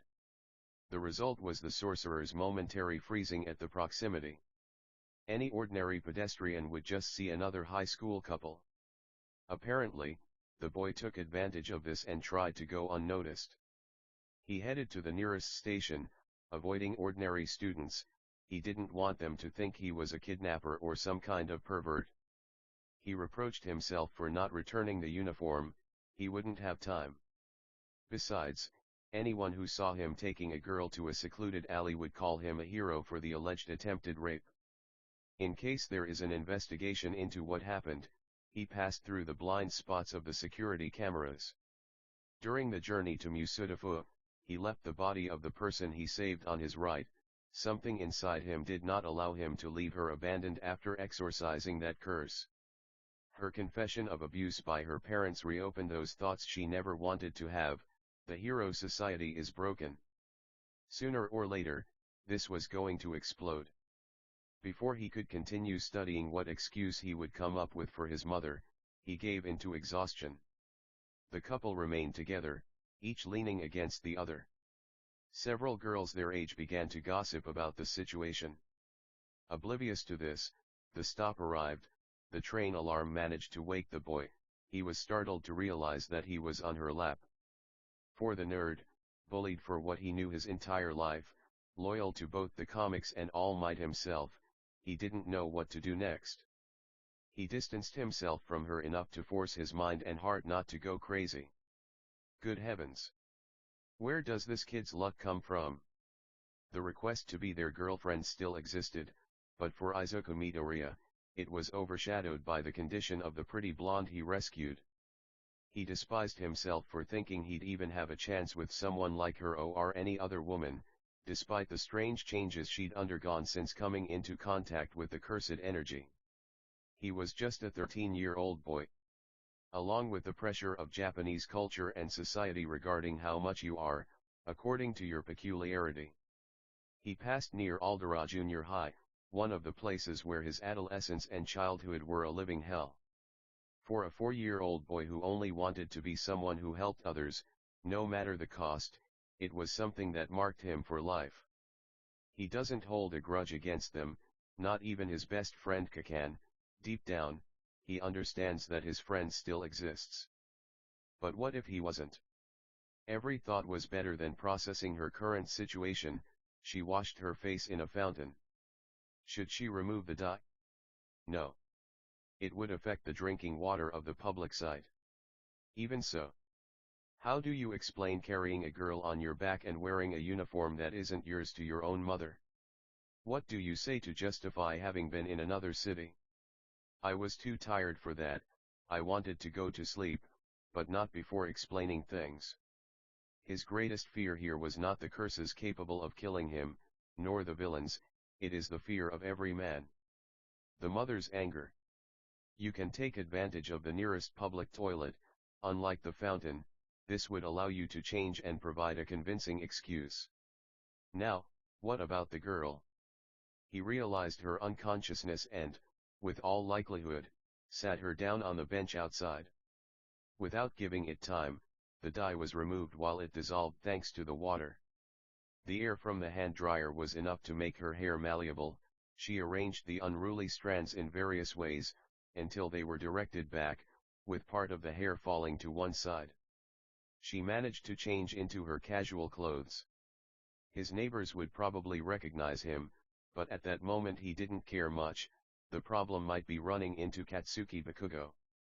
As he turned a corner, with his backpack in front of his chest and Himiko toga on his back, he opened his eyes as he watched his childhood friend leave the Bakugo home. Deku. Kaka-kan. The mere thought of explaining this to his bully was too much. Everything slowed down as he saw the confusion rain on Katsuki Bakugo's face. He is arrogant, but he is by no means stupid. Katsuki stepped back. Izuku took advantage of her confusion to start walking around her body in order to avoid an explosive argument. Nevertheless, emerald hair color is rare in some countries, depending on genetics. Obviously they were going to recognize him. The green-haired boy's entire system trembled, thanks to the mistreatment and insults from his childhood friend. I don't know who you're talking about. Plus 30 SP. It was his response to pretend he didn't know him and leave the place to face his greatest fear. Upon reaching her apartment door, she swallowed hard and closed her eyes, hoping this wouldn't be misinterpreted. Ku. Mother. The door opened with no one present. The ability to attract small objects has many uses. Its power increases according to the user's emotions. Izuku. Plus 20 SP. The boy couldn't have been more wrong. He thought his father wouldn't let him go out anymore for coming home late, but the words of encouragement that Inko Midoriya gave her son still hold true. The woman's head appeared in the sorcerer's vision, the one who raised him, gave him a place in the world and was his only pillar. He dried his hands with a cloth. "It's good you're here, your lunch." The mother's eyes widened, and she dropped the dishcloth. Her gaze flickered between her child and an unknown girl on her back. Silence. The heat in Izuku's cheeks intensified, staining his face. Mom, don't misunderstand." The green-haired boy exploded, waving his hands frantically. "I swear, it's not what it looks like." His neck began to strain from supporting the weight of his companion, forcing him to grip Himiko's thighs tightly. Inko tried to process the scene before her. "Izuku," she whispered. Is that girl your girlfriend? Did you kidnap her?" Plus 25 SP. "That. No." The freckled boy squealed, tripping over his own feet as he entered and slammed the door shut with his heel. "Of course I didn't kidnap her. And how could she be my girlfriend? We haven't even been on a date. I mean, not that I want one, I mean, yeah, but not like this. I mean, she's cute and all." They murmur, murmur, murmur. The accumulation of despair was stopped by a sharp blow to his cheek. His mother asked him to explain the situation if he calmed down first. After several minutes he managed to calm down. He cuddled Himiko on the furniture, sitting next to her and Inko in front of him. "And well?" Plus 20 SP. We find ourselves in a strange situation. Each attempt to find the right words was a bottomless sea for the freckled boy. He fidgeted with his fingers. He was out of his mind. "And well, he attacked me from behind." Inko's face paled. "Did she attack you?" she exclaimed, leaping toward him, searching for any sign of injury. "Izuku, are you hurt? We need to call the police immediately. Get away from her." "Wait, Mom, I'm fine." Plus 30 SP. Izuku gently stopped her, holding her shoulders, looking her in the face with a firmness that surprised the woman. I managed to defend myself a little. And I was able to clear things up with her. She's not a bad person, Mom. It's her peculiarity that's the problem." Inko frowned, torn between the instinct to protect her son and the natural compassion that characterized her. "Its peculiarity? What do you mean?" "Apparently, he needs to drink blood to feel better." Plus 20 SP. Izuku unconsciously rubbed the bite mark on his arm. "I was suffering from severe withdrawal." He sat down again. "That's why he lost control." Inko's eyes widened even further. She took a step back, bringing a hand to her mouth. "Blood? Izuku, did you?" Her gaze dropped to her son's arm. "Don't you feel dizzy?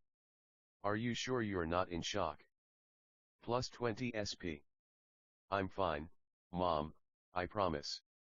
It was just a little bit." "Okay, dot." Plus 10 SP. The freckled man explained how his possible murderer suffered abuse from those who should be her parents, forcing her to suppress what her body was screaming for. Inko had a lump in her throat, not knowing what to do. She trusted her son, but this. Even her child asked if she could stay with them. Perhaps if she makes some changes to her expenses she can support another person. However, before she could answer, Himiko Toga's eyelids fluttered open, revealing her golden irises. The buzzing of madness was destroyed by the simple kindness of a boy with a hero complex. Upon noticing the new roof, the scent of a home next to two silhouettes, her body instinctively recoiled. "Toga-san, wait." Izuku stepped forward with his hands raised in a calming gesture, panic reflected in his voice. "You're safe. You're in my house." The confusion on the blonde's face softened as she looked at the boy. Although his real appearance was different, his scent remained the same. Her senses did not deceive her. The gaze shifted to the green-haired woman who smiled warmly as she shook her head, however her eyes reflected nervousness. Her worries subsided when she heard that she was the mother of her savior. Moreover, their scents are very similar. Due to Himiko Toga's unique ability, she can absorb the blood of any living being and transform into them, something she has not yet discovered due to the current situation. His senses are as sharp as a feline's, he detects changes before others. The suffocating mask no longer exists. The tingling inside her could only be considered peace, after years. "Aren't you afraid of me?" Himiko whispered to Inko. The heart of Inko Midoriya, that woman who felt she was a failed mother and wife, saw a frightened little girl. He addressed her, telling her what his child had told him, and also made it clear that no one should have to go through what she suffered, just because of something they couldn't control. In addition to that, I invited her to eat her son's favorite dish. I accept. The freckled boy smiled. Everything went wrong, but it was worth it. He saved someone else. His mind was on talking to Jinbu Bigawara again. The future had changed. Different decisions, different paths all led to a simple anomaly within the universe. Izuku Midoriya. Next chapter. Are you enjoying this book so far? Log in to learn more. Jujutsu Hero, Chapter 7 Number 7 First Steps. Close. Number 7 First Steps. Video 05-08-2173.mp4. Back again. The passing of the weeks felt strange to me. Toga-san has changed her shyness a little thanks to our efforts. Or rather, from my mother. I still secretly eliminated cursed spirits. I have to keep wearing the damaged suit. Hatsum-san scolded me for acting as a vigilante in that state. She's still ignorant of curses, so I made up the excuse of being an undocumented hero. My parents have invited me back to their home. Against all odds, when they asked about my gift, I lied to them. In itself it is not a lie, I have no peculiarity. She understood that she had to keep my powers a secret, however she still doesn't call me by my name. Thanks to my new experience and skill set, I was able to exorcise spirits of the 3rd and 2nd degree.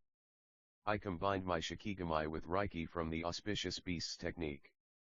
Enveloping my body in a liquid that granted me greater mobility, Mizu was responsible for shooting pressurized water when the spirits were weak. It's one of the most effective strategies I've found. And I had to come up with better excuses for not being at home. Mom is starting to suspect, I suppose. I need to be more careful. With Toga-san too, she seems to be able to distinguish smells. When I returned from Hatsum-san's workshop, she asked me why I smelled like women and motor oil. Although she seemed to forget about it afterward. Let's leave that aside. I suspect a trafficking network in Musudafo and several other cities, not just one drug that has been sold for a long time. Trigger. The children were victims of something bigger. That woman's words won't leave my mind. Why would anyone be so interested in strange peculiarities? Despite the mysterious disappearances caused by curses all over Japan. This isn't in the news. I guess someone powerful is covering it all up. I was investigating the deep web, hiding my identity with the help of several tutorials. Every similarity led me to a name. The Bogeyman of Quirks.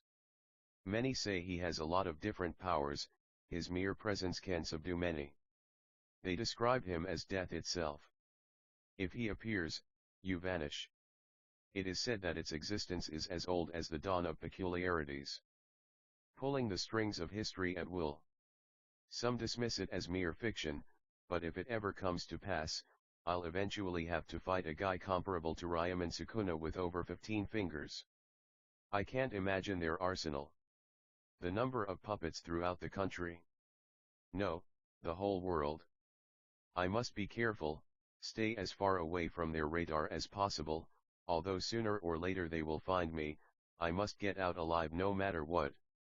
I shouldn't worry Mom if I die.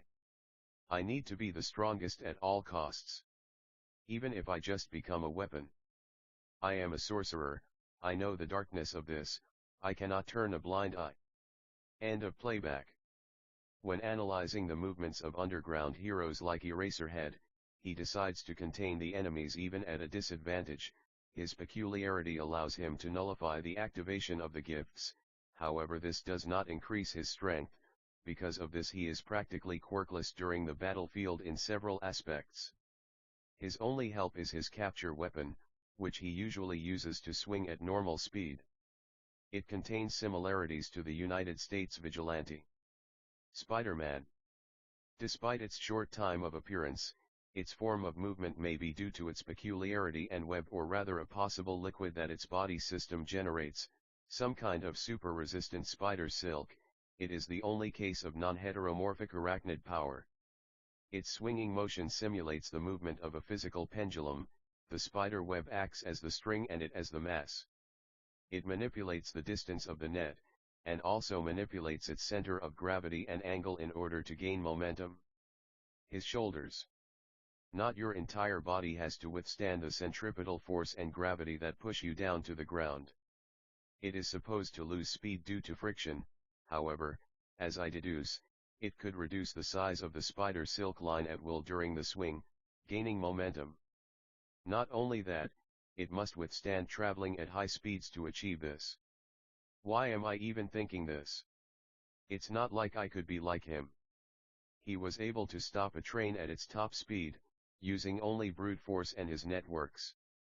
Besides that, he always cracks jokes to distract the villains. Maybe he can do the same in that last aspect. Analyzing all of this helps me avoid making mistakes and not listening to the soap opera that Mom and Toga-san are forcing me to watch. I shouldn't have let her see that too. She's become my #1 fan, just like my mother. However, I don't think it's so bad, although I still feel that she doesn't smile sincerely. It's better than having left her to her fate. I was planning to ask a detective or someone for help so that she could get away from her family in a legal way. I want to prevent her from being reported missing and us being affected. Although it seems that their parents haven't lifted a finger. What parent would do that to their child?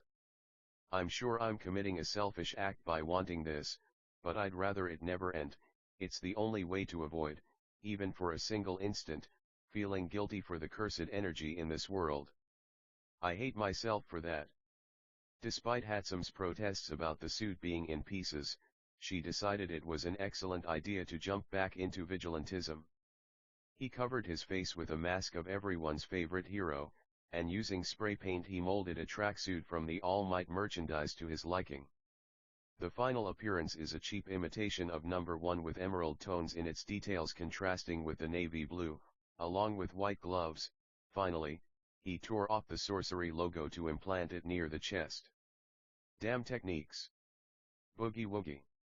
Heroes will. Auspicious beasts. Available. Available. He opened the apartment window in broad daylight, concentrating his energy on throwing an imbued stone. Change. Their cells are powered by the electrical energy of curse. Total flow at 15%. His base attributes increase by a quarter of what his body supports. He avoids security cameras that might link him to the Midoriya apartment, propelling himself by using his surroundings and relying on his ritual technique. A young Salaryman, lost in his cell phone screen, realized too late when he was hit by a thief.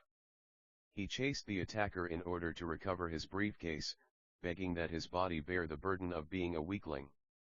He wondered where the heroes could be found, and unable to move forward, he broke down in frustration. The thief was surrounded by some kind of invisible mass. His attempt to advance was futile, driven by physics.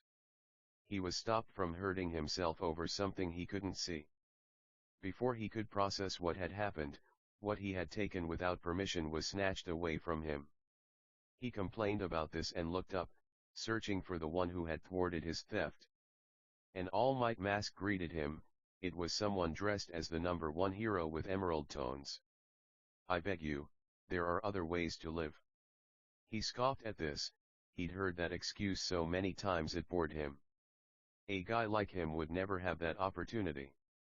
You wouldn't understand. I was about to. +1 SP. I understand, more than you can imagine. As he tried to get up to counterattack, he found nothing. He looked around and spotted the silhouette of the hero helping the wage earner in the distance. He gritted his teeth. He needed the money.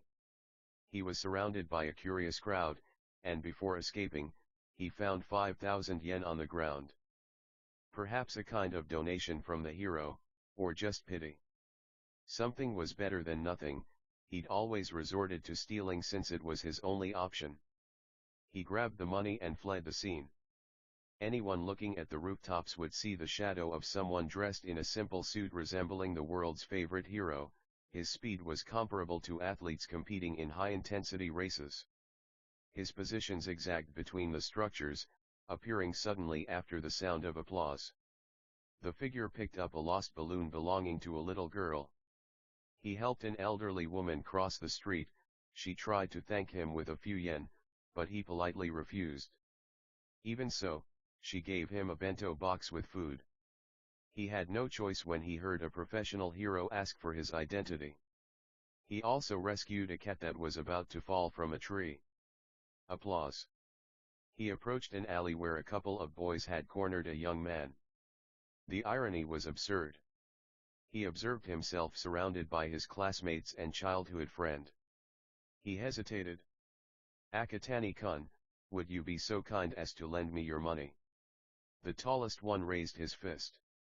"Or will it be by force?" The harassed young man nodded monotonously. The sorcerer wondered if he had looked like that before too. He clenched his teeth. An intangible mass surrounded the major's arm and pushed him towards his companions.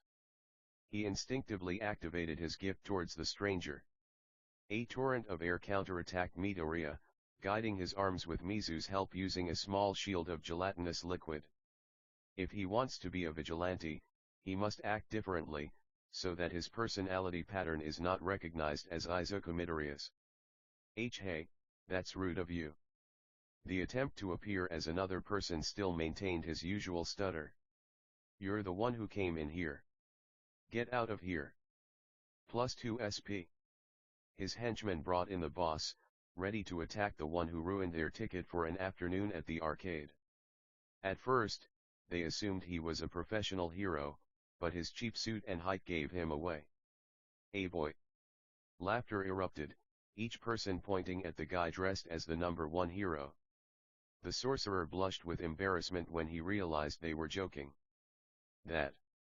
For a moment I thought you were a hero," he stifled his sneer. "What are you supposed to be, a vigilante?" +1 SP. "Oh. Hey dude, besides being younger than us, what the hell are you doing dressed as the #1 hero? Did your mom give it to you?" +2 SP. The sorcerer's face darkened. They can mock him all they want, but to refer to his mother like that. What would Spider-Man or All Might do? How would Satoru Gojo act? "I'm a hero, read the news. And your expensive costume?" +2 SP. He wondered if he should return the favor. "Your mother is washing it for me." He took advantage of the change in emotions. Applaud. He exchanged words with one of them, lightly raised his mask, and let out fire near one of them. If you can keep reserve spending to a minimum, you can last all day at work. The distraction allowed him to deliver a minimal blow to the abdomen of one of the lackeys. He influenced his hands with magic water, using his online observations of some Aikido movements, along with those of several sorcerers, to deflect another attack. Left. Applause. "What, 3 gifts? +2 SP. The fight continued as the lackeys grouped themselves together to cover every blind spot. The green-haired man was surprised by this. He must separate them. He cannot resolve the situation without seriously injuring either of them. His mind scanned the place. Eraserhead traps his opponents with his band. America's vigilante Spider-Man unleashes his web to ensnare and swing. If Mizu is a water or gel slime, then I could manipulate its density, flexibility, cohesion, and also its hardness. However, this would cost me a greater amount of CE. Damn it, I have no other choice. He turned to the nerd behind him, revealing his jawline, and smiled. Everything will be alright, trust me, okay. +3 SP. Deceiving your mind about fear is the best option. He inhaled oxygen and summoned Mizu, who understood the message and entered the boy's wrists. He imagined an elastic cord and pushed his limb, the spirit obeyed, deforming itself according to what its user wanted. Go beyond your capabilities. One of the thugs was separated, the boy took advantage, pulling Mizu back and activating Reiki, delivering a right hook that sent the opponent to the wall of the alley. Applause. He switched to another, ducked for a close blow, and held the limb in such a way that he used his own weight to knock down the next one. The spirit formed a trap by holding the body of the chief and his last lackey. She propelled her knees with magic and grabbed onto both of their torsos to pull them to the ground, allowing gravity to do its work. Mizu kept her body suspended in the air. To both the attackers and the person being harassed, it was as if she had the ability to fly. He walked confidently towards the young man and knelt down at his level. "Hey, are you okay?" "Damn, the stuttering again." "They. +3 SP. What is your name?" "Mikumo Akatani." +2 SP. "Akatani-san, thank you." +3 SP. Before the other could understand anything, the green-haired boy continued. "Without you, I wouldn't have been able to improve at this. But I didn't do anything. I don't even have the strength to defend myself, all I have is my intelligence. Do you want to be a hero?" "No." +2 SP. "I don't know. I'm tired of being belittled. What's wrong with me trying, with someone without powers like me being able to?" He looked at his hands.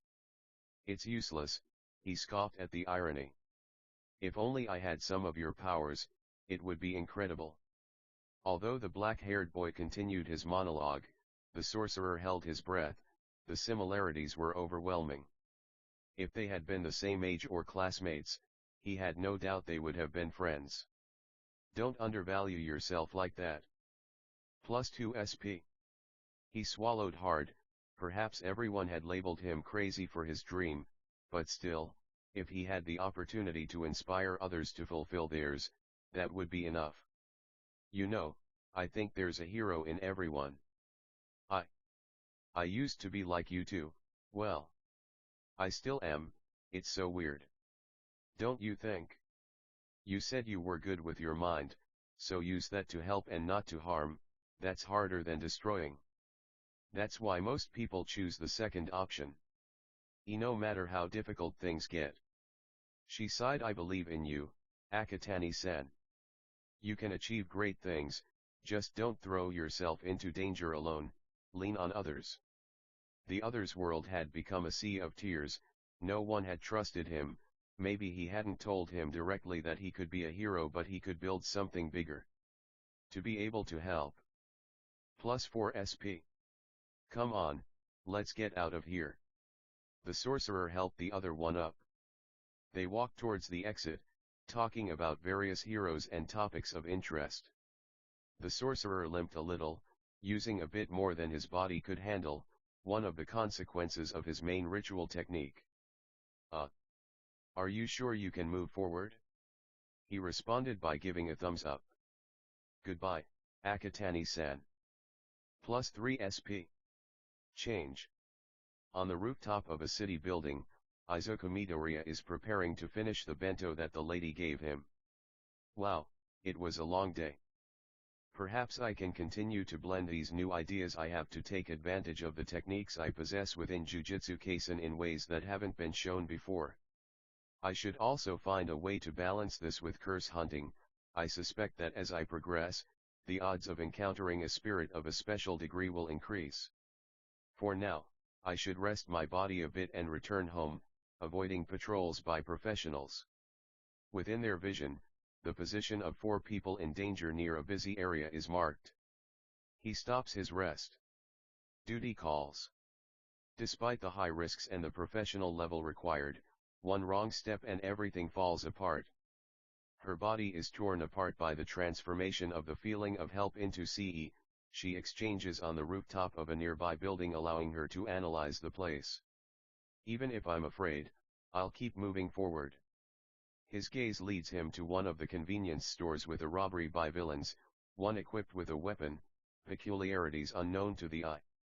If he manages to distract them long enough, he can avoid getting shot in the head.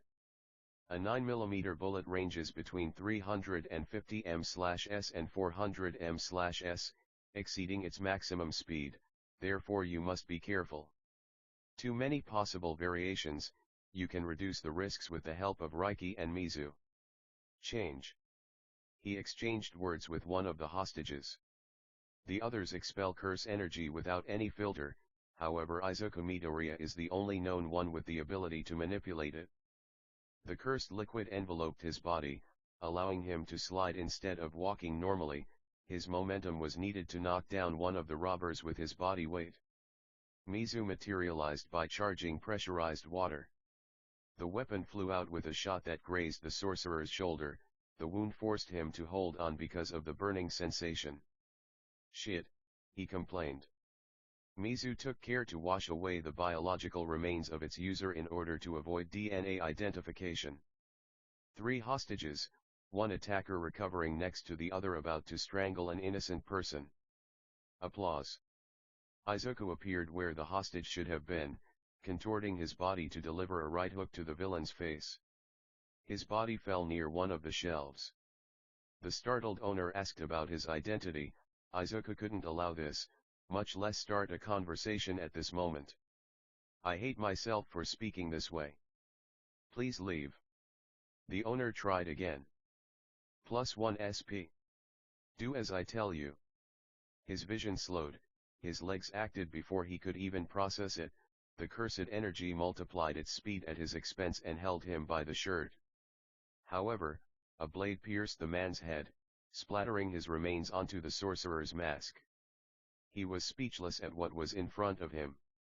The corpse of an innocent man, his brain scattered on the floor. The screams of the hostages were drowned out by the shock in their eyes. His inaction killed a person.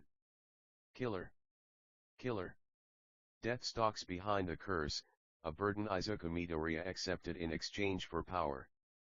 His overwhelming instinct to be a hero blinded him. The realization that the world isn't all sunshine and rainbows hit him like a ton of bricks. Be careful what you wish for. Sir. Something broke inside him. The curse energy reserves plummeted, reducing their combat capabilities. Pain coursed through his system. He started hyperventilating. Behind the facade, he was still just a kid wanting to be a hero. His mind kept repeating why this was happening to him. Me too. I didn't want this to happen. The world was reduced to the corpse. She cradled the body in her arms. Wake up, please. Great, I couldn't finish the job quickly.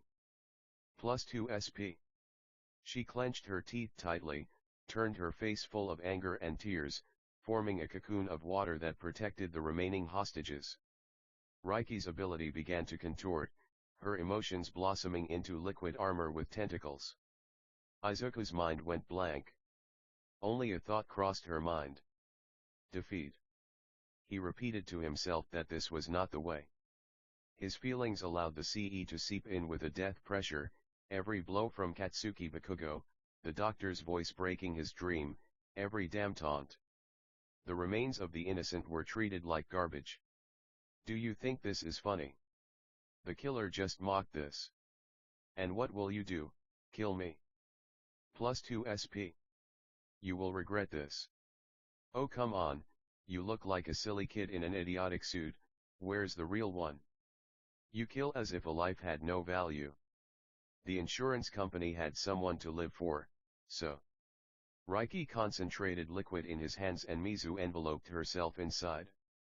Be thankful that you can still walk. +4 SP. He squeezed them, inspired by the special attack of the cursed womb Choso. Piercing water. It cleanly pierced the arm of one of the attackers. He didn't care about her scream. He deduced that the guy's gift allowed him to expel blades from his wrists, and that the one with the firearm was getting back up. He is unaware of its peculiarity. Change. The assassin, in trying to kill him, only fired his knife into nothing. Behind you, idiot. +1 SP. He underestimated his strength. The anger of not being able to act in time gnawed at him from the core of his soul. Smash. Faint sparks of curse energy pierced through the attack. Part of her screamed at her that this was lowering herself to be like them, another whispered that if she wanted to help others she had to break herself. He didn't care if his arms broke, he didn't mind if he hurt himself with each attack, as long as he made the man pay in front of him, that would be enough. This made him feel like a monster with a human face. His cursed energy spread throughout the place. The very darkness that he had repressed throughout his entire existence suddenly emerged. He approached the man, the hostages took the opportunity to flee, the sound of the sirens also drew closer. Each footstep echoed like a judge's gavel. He grabbed the killer's head, forcing him to look at the corpse. "Look what you've done, do you even think it's funny?" she whispered hatefully at the man. "What are you doing, Izuku Midoriya? You're not like this," his mind screamed. Daimlo. Mizu held the man's arm like an invisible force. The man spat at the corpse, that whim caused the boy's face to contort in disgust, and he relentlessly punched the murderer's face. Again and again, blood began to flow from his face. He grabbed the killer by the sternum and slammed him to the ground. "I hope you're enjoying this, because it's not going to end well for you." His hatred would be capable of consuming a sane man, even if he had not a finger or a shred of strength left. He would continue to strike until he extinguished the life of the one in front of him. The madman just continued to mock, wondering what kind of madman this was. As he attempted to deliver the final punch, his mother's face appeared in the image. What? He fell suddenly, his hands covered in the vital fluid. The weight of what he was about to do filled him with something indescribable. Mom. B. But what have I done? Did I kill someone? You are just like them. Killer. Guilty of trial. False hero. You caused all the bad things in this world. Shut up. I didn't kill anyone. The image of his mother with his old friend and the doctor, every memory he longed to hide, resurfaced. His words were a blow to her soul. "I'm sorry, Izuku, I'm so sorry. It's better if you give up. Pathetic without talent, I don't need your help." Unable to bear it, his mind collapsed within him. He refused to be a murderer. He ignored the man who orchestrated all of this. The other villain, upon touching his target, begins to use memories that people most force themselves to hide, amplifying emotions and causing others to see things where there are none. In addition to hindering the use of power by others with each use, no matter how powerful it is, all unless they observe the truth that they are only in their minds. He took the opportunity to collect the money and grab his friend, who was covered in bruises and blood. The boy clutched his head, pleading that he was not like them, every insult from his classmates, every failure in his life, a false vision of his mother despising him. "No. Why Yuri not my mother, she believes in me now." The imitation continued. "I told you, you're not my mother." In the midst of the darkness, Izuku understood that this was the deepest part of his nightmares, not reality. Unaware of what was happening to the child, the two girls were engrossed in the television program. "Mother, you can't deny me my marriage to him, I love him." Slap. "Of course I can. As long as you're the heir to my fortune, you do as I say." I may be your heir, but I'm also a woman." "Yes. Yes, that's the spirit, Hana-kun." Inko Midoriya screamed with excitement, wiped away a tear, and shook it at the little girl accompanying her. Mrs. Midoriya, Your novel is interesting, however, you told me that it would teach me to control my emotions. Oh, that's right, dear. Her face fell. Follow me. Besides, didn't I tell you to call me Inko if you wish? Well, I don't have pleasant experiences with my parents. The lady stopped her contemptuous behavior. They're not here, nobody's going to hurt you, besides, we've thought about it, he fiddled with his hands, seeking psychological and legal help for you. I don't deserve it, the girl whispered. I don't understand why they're so condescending towards me. Inko Midoriya lea garo la megala. Sweetheart, whatever my boy saw in you, it's more than enough to give you my trust. If you were like they said you were, I'd be dead by now. She smiled. You're just a high school girl who needs others. Lean on us, okay? The blonde clung to the woman in tears, causing the apartment to flood thanks to the two of them. Later he explained that his way of calming himself down is cooking, and that his impulses to pierce something can be directed towards cutting chicken. Himiko stabbed the piece of meat, and she calmly corrected her. She explained how cooking works and what spices to use when preparing a meal. The girl accidentally cut her finger. Startled, Inko used her peculiarity to summon the first aid kit. Himiko, seeing her blood, instinctively drank it. Her gaze turned to the woman, expecting a reprimand, but instead received an expression of understanding. She had never experienced such maternal affection since she was 4 years old, just to place a bandage on her finger. They continued watching television, anyone who observed them would simply say mother and daughter. Himiko decided to rest and wander around the place.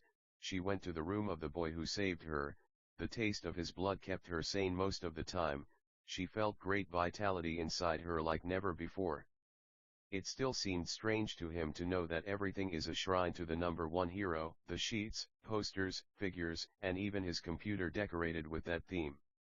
His curiosity got the better of him. He lay down staring at the ceiling and smelled the sheets that contained his natural fragrance. He blushed at this, so he began to see what his new friend usually did. Cielos even asked her to be his girlfriend that day. He's embarrassed for having said something like that in that state. Inside one of the drawers he found notebooks, each with a serial number. Analysis of heroes for the future. It starts from 1 to 13.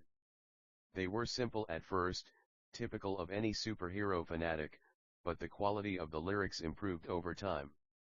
All Might always repeated himself, questions about his peculiarity and theories that many would dismiss without hesitation as far-fetched.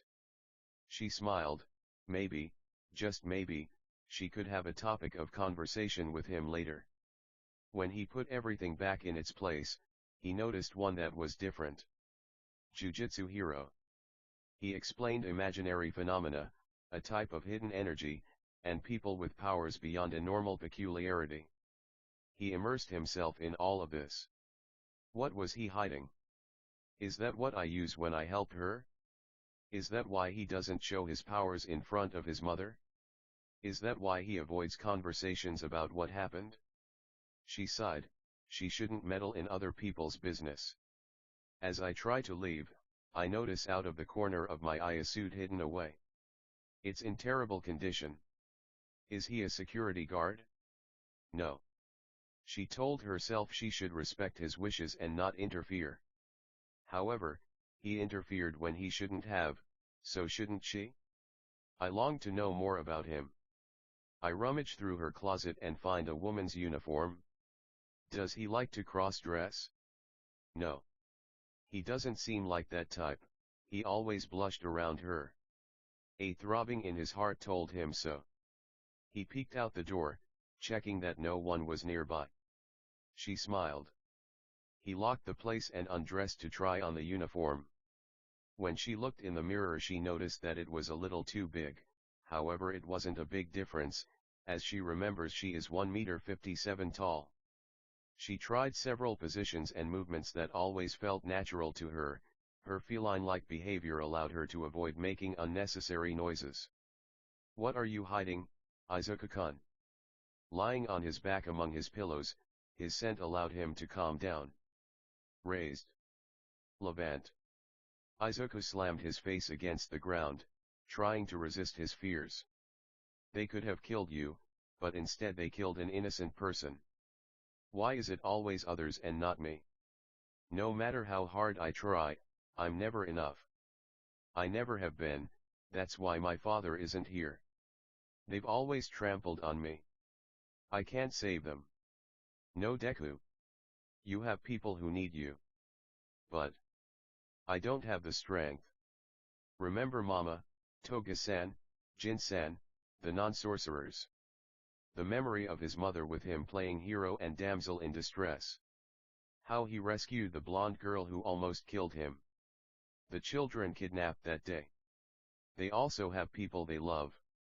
He planned to return to Jin's home this week to spend the afternoon playing video games on his All Might handheld console. One afternoon, 4-year-old Izuku Midoriya accompanied his mother into the playground, smiling as he carried his All Might balloon. Her father promised to visit them that day. Her face is blurred even after several years. Inko Midoriya's best friend jumped up to talk to her. Her son was with her.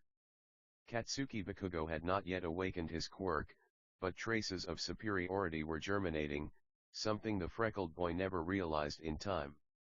Kakan. Let's play. They both enjoyed the day playing at being heroic companions. He stood up abruptly, faced his own mind, the cheap imitations in the form of demons with red eyes startled. They might be right. I'm not up to the task, I know that, I might not even be a hero. But he sharpened his gaze. I have a responsibility to this world so that everyone can live in peace. All of you, get out of my way. The world returned to normal. He sat up, adjusting his mask and the blood-soaked hood, his green irises shone through the gaps in it. He observed the bustle of a group of civilians and professional heroes around him. Their faces were pale. He approached the corpse and lifted it in his arms. Please give him a proper burial. Identify. The freckled boy ignored them, his tiredness and muscle pain prevented him from continuing, yet he kept moving forward. The villains' positions remained in his vision, although he could only reach them from afar if he used his full power. Body, just hold on a little longer. A man with gray hair and a scar on his cheek approached him. Child, please just let yourself be helped. Vlad King, just let me go after the villains. +5 SP. I cannot allow this, he said, crouching down. It is my duty to arrest those who use their gifts without permission. The sorcerer did not wish to fight, only to reach those who extinguished the life of an innocent. I'm sorry. +5 SP. He pushed with all the strength he had left, but he couldn't do anything. The professional hero gently held his body. He didn't want to hurt someone who wanted to help either. He learned from the testimonies given by the hostages that the boy with the number 1 mask only tried to stop the robbery. However, rules are rules. The other heroes surrounded the place, along with the police. The freckled boy forced the flow of his cursed energy to separate and land a right hook on the hero's face. This caught him off guard, and a small trickle of blood began to flow. I understand your reasons, but this is inevitable. Applause. He exchanged positions with the most distant civilian and got into a running position. Détente. +4 SP. The boy turned a deaf ear. If he allowed those kinds of people to continue causing havoc or extinguishing the lives of innocents, he would never forgive himself. His muscle fibers weren't responding correctly, his gait was erratic, he gave way, flooding the suit with grime. If I continue like this, I won't make it. Mom, I hope I can get home, he said, trying to sit up. When he raised his face he found himself surrounded again. He noticed some handcuffs near his wrists that suppressed peculiarities. The options were few for the sorcerer. He let himself fall. I can't take it anymore. She looked at her fingers. Wait. She swallowed her tears. What he's about to do is risky, but it's the only way out that Izuku Midoriya could think of at the time. A torrent of negative energy flooded the skull, reaching every part of the nervous system, forcing the body to use its innate technique during that same time. That use of completely different techniques, one that wears down the body in exchange for strength and speed, along with the next one that belongs to Takuma Ino, or rather, the auspicious beasts, Kirin. Drugging the body to nullify the feeling of pain through intracranial doping, however, this comes at a cost, as with everything related to witchcraft. Your resistance will decrease over time, and when the effect ends, your body will enter a state of total paralysis. The pinnacle of sorcery within the world of heroes and villains, from whom one day he will inherit the greatest legacy in the world. Therefore, you will be able to use its maximum capacity temporarily. The conditions have been met, allowing him to use 120% of his capacity. Unfortunately, everything has a cost.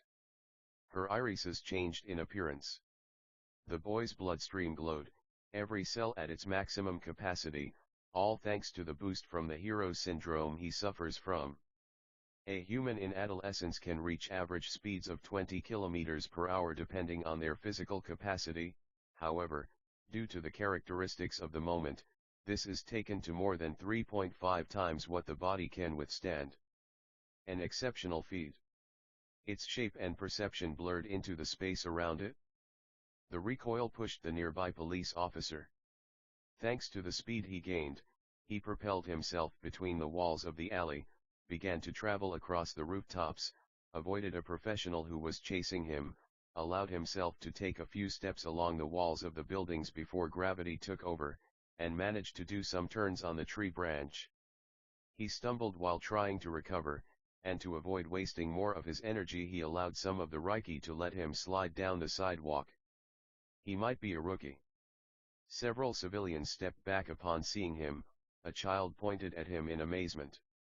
Then I'll learn to use this power as I go.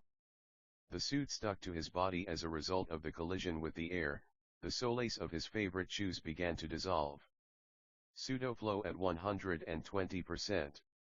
The muscle fibers in his body began to tear, yet his mind was completely silent with only one command. Stop the villains. Spider-Man uses the web and manipulates it during the slope. He ordered Mizu to materialize on his wrist and he obeyed by stretching out. With the momentum, the viscous mass momentarily stuck to a post, the spirit took the counterattack. Izuku Midoriya made a 360-degree turn towards his destiny. Due to his inexperience, he almost hit another tree. He used Boogie Woogie to avoid dying. Such was the ecstasy that he did not allow himself to observe how his limbs began to redden or how he overtook a car. At an alarming rate, their remaining reserves dwindled, as did their resistance. You have 5 minutes to finish the job and escape. Where are they hiding? There's no time, this must end now. He spotted in the distance the figure of someone around whom multiple people were marked as being in danger. The same man who is carrying the comrade who killed an innocent person in cold blood, promised himself not to use lethal force, however these are other circumstances in which he must choose. Capture the villain or pay him back in kind. To stop the hidden monsters, must one become one? A piece of rock shot out towards the desired position. Applaud. The sorcerer tore through the air, landing a right hook on the villain's face. Gravity did its work, so he performed a somersault to avoid losing momentum. His faithful cursed spirit ran through his fingers, grabbing the neck and head of the most troublesome one. I told you. You may lose your heroes, but you won't hide from me. +4 SP. He tightened his grip. Turn this hatred into power. The spirit began to surround the villain. I have to make sure he doesn't escape. The man struggled against the invisible mass, however, the more he tried, the harder it became. Sleep. That was the last thing he understood. The boy turned around upon hearing the second villain. He didn't care about being surrounded by civilians. If this man tried to harm someone, even for a second, he wouldn't hesitate. The air was filled with the thick aroma of negative energy, the few curses present hid themselves before the aura emanating from the watchman. "You little brat. Can we come to an agreement?" he continued. "You know how to divide the loot, okay? +2 SP. Anger burned across the young man's face. "The cashier you murdered," he took a step. "Will he magically come back to life?" +2 SP. Silence reigned in the place.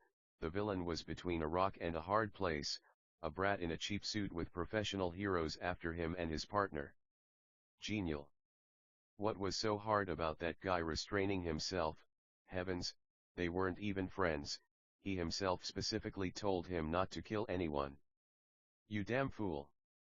He understood that using his quirk to manipulate others would no longer work. Damn, you win, kid. He raised both his limbs in surrender. The sorcerer walked towards him. Each of those steps released its energy into the surroundings, managing to stop the people around it in their tracks. The rabbit turned into the wolf. "If I see one of you on the streets again, I won't be nice again." Coo. Upon finishing the job, he found a rope on the ground with which he tied up the two villains while civilians surrounded him in fear. Is he a hero? He looks like a child. Is it just me, or did you see that he has several gifts? His suit is so torn. The hero known as Vlad King landed on the spot, trying to approach the boy again. Several professionals secured the perimeter. The police radio was filled with code 0021, individual misusing peculiarity. Along with another report, individual without a hero license in heroic acts, individual with multiple peculiarities. The presence of Eraserhead is required. Vlad King asked his colleagues to prevent the boy from escaping again at all costs. He regretted doing this, but if he succeeded, the boy should go to the gift counseling center and the reformatory. He was surprised by her speed. In an instant, her veins stood out with electricity. An electric gift, or the speedsters. What was that way of switching between people and objects? Was it combined with some other kind of telekinesis? What on earth were the hostages talking about? It doesn't matter if it's a child. If he needs help, it wouldn't be forgiven if he's the same age as his students, or worse if he's younger. 3:00 minutes. The boy lowered his face. He could guess what the heroic forces were planning. He had analyzed the heroes throughout his life, knowing their strategies by heart, their strengths and weaknesses. He just had to find their blind spot.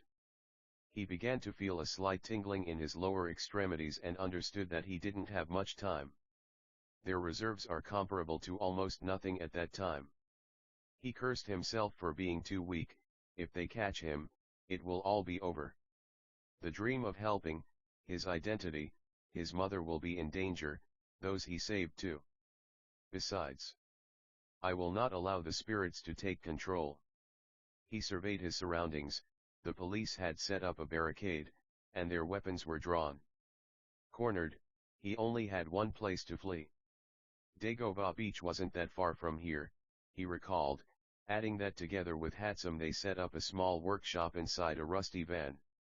He was a slave all day helping to remove pieces just to make it habitable. The only problem now is being in this place. He adjusted the mask that let out the gleam of his irises, and looked face to face with the professional blood hero. This one can harden its blood fluid throughout its body, has enhanced strength, canines, and extended height. The art of sorcery against biological peculiarity. He brought both wrists together, releasing a torrent of pressure. This flowed towards the professional's body, forcing him to dodge, which Midoriya took full advantage of. As he approached, he received a martial blow that stopped his momentum, however he felt no pain. Applause. Detroit Smash. Vlad King formed an X-shaped block with both limbs and blood aid. The sorcerer did not lower his guard. Instead, he used his spirit to grab onto a post to propel himself forward and managed to grab onto the hero's back. When attempting the same technique, the pro hero released his red liquid and it hardened instantly. Midoriya was trapped and unable to move. Vlad King's companion sighed at this. The boy struggled, trying to use brute force, but he noticed a detail that the professional hero ignored. Izuku brought his palms closer before the blood reached them. Applause. He exchanged blows with a short person, forcing the hero to put the civilian in a safe place. Applause. Applause. Applause. It materialized erratically in space, simultaneously avoiding any pattern. 157 minutes. To finish this, I must do what I did last time. The intensity of electricity through his bloodstream and nervous system multiplied. Go further, plus ultra. Small clusters of emerald rays enveloped her body, a beautiful sight marred by her tattered appearance.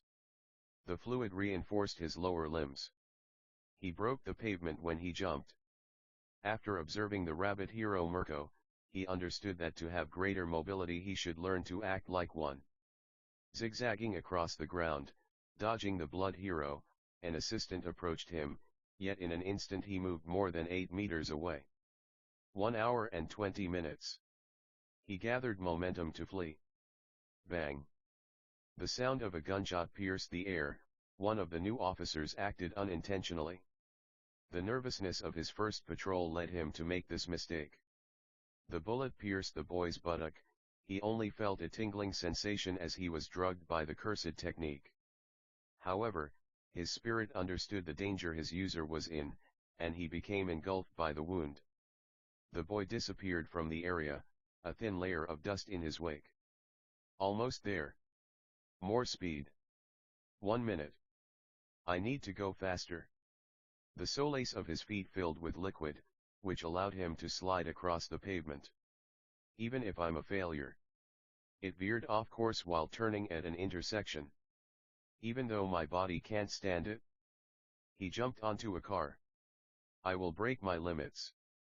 The suit continued to dissolve, his shoes broke and became unrecognizable. He tried to use Mizu, however, he did not respond to any calls.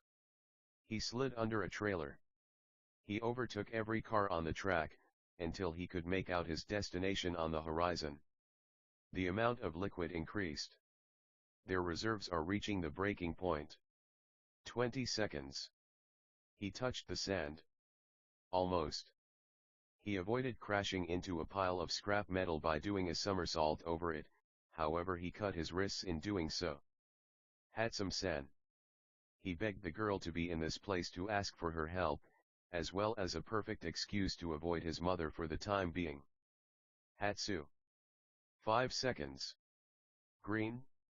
The pink-haired girl got out of the van full of motor oil. It's so good you're here. I need your strength with this baby.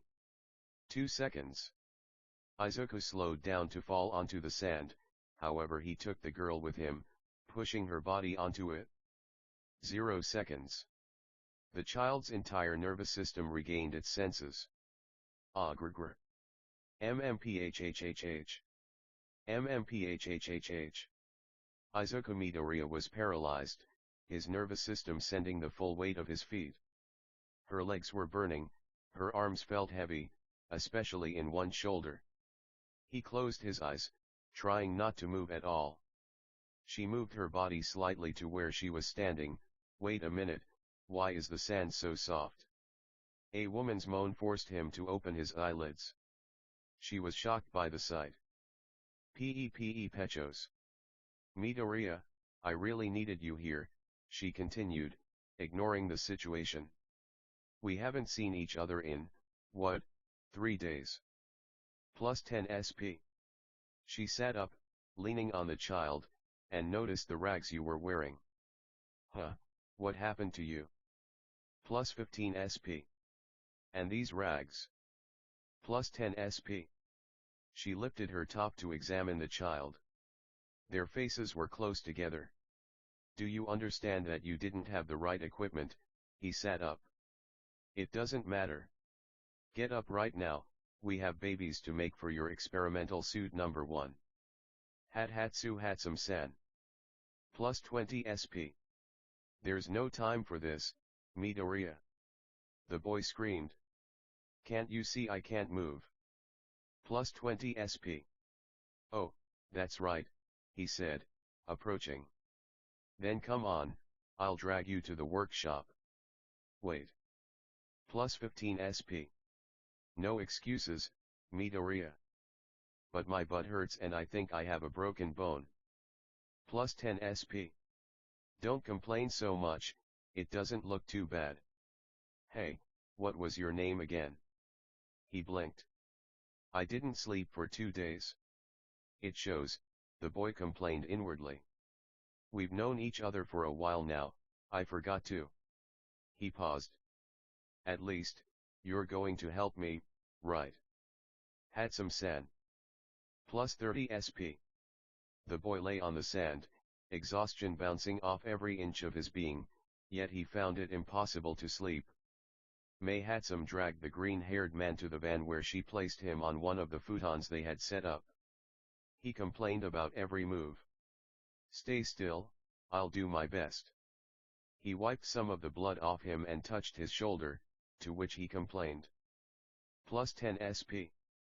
Doesn't he understand what it means to treat others well? Wow, you got a good beating, huh? And for that, I need to try this baby on you to treat your wounds. Plus 10 SP. She swallowed.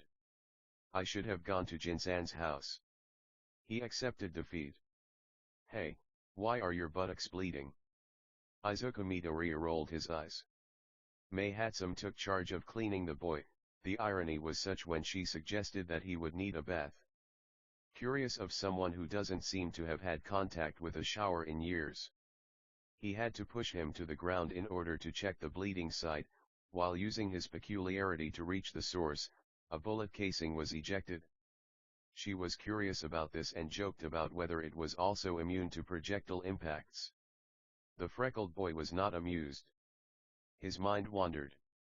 Hatsum-san. Tell me, he continued. Plus 5 SP. Do you think I could be a hero in the future? Plus 10 SP. I'm sure you know this, but I suspect that no matter how hard I try, there are some people I won't be able to save. Hatsum stopped, a strange habit of hers. Traces of tears flooded the boy's pupils, despite not being able to move his body, his soul responded to his emotions. Izuku Midoriya didn't know who he was. A hero? A monster? A sorcerer? He was already fed up with this, he wondered about its uselessness. I had him so close. Her voice broke. I told him to follow my orders.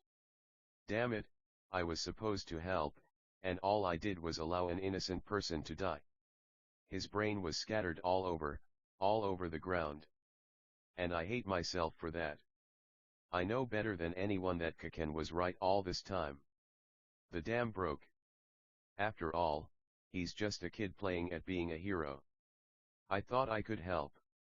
I believed that charade for so long, as if a pathetic kid could be a vigilante.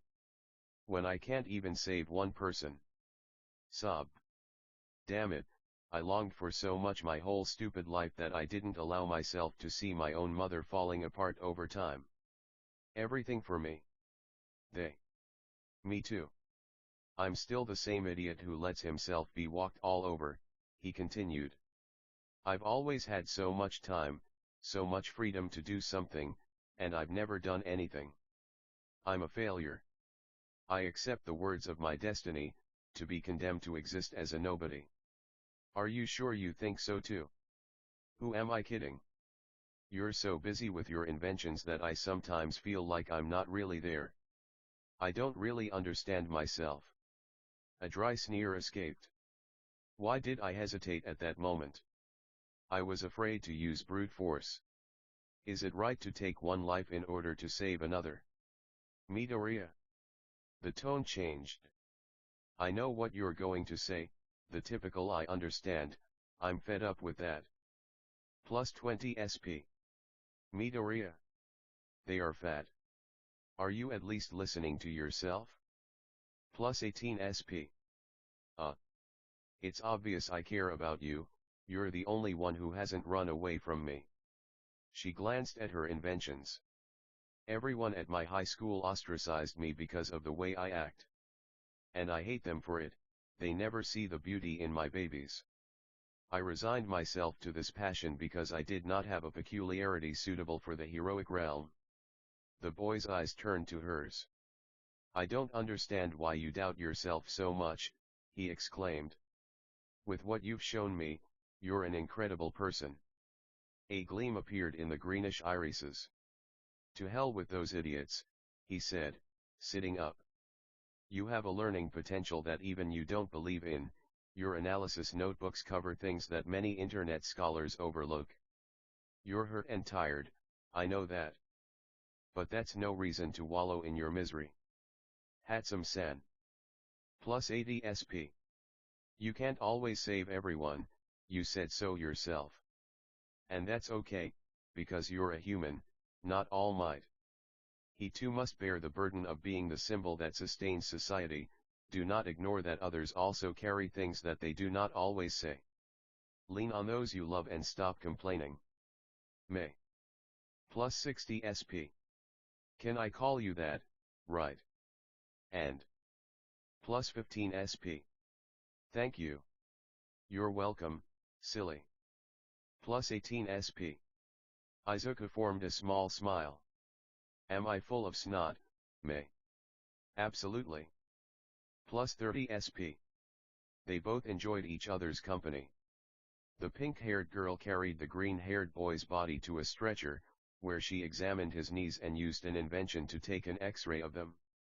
Izuku asked about its origin, to which she replied that she built it as a child when her father had broken his arm, and she tried to help by staying locked up all day in a workshop she had previously owned. He smiled. He joked about whether the radiation doses were correct. She scoffed at this, feeling insulted that anyone would say that to the great Hatsum-me, the next founder of Hatsum Industries. His bones suffered microfractures, as confirmed by the swelling. Midoriya, did you say your mother was a nurse? Well, yes, but if I show up like that I'll only break her heart. Plus 15 SP. I understand, he sighed. There's nothing more I can do from here. What? I already told you, I'm not capable of this. He looked at a small machine. I may be able to build things, but I'm not good at healing others. Plus 15 SP. Without saying a word, the boy stared at the ceiling. Don't worry, just wait until I can move around a bit. Plus 10 SP. The hours passed, during which Mei Hatsum continued to build a support object she had in mind, every now and then glancing sideways at the child. However, exhaustion overcame her, and she ended up leaning against the work table. Izuku began to regain mobility. A call on his cell phone allowed him to get a little closer and answer. Honey? Where are you? On the other end of the line was Inko Midoriya. The sun is already setting. Mom, something happened. Plus 15 SP. What happened? The boy closed his eyes, searching for an excuse. Well, I told you about a new friend I made. Plus 10 SP. The one who lives a bit far away? That same one. Plus 20 SP. I don't understand. There was a pause. Izuku Midoriya, you did something wrong, didn't you? Well, let's just say one thing led to another. Plus 10 SP. Don't tell me I fell and well, let's just say I have a fracture. FR fracture? Plus 30 SP. The boy heard his mother's cell phone hit the ground and Himiko Toga's curious question in the distance. And here we go. Come home right now, young man. Plus 50 SP. The boy whispered the girl's name in order to rouse her from her slumber. May. May. Whistle. May-san, wake up. 5 more minutes. May. Oh, what's wrong? Did something happen to my babies? Plus 10 SP. I need your help. Ring the doorbell. In less time than a normal person would expect, the entrance opened, and out came the green-haired boy's mother with red pupils and a face full of worry. Many mothers wish they would never experience the thought of their child having an accident, especially if it's the last thing keeping them sane. Even so, they are in a society of heroes and anything can happen. Her vision suddenly focused on the shock of emerald hair. He was so defenseless. Behind the changes in the son she loved so much, she only saw her little boy. Mama's boy. The same one with whom he played the hero and damsel in distress. Izuku. She jumped up to wrap her little one in her protective arms. He was surprised, and groaned in pain, yet he reciprocated. I'm already home, Oka-san. She smiled. Plus 10 SP. Beside her, the pink-haired girl watched the scene without showing any obvious emotions. She didn't know how to act. Inko Midoriya watched the girl, and despite not knowing her, she assumed that she had let Izuku lean on her during the journey home. That alone proved that he was someone trustworthy. Not everyone takes the time to care for someone. Mom, me. His face, worn with worry, looked him up and down, noticing the small bandage on one shoulder and his legs. He had a hunch. He lifted the hem of it, and was horrified at the sight. Everything was purple and swollen. She covered her mouth. She looked at her son again, seeing in him the same face her husband made when he told a lie about his condition. I'm sorry for worrying you like this, he said to the woman. Everything is fine, I'm here, Mom. Plus 10 SP. Mrs. Inko, what's wrong? Himiko Toga appeared on the scene, rubbing her sleepy eyelids. His senses reacted. He opened his eyes suddenly. He recognized that smell, and who the hell is next to him? Besides, he smells like her. Is that the scent of blood? And burnt oil? Izuku-kun? The boy turned his face, both of them staring into each other's irises. He may not understand, but ever since that day he shared his blood, he feels that something of him is in her. He smiled at the blonde. Hello Toga-san. However, his tired, red eyes showed otherwise.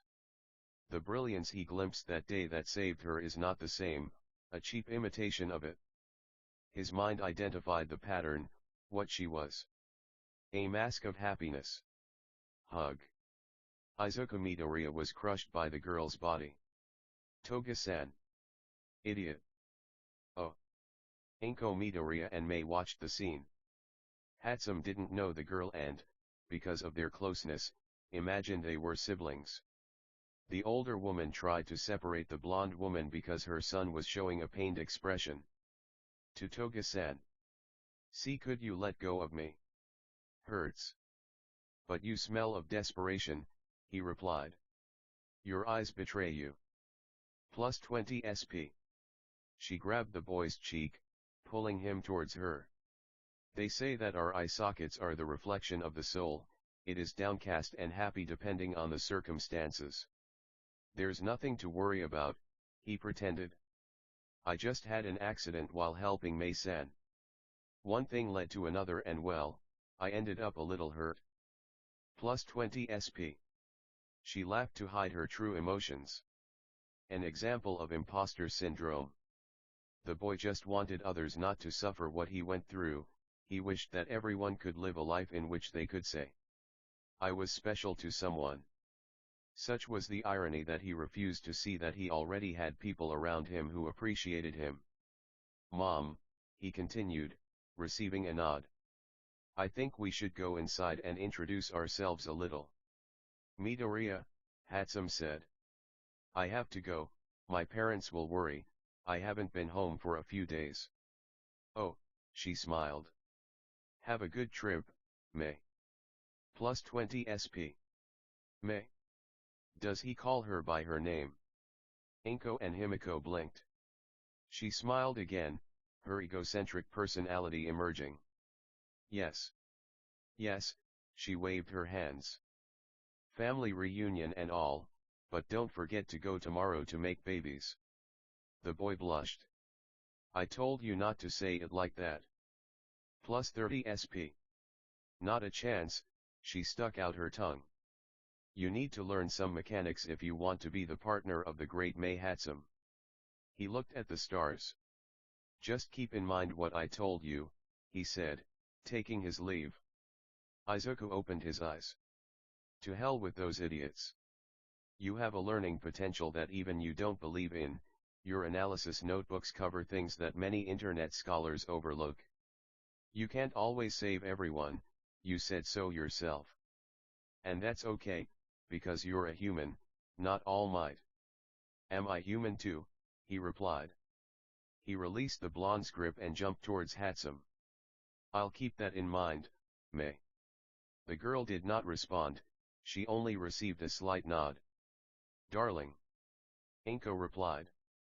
Weren't your legs hurt? Plus 30 SP.